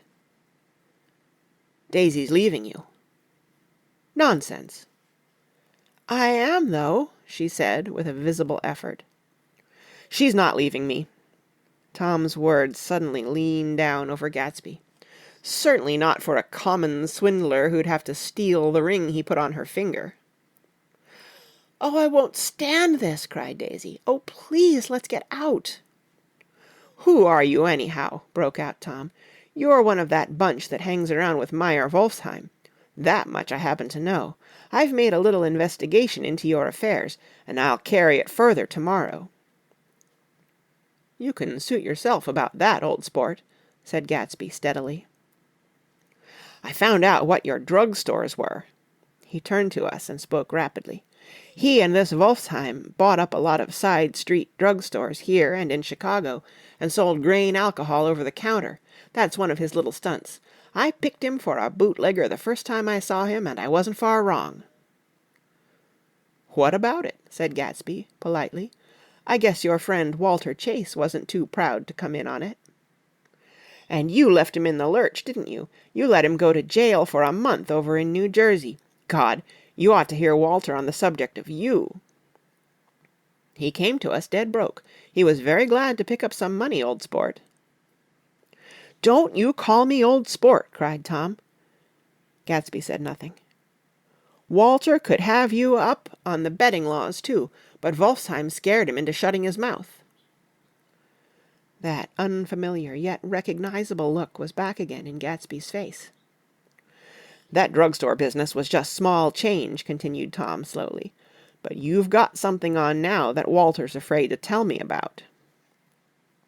I glanced at Daisy, who was staring terrified between Gatsby and her husband, and at Jordan, who had begun to balance an invisible but absorbing object on the tip of her chin. Then I turned back to Gatsby, and was startled at his expression. He looked, and this is said in all contempt for the babbled slander of his garden, as if he had killed a man. For a moment the set of his face could be described in just that fantastic way. It passed, and he began to talk excitedly to Daisy, denying everything, defending his name against accusations that had not been made. But with every word she was drawing further and further into herself, so he gave that up, and only the dead dream fought on as the afternoon slipped away, trying to touch what was no longer tangible, struggling unhappily, undespairingly, toward that lost voice across the room. The voice begged again to go. "Please, Tom, I can't stand this any more." Her frightened eyes told that whatever intentions, whatever courage she had had, were definitely gone. "You two start on home, Daisy," said Tom, "in Mr. Gatsby's car." She looked at Tom, alarmed now, but he insisted with magnanimous scorn. "Go on. He won't annoy you. I think he realizes that his presumptuous little flirtation is over." They were gone, without a word, snapped out, made accidental, isolated, like ghosts even from our pity. After a moment Tom got up and began wrapping the unopened bottle of whiskey in the towel. "Want any of this stuff, Jordan? Nick?" I didn't answer. "Nick?" he asked again. "What?" "Want any?" "No. I just remembered that today is my birthday." I was 30. Before me stretched the portentous, menacing road of a new decade. It was 7 o'clock when we got into the coupe with him and started for Long Island. Tom talked incessantly, exulting and laughing, but his voice was as remote from Jordan and me as the foreign clamor on the sidewalk or the tumult of the elevated overhead. Human sympathy has its limits, and we were content to let all their tragic arguments fade with the city lights behind. 30. The promise of a decade of loneliness, a thinning list of single men to know, a thinning briefcase of enthusiasm, thinning hair. But there was Jordan beside me, who, unlike Daisy, was too wise ever to carry well-forgotten dreams from age to age. As we passed over the dark bridge, her wan face fell lazily against my coat's shoulder, and the formidable stroke of 30 died away with the reassuring pressure of her hand. So we drove on toward death through the cooling twilight. The young Greek, Michaelis, who ran the coffee joint beside the ash heaps, was the principal witness at the inquest. He had slept through the heat until after 5, when he strolled over to the garage and found George Wilson sick in his office. Really sick, pale as his own pale hair, and shaking all over. Michaelis advised him to go to bed, but Wilson refused, saying that he'd miss a lot of business if he did. While his neighbor was trying to persuade him, a violent racket broke out overhead. "I've got my wife locked up in there," explained Wilson calmly. "She's going to stay there till the day after tomorrow, and then we're going to move away." Michaelis was astonished. They had been neighbors for 4 years, and Wilson had never seemed faintly capable of such a statement. Generally, he was one of these worn-out men. When he wasn't working, he sat on a chair in the driveway and stared at the people and the cars that passed along the road. When anyone spoke to him, he invariably laughed in an agreeable, colorless way. He was his wife's man, and not his own. So naturally, Michaelis tried to find out what had happened, but Wilson wouldn't say a word. Instead, he began to throw curious, suspicious glances at his visitor, and ask him what he'd been doing at certain times on certain days. Just as the latter was getting uneasy, some workmen came past the door bound for his restaurant, and Michaelis took the opportunity to get away, intending to come back later. But he didn't. He supposed he forgot to, that's all. When he came outside again, a little after 7, he was reminded of the conversation because he heard Mrs. Wilson's voice, loud and scolding, downstairs in the garage. "Beat me," he heard her cry. "Throw me down and beat me, you dirty little coward." A moment later she rushed out into the dusk, waving her hands and shouting. Before he could move from his door, the business was over. The death car, as the newspapers called it, didn't stop. It came out of the gathering darkness, wavered tragically for a moment, and then disappeared around the next bend. Michaelis wasn't even sure of its color. He told the first policeman that it was light green. The other car, the one going toward New York, came to rest 100 yards beyond, and its driver hurried back to where Myrtle Wilson, her life violently extinguished, knelt in the road and mingled her thick, dark blood with the dust.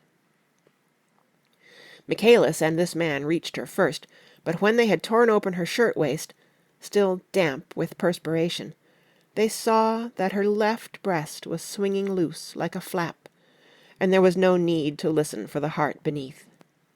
The mouth was wide open and ripped at the corners, as though she had choked a little in giving up the tremendous vitality she had stored so long. We saw the 3 or 4 automobiles and the crowd when we were still some distance away. "Wreck," said Tom. "That's good. Wilson'll have a little business at last." He slowed down, but still without any intention of stopping, until, as we came nearer, the hushed, intent faces of the people at the garage door made him automatically put on the brakes. "We'll take a look," he said doubtfully. "Just a look." I became aware now of a hollow, wailing sound which issued incessantly from the garage, a sound which, as we got out of the coupe and walked toward the door, resolved itself into the words, "Oh, my God!" uttered over and over in a gasping moan. "There's some bad trouble here," said Tom excitedly. He reached up on tiptoes and peered over a circle of heads into the garage, which was lit only by a yellow light in a swinging wire basket overhead. Then he made a harsh sound in his throat, and with a violent thrusting movement of his powerful arms, pushed his way through. The circle closed up again with a running murmur of expostulation. It was a minute before I could see anything at all. Then new arrivals deranged the line, and Jordan and I were pushed suddenly inside. Myrtle Wilson's body, wrapped in a blanket, and then in another blanket, as though she suffered from a chill in the hot night, lay on a work table by the wall, and Tom, with his back to us, was bending over it, motionless. Next to him stood a motorcycle policeman taking down names, with much sweat and correction, in a little book. At first I couldn't find the source of the high, groaning words that echoed clamorously through the bare garage. Then I saw Wilson standing on the raised threshold of his office, swaying back and forth, and holding to the doorposts with both hands. Some man was talking to him in a low voice, and attempting, from time to time, to lay a hand on his shoulder, but Wilson neither heard nor saw. His eyes would drop slowly from the swinging light to the laden table by the wall, and then jerk back to the light again, and he gave out incessantly his high, horrible call. "Oh, my God! Oh, my God! Oh, God! Oh, my God!" Presently Tom lifted his head with a jerk, and, after staring around the garage with glazed eyes, addressed a mumbled, incoherent remark to the policeman. "M-A-Y," the policeman was saying. "O—" "No, R," corrected the man. "M-A-Y-R-O." "Listen to me," muttered Tom fiercely. "R," said the policeman. "O.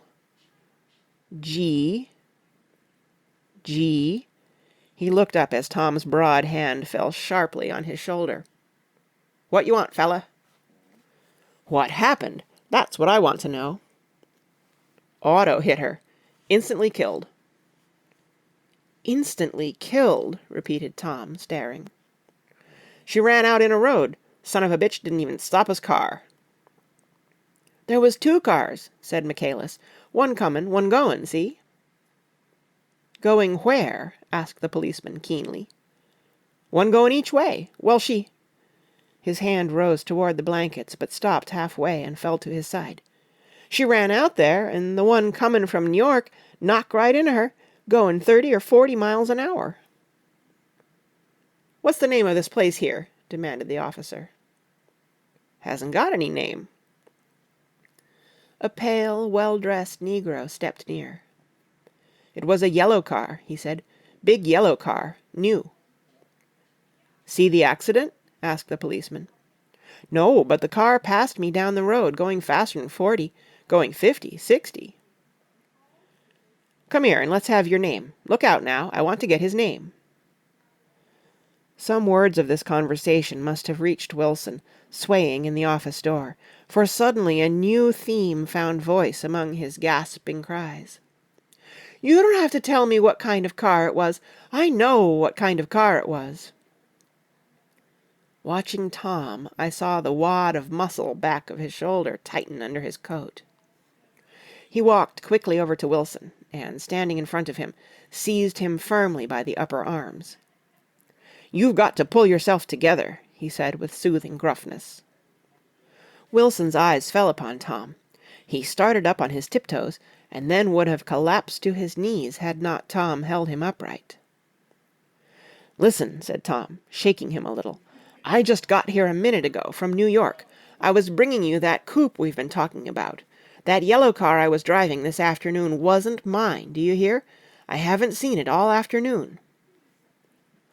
Only the negro and I were near enough to hear what he said, but the policeman caught something in the tone, and looked over with truculent eyes. "What's all that?" he demanded. "I'm a friend of his." Tom turned his head, but kept his hands firm on Wilson's body. "He says he knows the car that did it. It was a yellow car." Some dim impulse moved the policeman to look suspiciously at Tom. "And what color's your car?" "It's a blue car, a coupe." "We've come straight from New York," I said. Someone who had been driving a little behind us confirmed this, and the policeman turned away. "Now, if you'll let me have that name again correct—" Picking up Wilson like a doll, Tom carried him into the office, set him down in a chair, and came back. "If somebody'll come here and sit with him," he snapped authoritatively. He watched while the two men standing closest glanced at each other, and went unwillingly into the room. Then Tom shut the door on them, and came down the single step, his eyes avoiding the table. As he passed close to me, he whispered, "Let's get out." Self-consciously, with his authoritative arms breaking the way, we pushed through the still-gathering crowd, passing a hurried doctor, case in hand, who had been sent for in wild hope half an hour ago. Tom drove slowly until we were beyond the bend. Then his foot came down hard, and the coupe raced along through the night. In a little while I heard a low, husky sob, and saw that the tears were overflowing down his face. "The God-damned coward!" he whimpered. "He didn't even stop his car!" The Buchanan's house floated suddenly toward us through the dark, rustling trees. Tom stopped beside the porch and looked up at the second floor, where two windows bloomed with light among the vines. "Daisy's home," he said. As we got out of the car, he glanced at me and frowned slightly. "I ought to have dropped you in West Egg, Nick. There's nothing we can do tonight." A change had come over him, and he spoke gravely and with decision. As we walked across the moonlight gravel to the porch, he disposed of the situation in a few brisk phrases. "I'll telephone for a taxi to take you home, and while you're waiting, you and Jordan better go in the kitchen and have them get you some supper, if you want any." He opened the door. "Come in." "No, thanks, but I'd be glad if you'd order me the taxi. I'll wait outside." Jordan put her hand on my arm. "Won't you come in, Nick?" "No, thanks." I was feeling a little sick, and I wanted to be alone, but Jordan lingered for a moment more. "It's only 9:30, she said. I'd be damned if I'd go in. I'd had enough of all of them for one day, and suddenly that included Jordan, too. She must have seen something of this in my expression, for she turned abruptly away and ran up the porch steps into the house. I sat down for a few minutes with my head in my hands, until I heard the phone taken up inside and the butler's voice calling a taxi. Then I walked slowly down the drive away from the house, intending to wait by the gate. I hadn't gone 20 yards when I heard my name, and Gatsby stepped from between two bushes into the path. I must have felt pretty weird by that time, because I could think of nothing except the luminosity of his pink suit under the moon. "What are you doing?" I inquired. "Just standing here, old sport." Somehow that seemed a despicable occupation. For all I knew, he was going to rob the house in a moment. I wouldn't have been surprised to see sinister faces, the faces of Wolfsheim's people, behind him in the dark shrubbery. "Did you see any trouble on the road?" he asked after a minute. "Yes." He hesitated. "Was she killed?" "Yes." "I thought so. I told Daisy I thought so. It's better that the shock should come all at once. She stood it pretty well." He spoke as if Daisy's reaction was the only thing that mattered. "I got to West Egg by a side road," he went on, "and left the car in my garage. I don't think anybody saw us, but of course I can't be sure." I disliked him so much by this time that I didn't find it necessary to tell him he was wrong. "Who was the woman?" he inquired. "Her name was Wilson. Her husband owns the garage. How the devil did it happen?" "Well, I tried to swing the wheel—" He broke off, and suddenly I guessed at the truth. "Was Daisy driving?" "Yes," he said after a moment. "But of course I'll say I was. You see, when we left New York she was very nervous, and she thought it would steady her to drive. And this woman rushed out at us just as we were passing a car coming the other way. It all happened in a minute, but it seemed to me that she wanted to speak to us, thought we were somebody she knew. Well, first Daisy turned away from the woman toward the other car, and then she lost her nerve and turned back. The second my hand reached the wheel, I felt the shock. It must have killed her instantly." "It ripped her open." "Don't tell me, old sport." He winced. "Anyhow, Daisy stepped on it. I tried to make her stop, but she couldn't, so I pulled on the emergency brake. Then she fell over into my lap, and I drove on." "She'll be all right tomorrow," he said presently. "I'm just going to wait here and see if he tries to bother her about that unpleasantness this afternoon. She's locked herself into her room, and if he tries any brutality she's going to turn the light out and on again." "He won't touch her," I said. "He's not thinking about her." "I don't trust him, old sport." "How long are you going to wait?" "All night, if necessary. Anyhow, till they all go to bed." A new point of view occurred to me. Suppose Tom found out that Daisy had been driving. He might think he saw a connection in it. He might think anything. I looked at the house. There were 2 or 3 bright windows downstairs, and the pink glow from Daisy's room on the second floor. "You wait here," I said. "I'll see if there's any sign of a commotion." I walked back along the border of the lawn, traversed the gravel softly, and tiptoed up the veranda steps. The drawing-room curtains were open, and I saw that the room was empty. Crossing the porch where we had dined that June night 3 months before, I came to a small rectangle of light, which I guessed was the pantry window. The blind was drawn, but I found a rift at the sill. Daisy and Tom were sitting opposite each other at the kitchen table, with a plate of cold fried chicken between them, and 2 bottles of ale. He was talking intently across the table at her, and in his earnestness his hand had fallen upon and covered her own. Once in a while she looked up at him, and nodded in agreement. They weren't happy, and neither of them had touched the chicken or the ale, and yet they weren't unhappy either.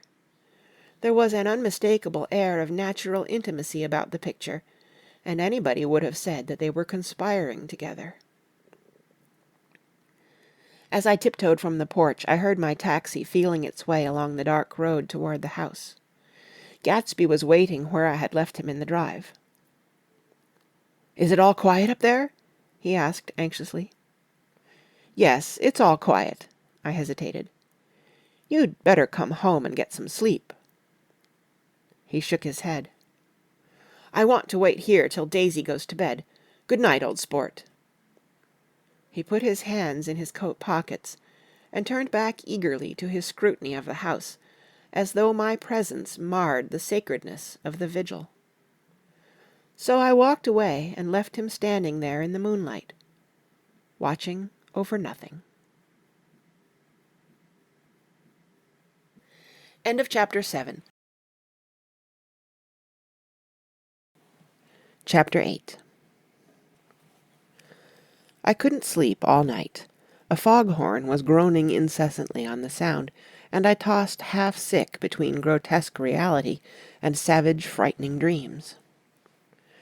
Toward dawn I heard a taxi go up Gatsby's Drive, and immediately I jumped out of bed and began to dress. I felt that I had something to tell him, something to warn him about, and morning would be too late.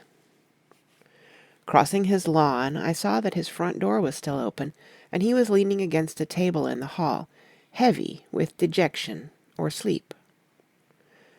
"Nothing happened," he said wanly.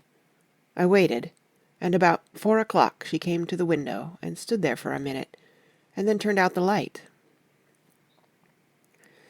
His house had never seemed so enormous to me as it did that night, when we hunted through the great rooms for cigarettes. We pushed aside curtains that were like pavilions, and felt over innumerable feet of dark wall for electric light switches. Once I tumbled with a sort of splash upon the keys of a ghostly piano.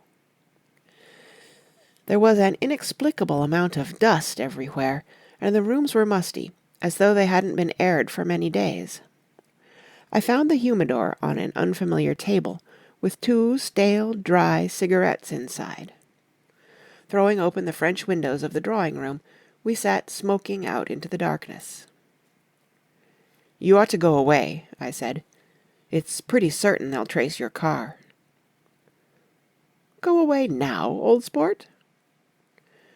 "Go to Atlantic City for a week, or up to Montreal." He wouldn't consider it. He couldn't possibly leave Daisy until he knew what she was going to do. He was clutching at some last hope, and I couldn't bear to shake him free. It was this night that he told me the strange story of his youth with Dan Cody. Told it to me because Jay Gatsby had broken up like glass against Tom's hard malice, and the long secret extravaganza was played out. I think that he would have acknowledged anything now, without reserve, but he wanted to talk about Daisy. She was the first nice girl he had ever known. In various unrevealed capacities he had come in contact with such people, but always with indiscernible barbed wire between. He found her excitingly desirable. He went to her house, at first with other officers from Camp Taylor, then alone. It amazed him.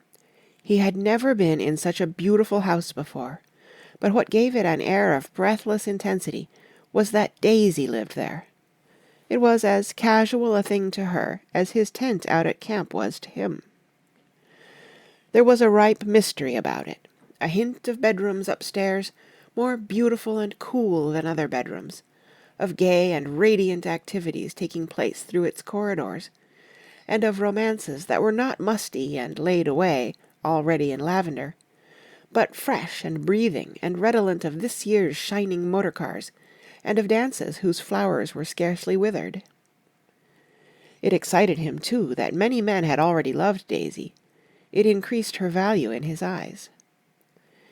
He felt their presence all about the house, pervading the air with the shades and echoes of still vibrant emotions. But he knew that he was in Daisy's house by a colossal accident. However glorious might be his future as Jay Gatsby, he was at present a penniless young man without a past, and at any moment the invisible cloak of his uniform might slip from his shoulders. So he made the most of his time. He took what he could get, ravenously and unscrupulously. Eventually he took Daisy one still October night, took her because he had no real right to touch her hand. He might have despised himself, for he had certainly taken her under false pretenses. I don't mean that he had traded on his phantom millions, But he had deliberately given Daisy a sense of security. He had let her believe that he was a person from much the same stratum as herself, that he was fully able to take care of her. As a matter of fact, he had no such facilities. He had no comfortable family standing behind him, and he was liable at the whim of an impersonal government to be blown anywhere about the world. But he didn't despise himself, and it didn't turn out as he had imagined. He had intended, probably, to take what he could and go, but now he found that he had committed himself to the following of a Grail. He knew that Daisy was extraordinary, but he didn't realize just how extraordinary a nice girl could be. She vanished into her rich house, into her rich, full life, leaving Gatsby nothing. He felt married to her, that was all. When they met again, 2 days later, it was Gatsby who was breathless, who was, somehow, betrayed. Her porch was bright with the bought luxury of starshine. The wicker of the settee squeaked fashionably as she turned toward him, and he kissed her curious and lovely mouth. She had caught a cold, and it made her voice huskier and more charming than ever, and Gatsby was overwhelmingly aware of the youth and mystery that wealth imprisons and preserves, of the freshness of many clothes, and of Daisy, gleaming like silver, safe and proud above the hot struggles of the poor. I can't describe to you how surprised I was to find out I loved her, old sport. I even hoped for a while that she'd throw me over, but she didn't, because she was in love with me, too.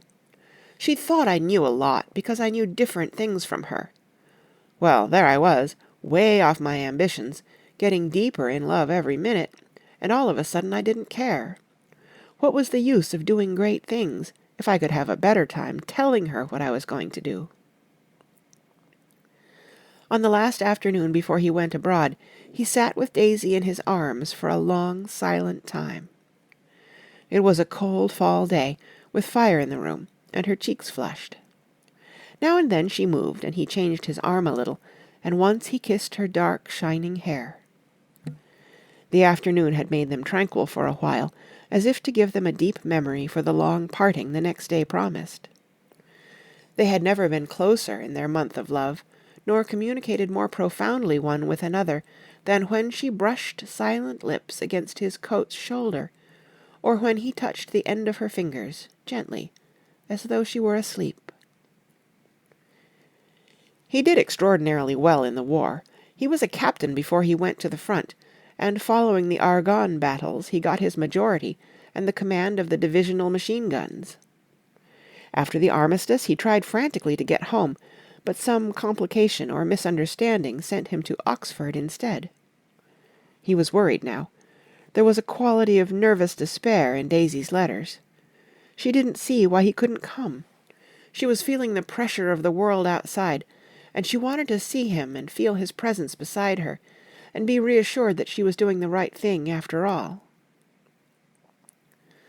For Daisy was young, and her artificial world was redolent of orchids and pleasant, cheerful snobbery, and orchestras which set the rhythm of the year, summing up the sadness and suggestiveness of life in new tunes. All night the saxophones wailed the hopeless comment of the Beale Street blues, while 100 pairs of golden and silver slippers shuffled the shining dust. At the grey tea hour there were always rooms that throbbed incessantly with this low, sweet fever, while fresh faces drifted here and there like rose petals blown by the sad horns around the floor.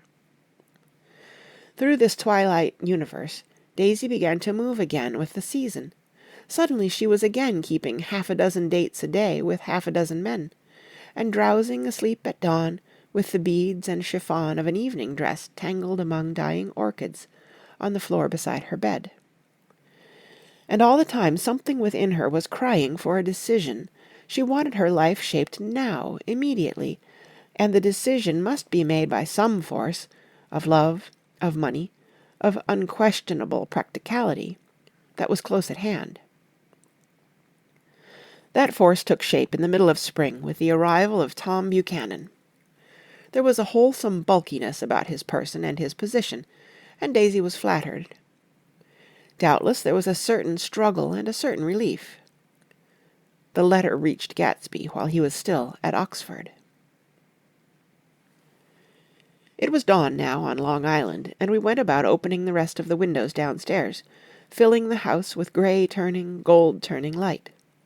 The shadow of a tree fell abruptly across the dew, and ghostly birds began to sing among the blue leaves.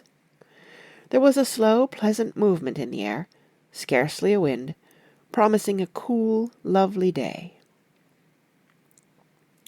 "I don't think she ever loved him." Gatsby turned around from a window and looked at me challengingly. "You must remember, old sport, she was very excited this afternoon. He told her those things in a way that frightened her, that made it look as if I was some kind of cheap sharper. And the result was she hardly knew what she was saying." He sat down gloomily. "Of course, she might have loved him just for a minute, when they were first married, and loved me more even then, do you see?" Suddenly he came out with a curious remark. "In any case," he said, "it was just personal." What could you make of that, except to suspect some intensity in his conception of the affair that couldn't be measured? He came back from France when Tom and Daisy were still on their wedding trip, and made a miserable but irresistible journey to Louisville on the last of his army pay. He stayed there a week, walking the streets where their footsteps had clicked together through the November night, and revisiting the out-of-the-way places to which they had driven in her white car. Just as Daisy's house had always seemed to him more mysterious and gay than other houses, so his idea of the city itself, even though she was gone from it, was pervaded with a melancholy beauty. He left feeling that if he had searched harder, he might have found her, that he was leaving her behind. The day coach, he was penniless now, was hot. He went out to the open vestibule and sat down on a folding chair, and the station slid away, and the backs of unfamiliar buildings moved by. Then out into the spring fields, where a yellow trolley raced them for a minute, with people in it who might once have seen the pale magic of her face, along the casual street. The track curved, and now it was going away from the sun, which, as it sank lower, seemed to spread itself in benediction over the vanishing city where she had drawn her breath. He stretched out his hand desperately, as if to snatch only a wisp of air, to save a fragment of the spot that she had made lovely for him. But it was all going by too fast now for his blurred eyes, and he knew that he had lost that part of it, the freshest and the best, forever. It was 9 o'clock when we finished breakfast and went out on the porch. The night had made a sharp difference in the weather, and there was an autumn flavour in the air. The gardener, the last one of Gatsby's former servants, came to the foot of the steps. "I'm going to drain the pool today, Mr. Gatsby. Leaves'll start falling pretty soon, and then there's always trouble with the pipes." "Don't do it today," Gatsby answered. He turned to me apologetically. "You know, old sport, I've never used that pool all summer." I looked at my watch and stood up. 12 minutes to my train." I didn't want to go to the city. I wasn't worth a decent stroke of work, but it was more than that. I didn't want to leave Gatsby. I missed that train, and then another, before I could get myself away. "I'll call you up," I said finally. "Do, old sport." "I'll call you about noon." We walked slowly down the steps. "I suppose Daisy'll call too." He looked at me anxiously, as if he hoped I'd corroborate this. "I suppose so." "Well, good-bye." We shook hands, and I started away. Just before I reached the hedge, I remembered something, and turned around. "They're a rotten crowd," I shouted across the lawn. "You're worth the whole damn bunch put together." I've always been glad I said that. It was the only compliment I ever gave him, because I disapproved of him from beginning to end. First he nodded politely, and then his face broke into that radiant and understanding smile, as if we'd been in ecstatic cahoots on that fact all the time. His gorgeous pink rag of a suit made a bright spot of colour against the white steps, and I thought of the night when I first came to his ancestral home, 3 months before. The lawn and drive had been crowded with the faces of those who guessed at his corruption, and he had stood on those steps, concealing his incorruptible dream, as he waved them good-bye. I thanked him for his hospitality. We were always thanking him for that, I and the others. "Good-bye," I called. "I enjoyed breakfast, Gatsby." Up in the city, I tried for a while to list the quotations on an interminable amount of stock. Then I fell asleep in my swivel chair. Just before noon the phone woke me, and I started up with sweat breaking out on my forehead. It was Jordan Baker. She often called me up at this hour, because the uncertainty of her own movements between hotels and clubs and private houses made her hard to find in any other way. Usually her voice came over the wire as something fresh and cool, as if a divot from a green golf links had come sailing in at the office window, but this morning it seemed harsh and dry. "I've left Daisy's house," she said. "I'm at Hempstead, and I'm going down to Southampton this afternoon." Probably it had been tactful to leave Daisy's house, but the act annoyed me, and her next remark made me rigid. "You weren't so nice to me last night." How could it have mattered then? Silence for a moment. Then, "However, I want to see you." "I want to see you too." "Suppose I don't go to Southampton, and come into town this afternoon?"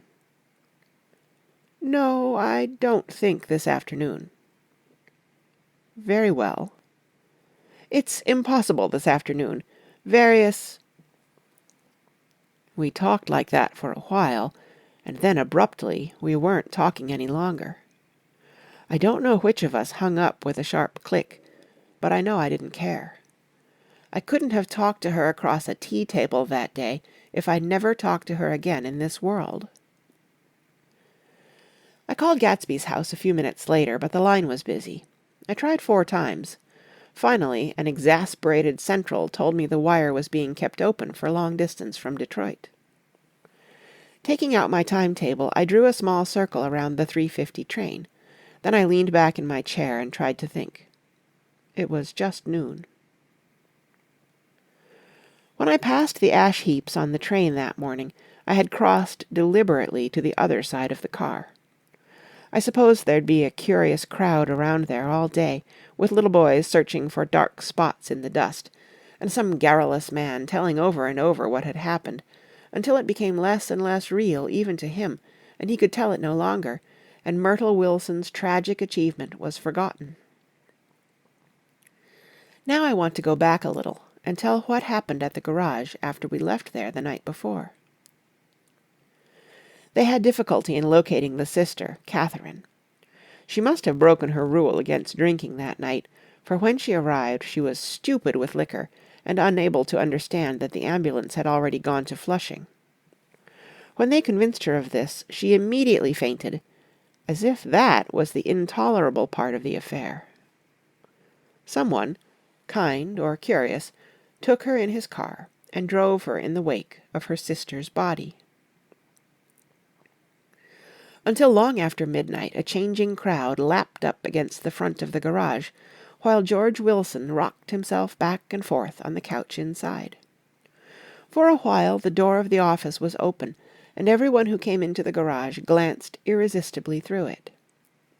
Finally someone said it was a shame, and closed the door. Michaelis and several other men were with him, first 4 or 5 men, later 2 or 3 men. Still later, Michaelis had to ask the last stranger to wait there 15 minutes longer, while he went back to his own place and made a pot of coffee. After that he stayed there alone with Wilson until dawn. About 3 o'clock the quality of Wilson's incoherent muttering changed. He grew quieter, and began to talk about the yellow car. He announced that he had a way of finding out whom the yellow car belonged to, and then he blurted out that a couple of months ago his wife had come from the city with her face bruised and her nose swollen. But when he heard himself say this, he flinched and began to cry, "Oh, my God!" again in his groaning voice. Michaelis made a clumsy attempt to distract him. "How long have you been married, George? Come on there, try and sit still a minute and answer my question. How long have you been married?" 12 years. "Ever had any children? Come on, George, sit still. I asked you a question. Did you ever have any children?" The hard brown beetles kept thudding against the dull light, and whenever Michaelis heard a car go tearing along the road outside, it sounded to him like the car that hadn't stopped a few hours before. He didn't like to go into the garage, because the workbench was stained where the body had been lying, so he moved uncomfortably around the office. He knew every object in it before morning, and from time to time sat down beside Wilson, trying to keep him more quiet. "Have you got a church you go to sometimes, George? Maybe even if you haven't been there for a long time? Maybe I could call up the church and get a priest to come over and he could talk to you, see?" "Don't belong to any." "You ought to have a church, George, for times like this. You must have gone to church once. Didn't you get married in a church? Listen, George, listen to me. Didn't you get married in a church?" "That was a long time ago." The effort of answering broke the rhythm of his rocking. For a moment he was silent. Then the same half-knowing, half-bewildered look came back into his faded eyes. "Look in the drawer there," he said, pointing at the desk. "Which drawer?" "That drawer, that one." Michaelis opened the drawer nearest his hand. There was nothing in it but a small, expensive dog-leash, made of leather and braided silver. It was apparently new. "This?" he inquired, holding it up. Wilson stared and nodded. "I found it yesterday afternoon. She tried to tell me about it, but I knew it was something funny." "You mean your wife bought it?" "She had it wrapped in tissue paper on her bureau." Michaelis didn't see anything odd in that, and he gave Wilson a dozen reasons why his wife might have bought the dog-leash. But conceivably Wilson had heard some of these same explanations before from Myrtle, because he began saying, "Oh, my God," again in a whisper. His comforter left several explanations in the air. "Then he killed her," said Wilson. His mouth dropped open suddenly. "Who did?" "I have a way of finding out." "You're morbid, George," said his friend. "This has been a strain to you, and you don't know what you're saying. You'd better try and sit quiet till morning." "He murdered her." "It was an accident, George." Wilson shook his head. His eyes narrowed, and his mouth widened slightly with the ghost of a superior "I know," he said definitely. "I'm one of these trusting fellas, and I don't think any harm to nobody, but when I get to know a thing, I know it. It was the man in that car. She ran out to speak to him, and he wouldn't stop." Michaelis had seen this, too, but it hadn't occurred to him that there was any special significance in it. He believed that Mrs. Wilson had been running away from her husband, rather than trying to stop any particular car. "How could she have been like that?" "She's a deep one," said Wilson, as if that answered the question. "Ah—" He began to rock again, and Michaelis stood twisting the leash in his hand. "Maybe you got some friend that I could telephone for, George." This was a forlorn hope. He was almost sure that Wilson had no friend. There was not enough of him for his wife. He was glad a little later when he noticed a change in the room, a blue quickening by the window, and realized that dawn wasn't far off. About 5 o'clock it was blue enough outside to snap off the light. Wilson's glazed eyes turned out to the ash heaps, where small grey clouds took on fantastic shape and scurried here and there in the faint dawn wind. "I spoke to her," he muttered, after a long silence. "I told her she might fool me, but she couldn't fool God. I took her to the window." With an effort he got up and walked to the rear window and leaned with his face pressed against it. "And I said, 'God knows what you've been doing, everything you've been doing. You may fool me, but you can't fool God.'"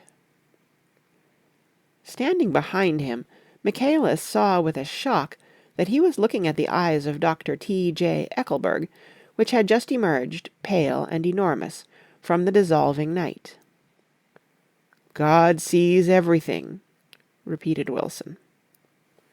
"That's an advertisement," Michaelis assured him. Something made him turn away from the window and look back into the room, but Wilson stood there a long time, his face close to the window pane, nodding into the twilight.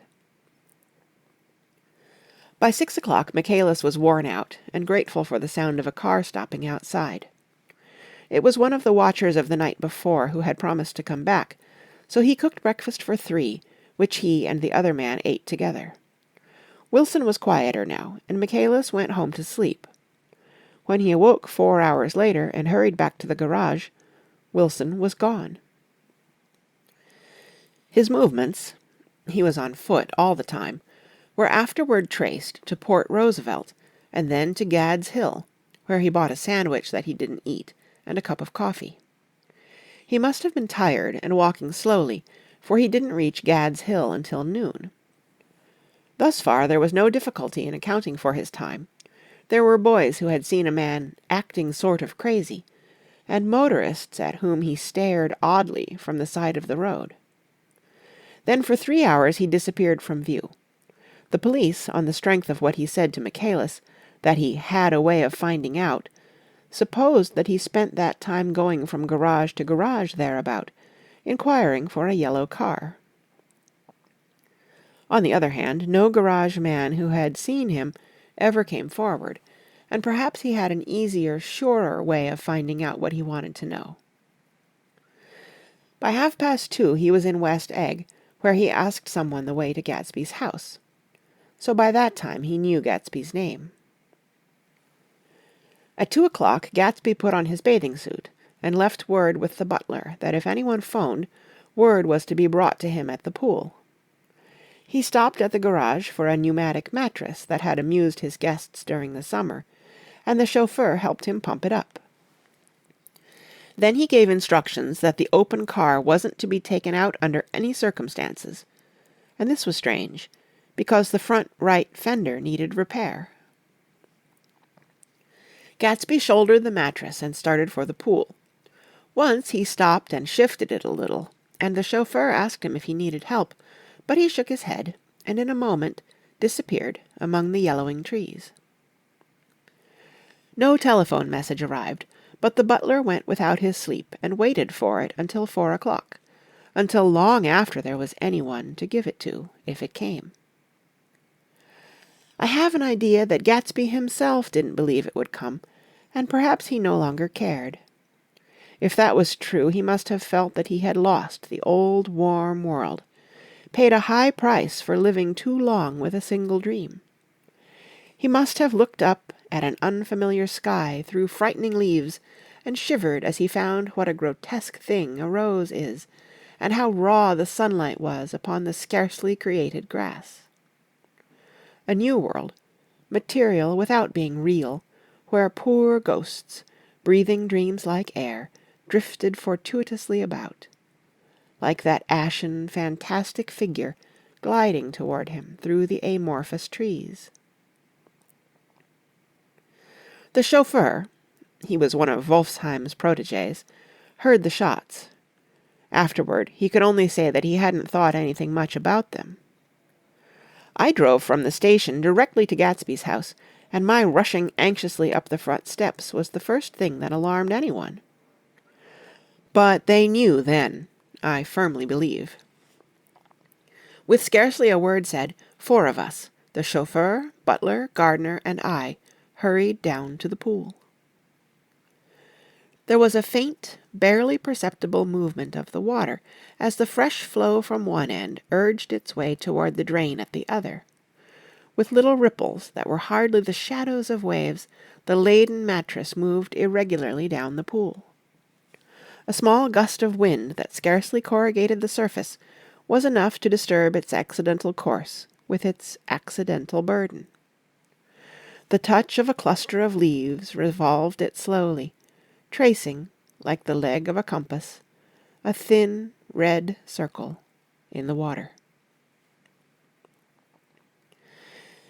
It was after we started with Gatsby toward the house that the gardener saw Wilson's body a little way off in the grass.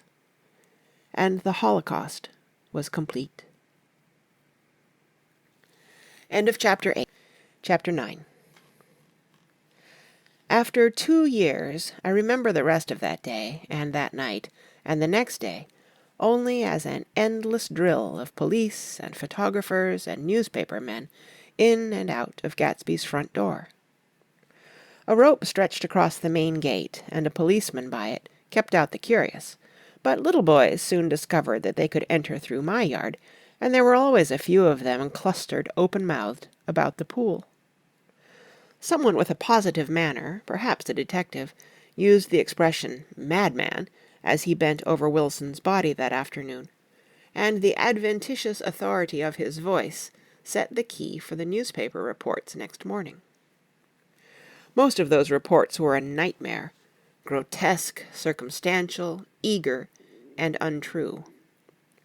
When Michaelis's testimony at the inquest brought to light Wilson's suspicions of his wife, I thought the whole tale would shortly be served up in racy pasquinade, but Catherine, who might have said anything, didn't say a word.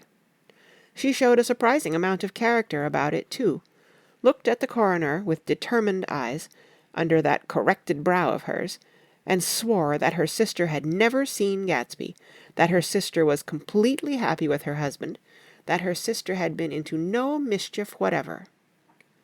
She convinced herself of it, and cried into her handkerchief, as if the very suggestion was more than she could endure. So Wilson was reduced to a man deranged by grief, in order that the case might remain in its simplest form. And it rested there. But all this part of it seemed remote and unessential. I found myself on Gatsby's side, and alone. From the moment I telephoned news of the catastrophe to West Egg Village, every surmise about him, and every practical question, was referred to me. At first I was surprised and confused. Then, as he lay in his house and didn't move or breathe or speak, hour upon hour, it grew upon me that I was responsible, because no one else was interested. Interested, I mean, with that intense personal interest to which everyone has some vague right at the end. I called up Daisy half an hour after we found him, called her instinctively and without hesitation. But she and Tom had gone away early that afternoon, and taken baggage with them. Left no address? No. Say when they'd be back? No. Any idea where they are? How I could reach them? I don't know. Can't say. I wanted to get somebody for him. I wanted to go into the room where he lay and reassure him. I'll get somebody for you, Gatsby. Don't worry. Just trust me. And I'll get somebody for you. Meyer Wolfsheim's name wasn't in the phone book. The butler gave me his office address on Broadway, and I called information. But by the time I had the number, it was long after 5, and no one answered the phone. Will you ring it again? I've rung them 3 times. It's very important. Sorry, I'm afraid no one's there. I went back to the drawing-room and thought for an instant that they were chance visitors, all these official people who suddenly filled it. But as they drew back the sheet and looked at Gatsby with unmoved eyes, his protest continued in my brain. "Look here, old sport, you've got to get somebody for me. You've got to try hard. I can't go through this alone." Someone started to ask me questions, but I broke away, and going upstairs looked hastily through the unlocked parts of his desk. He'd never told me definitely that his parents were dead. But there was nothing, only the picture of Dan Cody, a token of forgotten violence, staring down from the wall. Next morning I sent the butler to New York with a letter to Wolfsheim, which asked for information and urged him to come out on the next train. That request seemed superfluous when I wrote it. I was sure he'd start when he saw the newspapers, just as I was sure there'd be a wire from Daisy before noon. But neither a wire nor Mr. Wolfsheim arrived. No one arrived except more police and photographers and newspaper men. When the butler brought back Wolfsheim's answer, I began to have a feeling of defiance, of scornful solidarity between Gatsby and me, against them all. "Dear Mr. Carraway, this has been one of the most terrible shocks of my life to me. I hardly can believe it that it is true at all. Such a mad act as that man did should make us all think. I cannot come down now, as I am tied up in some very important business, and cannot get mixed up in this thing now. If there is anything I can do a little later, let me know in a letter by Edgar. I hardly know where I am when I hear about a thing like this, and am completely knocked down and out.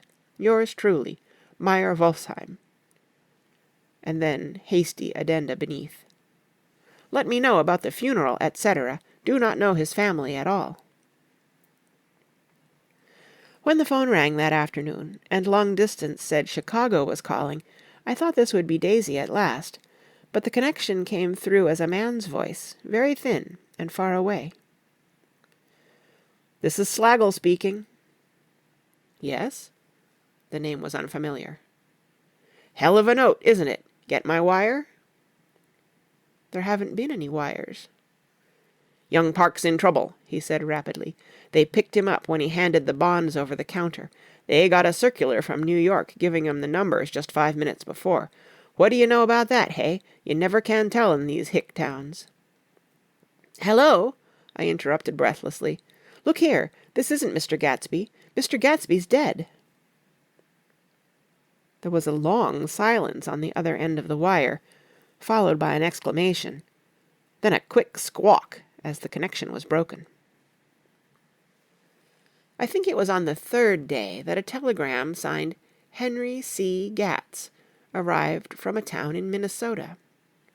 It said only that the sender was leaving immediately and to postpone the funeral until he came. It was Gatsby's father, a solemn old man, very helpless and dismayed, bundled up in a long, cheap ulster against the warm September day. His eyes leaked continuously with excitement, and when I took the bag and umbrella from his hands, he began to pull so incessantly at his sparse grey beard that I had difficulty in getting off his coat. He was on the point of collapse, so I took him into the music-room and made him sit down while I sent for something to eat. But he wouldn't eat, and the glass of milk spilled from his trembling hand. "I saw it in the Chicago newspaper," he said. "It was all in the Chicago newspaper. I started right away." "I didn't know how to reach you." His eyes, seeing nothing, moved ceaselessly about the room. "It was a madman," he said. "He must have been mad." "Wouldn't you like some coffee?" I urged him. "I don't want anything. I'm all right now, Mr. Carraway." "Well, I'm all right now. Where have they got Jimmy?" I took him into the drawing-room, where his son lay, and left him there. Some little boys had come up on the steps and were looking into the hall. When I told them who had arrived, they went reluctantly away. After a little while Mr. Gatz opened the door and came out, his mouth ajar, his face flushed slightly, his eyes leaking isolated and unpunctual tears. He had reached an age where death no longer has the quality of ghastly surprise, and when he looked around him now for the first time, and saw the height and splendor of the hall, and the great rooms opening out from it into other rooms, his grief began to be mixed with an awed pride. I helped him to a bedroom upstairs. While he took off his coat and vest, I told him that all arrangements had been deferred until he came. "I didn't know what you'd want, Mr. Gatsby." "Gats is my name." "Mr. Gats, I thought you might want to take the body west." He shook his head. "Jimmy always liked it better down east. He rose up to his position in the East. Were you a friend of my boy's, Mr.?" "We were close friends." "He had a big future before him, you know. He was only a young man, but he had a lot of brain power here." He touched his head impressively, and I nodded. "If he'd have lived, he'd have been a great man. A man like James J. Hill. He'd have helped build up the country." "That's true," I said, uncomfortably. He fumbled at the embroidered coverlet, trying to take it from the bed, and lay down stiffly, and was instantly asleep. That night an obviously frightened person called up, and demanded to know who I was before he would give his name. "This is Mr. Carroway," I said. "Oh!" He sounded relieved. "This is Klipspringer." I was relieved, too, for that seemed to promise another friend at Gatsby's grave. I didn't want it to be in the papers and draw a sightseeing crowd, so I'd been calling up a few people myself. They were hard to find. "The funeral's tomorrow," I said. 3:00 here at the house. I wish you'd tell anybody who'd be interested." "Oh, I will," he broke out hastily. "Of course, I'm not likely to see anybody, but if I do—" His tone made me suspicious. "Of course, you'll be there yourself." "Well, I'll certainly try. What I called up about is—" "Wait a minute," I interrupted. "How about saying you'll come?" "Well, the truth of the matter is that I'm staying with some people up here in Greenwich, and they rather expect me to be with them tomorrow. In fact, there's a sort of picnic or something. Of course, I'll do my very best to get away."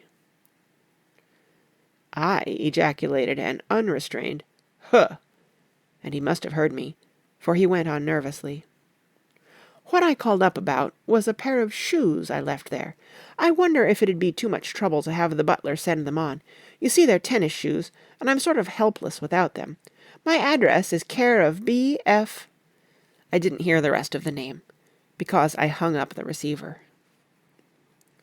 After that I felt a certain shame for Gatsby. One gentleman to whom I telephoned implied that he had got what he deserved.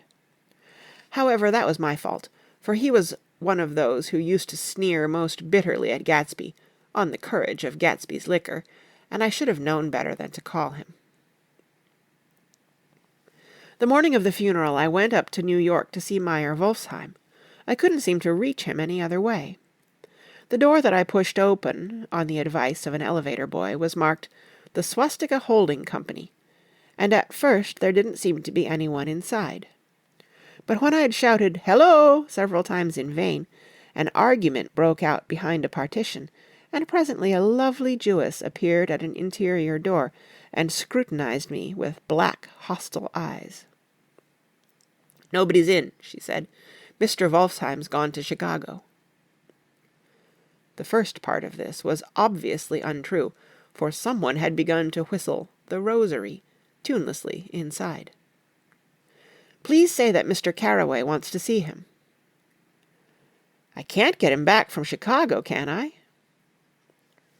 At this moment a voice, unmistakably Wolfsheim's, called "Stella!" from the other side of the door. "Leave your name on the desk," she said quickly. "I'll give it to him when he gets back." "But I know he's there." She took a step toward me, and began to slide her hands indignantly up and down her hips. "You young men think you can force your way in here any time," she scolded. "We're getting sick and tired of it. When I say he's in Chicago, he's in Chicago." I mentioned Gatsby. "Oh." She looked at me over again. "Will you just... What was your name?" She vanished. In a moment, Meyer Wolfsheim stood solemnly in the doorway, holding out both hands. He drew me into his office, remarking in a reverent voice that it was a sad time for all of us, and offered me a cigar. "My memory goes back to when I first met him," he said. "A young major just out of the army and covered over with medals he got in the war. He was so hard up he had to keep on wearing his uniform because he couldn't buy some regular clothes. First time I saw him was when he came into Weinbrenner's pool room at 43rd Street and asked for a job. He hadn't eat anything for a couple of days. 'Come on, have some lunch with me,' I said. He ate more than $4 worth of food in half an hour." "Did you start him in business?" I inquired. "Start him? I made him." "Oh." "I raised him up out of nothing, right out of the gutter. I saw right away he was a fine-appearing, gentlemanly young man, and when he told me he was an Oxford, I knew I could use him good. I got him to join up in the American Legion, and he used to stand high there. Right off he did some work for a client of mine up to Albany. We were so thick like that in everything." He held up 2 bulbous fingers. "Always together." I wondered if this partnership had included the World Series transaction in 1919. "Now he's dead," I said after a moment. "You were his closest friend, so I know you'll want to come to his funeral this afternoon." "I'd like to come." "Well, come then." The hair in his nostrils quivered slightly, and as he shook his head his eyes filled with tears. "I can't do it. I can't get mixed up in it," he said. "There's nothing to get mixed up in. It's all over now." "When a man gets killed, I never like to get mixed up in it in any way. I keep out. When I was a young man, it was different. If a friend of mine died, no matter how, I stuck with them to the end. You may think that sentimental, but I mean it. To the bitter end." I saw that for some reason of his own he was determined not to come, so I stood up. "Are you a college man?" he inquired suddenly. For a moment I thought he was going to suggest a connection, but he only nodded and shook my hand. "Let us learn to show our friendship for a man when he is alive, and not after he is dead," he suggested. "After that, my own rule is to let everything alone." When I left his office, the sky had turned dark, and I got back to West Egg in a drizzle. After changing my clothes, I went next door and found Mr. Gatz walking up and down excitedly in the hall. His pride in his son, and in his son's possessions, was continually increasing, and now he had something to show me. "Jimmy sent me this picture." He took out his wallet with trembling fingers. "Look there." It was a photograph of the house, cracked in the corners and dirty with many hands. He pointed out every detail to me eagerly. "Look there!" and then sought admiration from my eyes. He had shown it so often that I think it was more real to him now than the house itself. "Jimmy sent it to me. I think it's a very pretty picture. It shows up well." "Very well. Had you seen him lately?" "He come out to see me 2 years ago and bought me the house I live in now. Of course we was broke up when he run off from home, but I see now there was a reason for it. He knew he had a big future in front of him. And ever since he made a success he was very generous with me." He seemed reluctant to put away the picture, held it for another minute, lingeringly, before my eyes. Then he returned the wallet and pulled from his pocket a ragged old copy of a book called Hopalong Cassidy. "Look here, this is a book he had when he was a boy. It just shows you." He opened it at the back cover and turned it around for me to see. On the last fly-leaf was printed the word "Schedule," and the date September 12, 1906, and underneath, "Rise from bed, 6 a.m. Dumbbell exercise and wall scaling, 6:15 to 6:30. Study electricity, etc. 7:15 to 8:15. Work, 8:30 to 4:30 p.m. Baseball and sports, 4:30 to 5. Practice elocution, poise, and how to attain it, 5 to 6. Study needed inventions, 7 to 9. General resolves, no wasting time at shafters or a name indecipherable. No more smoking or chewing. Bath every other day. Read one improving book or magazine per week. Save $5, crossed out, $3 per week. Be better to parents. "I come across this book by accident," said the old man. "It just shows you, don't it?" It just shows you. Jimmy was bound to get ahead. He always had some resolves like this or something. Do you notice what he's got about improving his mind? He was always great for that. He told me I ate like a hog once, and I beat him for it. He was reluctant to close the book, reading each item aloud, and then looking eagerly at me. I think he rather expected me to copy down the list for my own use. A little before 3, the Lutheran minister arrived from Flushing, and I began to look involuntarily out the windows for other cars. So did Gatsby's father. And as the time passed, and the servants came in and stood waiting in the hall, his eyes began to blink anxiously, and he spoke of the rain in a worried, uncertain way. The minister glanced several times at his watch, so I took him aside and asked him to wait for half an hour. But it wasn't any use. Nobody came.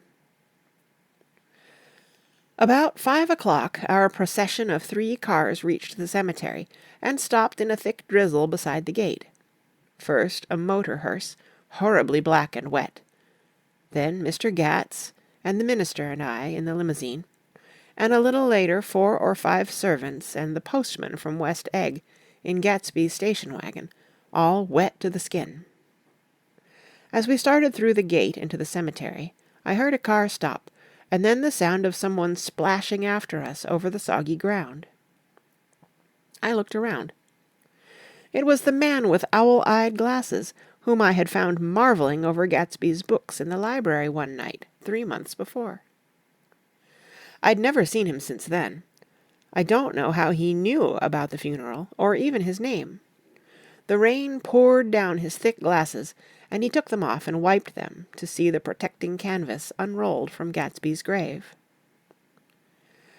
I tried to think about Gatsby then for a moment, but he was already too far away, and I could only remember, without resentment, that Daisy hadn't sent a message or a flower. Dimly I heard someone murmur, "Blessed are the dead that the rain falls on," and then the owl-eyed man said, "Amen to that," in a brave voice. We straggled down quickly through the rain to the cars. Owl Eyes spoke to me by the gate. "I couldn't get to the house," he remarked. Neither could anybody else. "Go on." He started. "Why, my God, they used to go there by the hundreds." He took off his glasses and wiped them again, outside and in. "The poor son of a bitch," he said. One of my most vivid memories is of coming back west from prep school and later from college at Christmas time. Those who went farther than Chicago would gather in the old dim Union Station at 6 o'clock of a December evening, with a few Chicago friends, already caught up into their own holiday gaieties, to bid them a hasty good-bye. I remember the fur coats of the girls returning from Miss This or That's, and the chatter of frozen breath, and the hands waving overhead as we caught sight of old acquaintances, and the matchings of invitations. "Are you going to the Ordways? The Herseys? The Schultzes?" And the long green tickets clasped tight in our gloved hands. And last the murky yellow cars of the Chicago, Milwaukee, and St. Paul Railroad, looking cheerful as Christmas itself on the tracks beside the gate. When we pulled out into the winter night and the real snow, Our snow began to stretch out beside us and twinkle against the windows, and the dim lights of small Wisconsin stations moved by. A sharp, wild brace came suddenly into the air. We drew in deep breaths of it as we walked back from dinner through the cold vestibules, unutterably aware of our identity with this country for one strange hour, before we melted indistinguishably into it again. That's my Middle West. Not the wheat, or the prairies, or the lost Swede towns, but the thrilling returning trains of my youth, and the street lamps and sleigh bells in the frosty dark, and the shadows of holly wreaths thrown by lighted windows on the snow.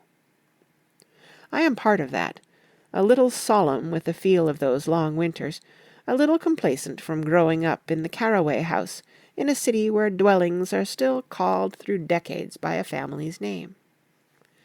I see now that this has been a story of the West. After all, Tom and Gatsby, Daisy and Jordan and I were all Westerners, and perhaps we possessed some deficiency in common which made us subtly unadaptable to Eastern life. Even when the East excited me most, even when I was most keenly aware of its superiority to the bored, sprawling, swollen towns beyond the Ohio, with their interminable inquisitions which spared only the children and the very old, even then it had always for me a quality of distortion. West Egg, especially, still figures in my more fantastic dreams. I see it as a night scene by El Greco, 100 houses, at once conventional and grotesque, crouching under a sullen, overhanging sky and a lustreless moon. In the foreground 4 solemn men in dress suits are walking along the sidewalk, with a stretcher on which lies a drunken woman in a white evening dress. Her hand, which dangles over the side, sparkles cold with jewels. Gravely the men turn in at a house. The wrong house. But no one knows the woman's name, and no one cares. After Gatsby's death, the East was haunted for me like that, distorted beyond my eyes' power of correction. So when the blue smoke of brittle leaves was in the air, and the wind blew the wet laundry stiff on the line, I decided to come back home. There was one thing to be done before I left, an awkward, unpleasant thing that perhaps had better have been let alone. But I wanted to leave things in order, and not just trust that obliging and indifferent sea to sweep my refuse away. I saw Jordan Baker, and talked over and around what had happened to us together, and what had happened afterward to me, and she lay perfectly still, listening, in a big chair. She was dressed to play golf, and I remember thinking she looked like a good illustration, her chin raised a little jauntily, her hair the color of an autumn leaf, her face the same brown tint as the fingerless glove on her knee. When I had finished, she told me without comment that she was engaged to another man. I doubted that, though there were several she could have married at a nod of her head, but I pretended to be surprised. For just a minute I wondered if I wasn't making a mistake. Then I thought it all over again quickly, and got up to say good-bye. "Nevertheless, you did throw me over," said Jordan suddenly. "You threw me over on the telephone. I don't give a damn about you now, but it was a new experience for me, and I felt a little dizzy for a while." We shook hands. "Oh, and do you remember," she added, "a conversation we once had about driving a car?" "Why, not exactly." "You said a bad driver was only safe until she met another bad driver. Well, I met another bad driver, didn't I? I mean, it was careless of me to make such a wrong guess. I thought you were rather an honest, straightforward person. I thought it was your secret pride." "I'm 30, I said. "I'm 5 years too old to lie to myself and call it honor." She didn't answer. Angry and half in love with her, and tremendously sorry, I turned away. One afternoon late in October I saw Tom Buchanan. He was walking ahead of me along Fifth Avenue, in his alert, aggressive way, his hands out a little from his body as if to fight off interference, his head moving sharply here and there, adapting itself to his restless eyes. Just as I slowed up to avoid overtaking him, he stopped and began frowning into the windows of a jewelry store. Suddenly he saw me and walked back, holding out his hand. "What's the matter, Nick? Do you object to shaking hands with me?" "Yes. You know what I think of you." "You're crazy, Nick," he said quickly. "Crazy as hell. I don't know what's the matter with you." "Tom," I inquired, "what did you say to Wilson that afternoon?" He stared at me without a word, and I knew I had guessed right about those missing hours. I started to turn away, but he took a step after me and grabbed my arm. "I told him the truth," he said. "He came to the door while we were getting ready to leave, and when I sent down word that we weren't in, he tried to force his way upstairs. He was crazy enough to kill me if I hadn't told him who owned the car. His hand was on a revolver in his pocket every minute he was in the house." He broke off defiantly. "What if I did tell him? That fellow had it coming to him. He threw dust into your eyes just like he did in Daisy's, but he was a tough one. He ran over Myrtle like you'd run over a dog, and never even stopped his car." There was nothing I could say, except the one unutterable fact that it wasn't true. "And if you think I didn't have my share of suffering, look here. When I went to give up that flat and saw that damn box of dog biscuits sitting there on the sideboard, I sat down and cried like a baby. By God, it was awful." I couldn't forgive him or like him, but I saw that what he had done was, to him, entirely justified. It was all very careless and confused. They were careless people, Tom and Daisy. They smashed up things and creatures, and then retreated back into their money or their vast carelessness, or whatever it was that kept them together, and let other people clean up the mess they had made.